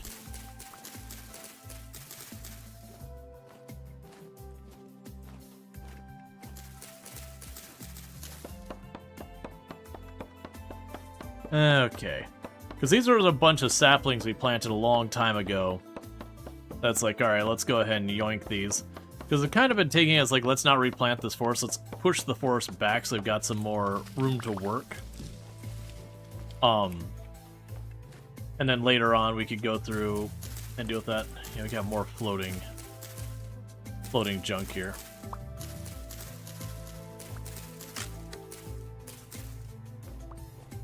I see, I didn't bring in our axe, that's fine.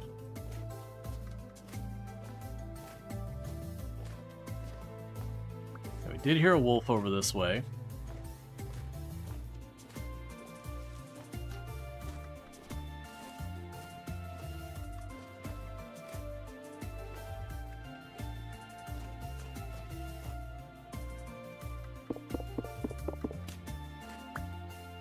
Okay, something died over there.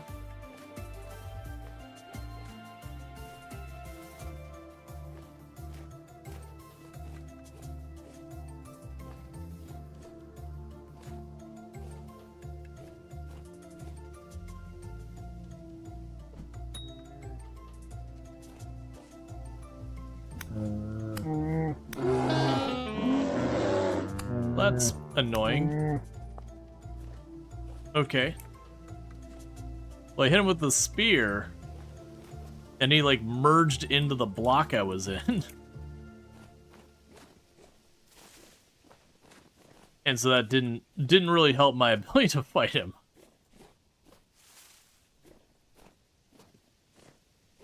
Because normally I could back off a little bit and knock him back a bit more, so I don't get hit quite as much.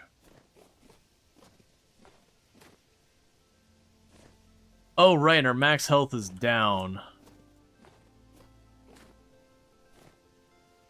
Because we did just die.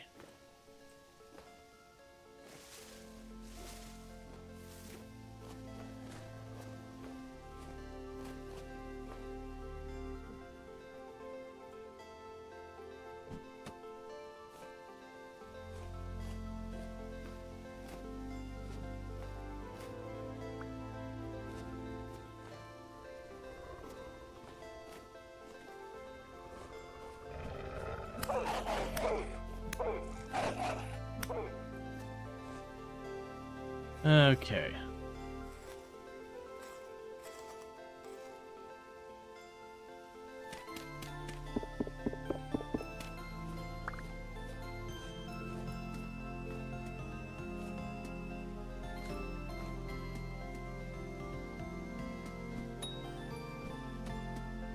Oh, he had one hit left on him. That's fine. Ah! It's mine! You can't have it!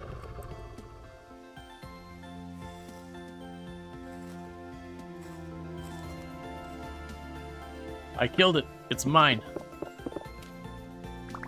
Okay, where'd that wolf go?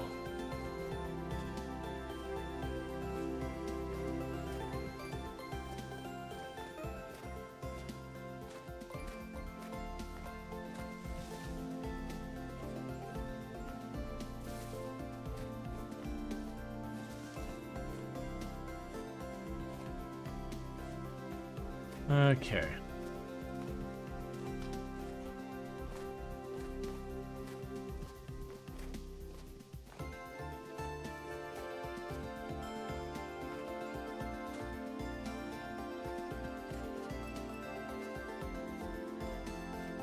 Yeah, and I'm suspecting that chicken I wanted to catch probably found its way over there to the bear and wolf and got nommed. I'm definitely finding it pretty hard to get anything that isn't a type of predator in an area like this, just because they eat all the other animals, and there's not a lot of space, so they do cross the paths very often, versus I can imagine stuff like deer otherwise might be able to do a while where they just don't cross paths and they survive.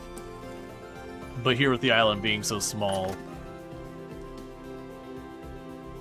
Alright.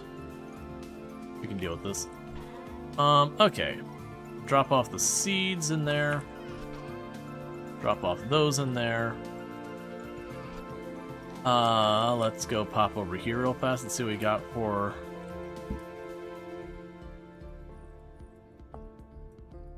Not enough in there to do anything, but there is there.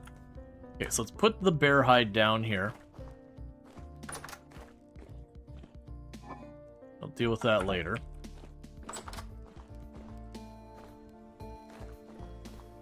What we can do here is grab a piece of grass.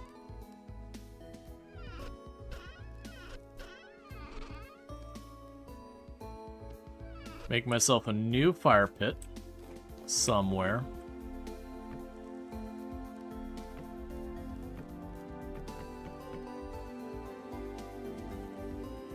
There's the meat.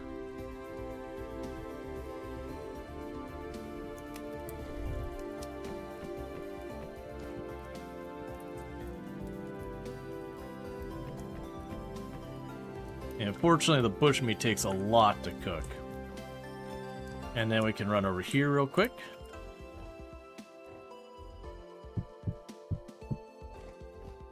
Grab some peridotite and make some axe heads. Replace the axe we just broke.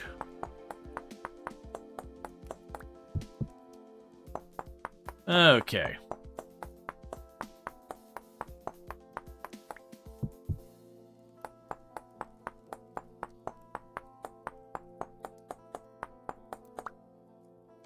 Put you away, grab you, do this, grab the axes, and that's our axes restocked. We can go ahead and use those immediately to cut that wood into firewood.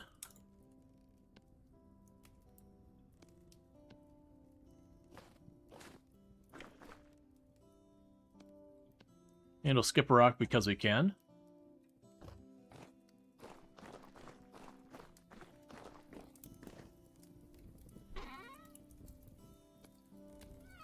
And drop off our firewood here. Okay.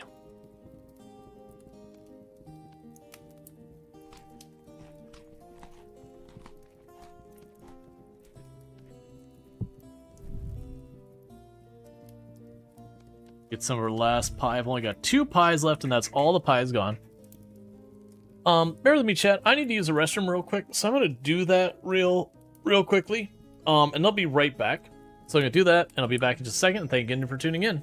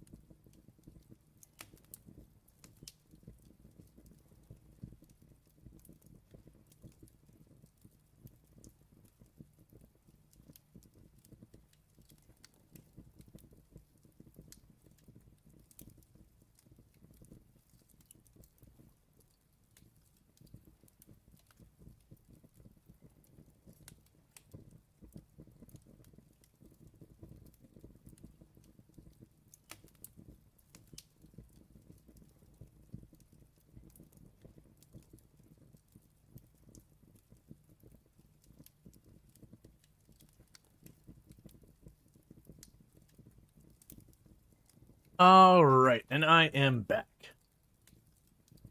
So as I mentioned a little bit earlier, I am debating doing a split stream today. So a split stream, when we talk about that, that's where I do one half of my stream one game, one half the other game. Kind of a couple things. Like, I actually was like, when I started stream today, I was like, I'm going to do Project Zomboid. That's what I'm going to do today. And then, we'll watch people playing Vintage Story. It's like, man, I really want to play Vintage Story. But I'm kind of hitting the stage in Vintage Story where there is a lot of kind of like,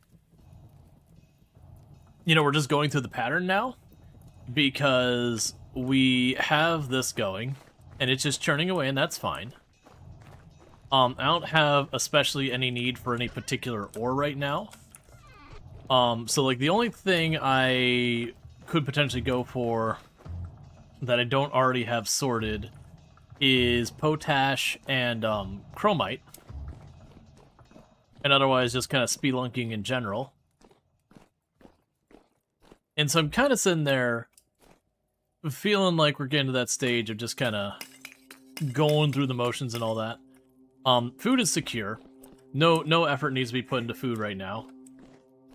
Like, I've got enough grains to last me probably a whole year. Probably not that long, but a long time. Enough to go through. So we've kind of hit that point in the game where things are pretty settled in. I want to get the boat going, but I'm also saying in my head, realizing, like, we're talking 2 streams just to get the crop done for the boat. And I do think we'll do that. But I'm kind of feeling like the need to kind of mix up the content a little bit. To not just play one game. Because I talk about a lot as a variety streamer. It can be one of those things that's a little stressful when you start playing one game again and again and again and again. You slowly start turning your channel into a that game channel.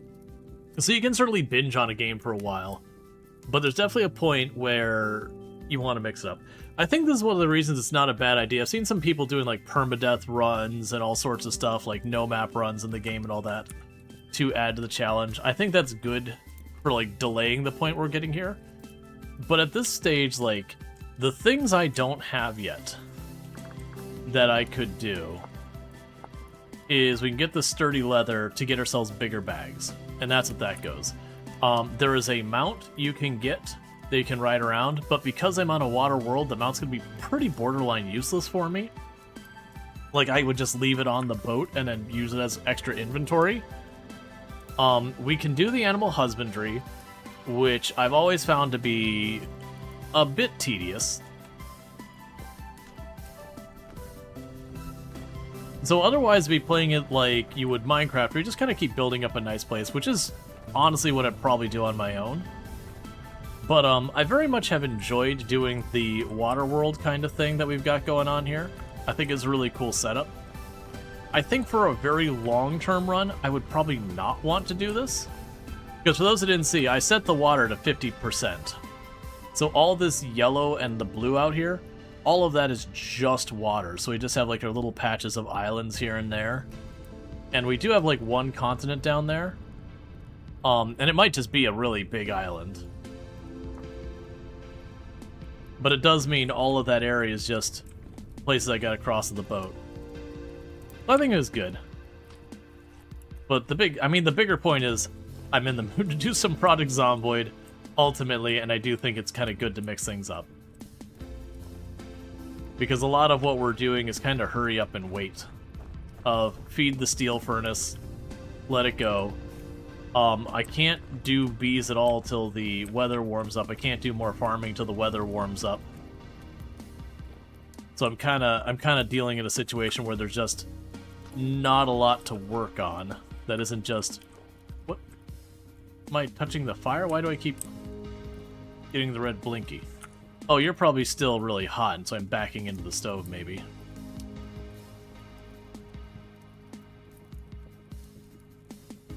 But yeah, so the thing I'm going to end up doing is... we'll probably finish cooking this meat, and then I might switch over to Project Zomboid, where I do have a run that is alive, that I've kind of not been to for like 5 days. And now's really a time, if I'm going to do more Project Zomboid, I'd do that. So I do think we'll do a split stream. which that'll take a minute to figure out. So give me a moment to get all it sorted out. Yeah, so I think that's what we're gonna do is we're gonna put the pause on Vintage Story for today. I'll probably play some more in the near future. We've played lots of Vintage Story. It's actually one of my most played games for like the last year and all that. That's a safe place to store firewood? Absolutely. So I think we're gonna go ahead and put a pause on the Vintage Story for right now. And I'm gonna be switching over to Project Zomboid where I got a run going on there. Because I'm feeling the mood for that. So what I'm gonna go ahead and do is get that all swapped over on the Twitch side. Let's see, 16 times pop, multiple helicopters. What else do we have? There's a bunch of sweaty try-hard things. There's 16 times pop, multiple helicopters, 0 to hero. We like pain and suffering. Or something like that. Alright, so we'll get that done there. And then for everyone watching on the YouTube side, it's going to be just a minute. I'm going to try and flip it over where it does like raid into itself kind of thing so you don't get dropped. But it takes me a moment to set this up. It's not what I want. I don't stop.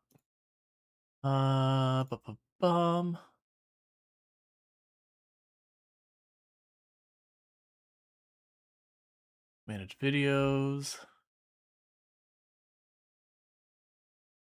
They make this so complicated for no discernible reason. Go live. Schedule stream. Where was Project Zombie the last time we played?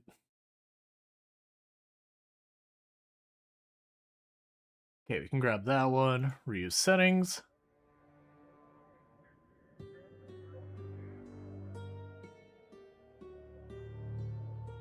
Let's avoid the bitey hugs.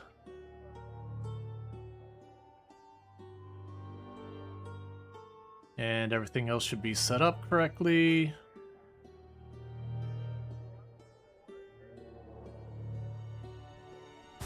And I'll have that start immediately.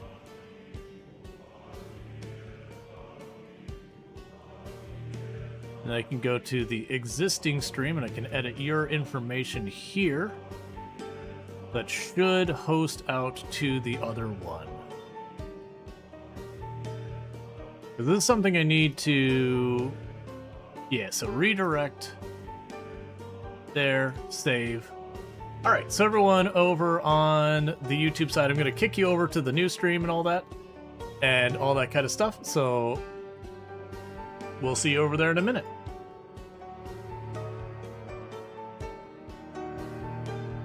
See if that worked right.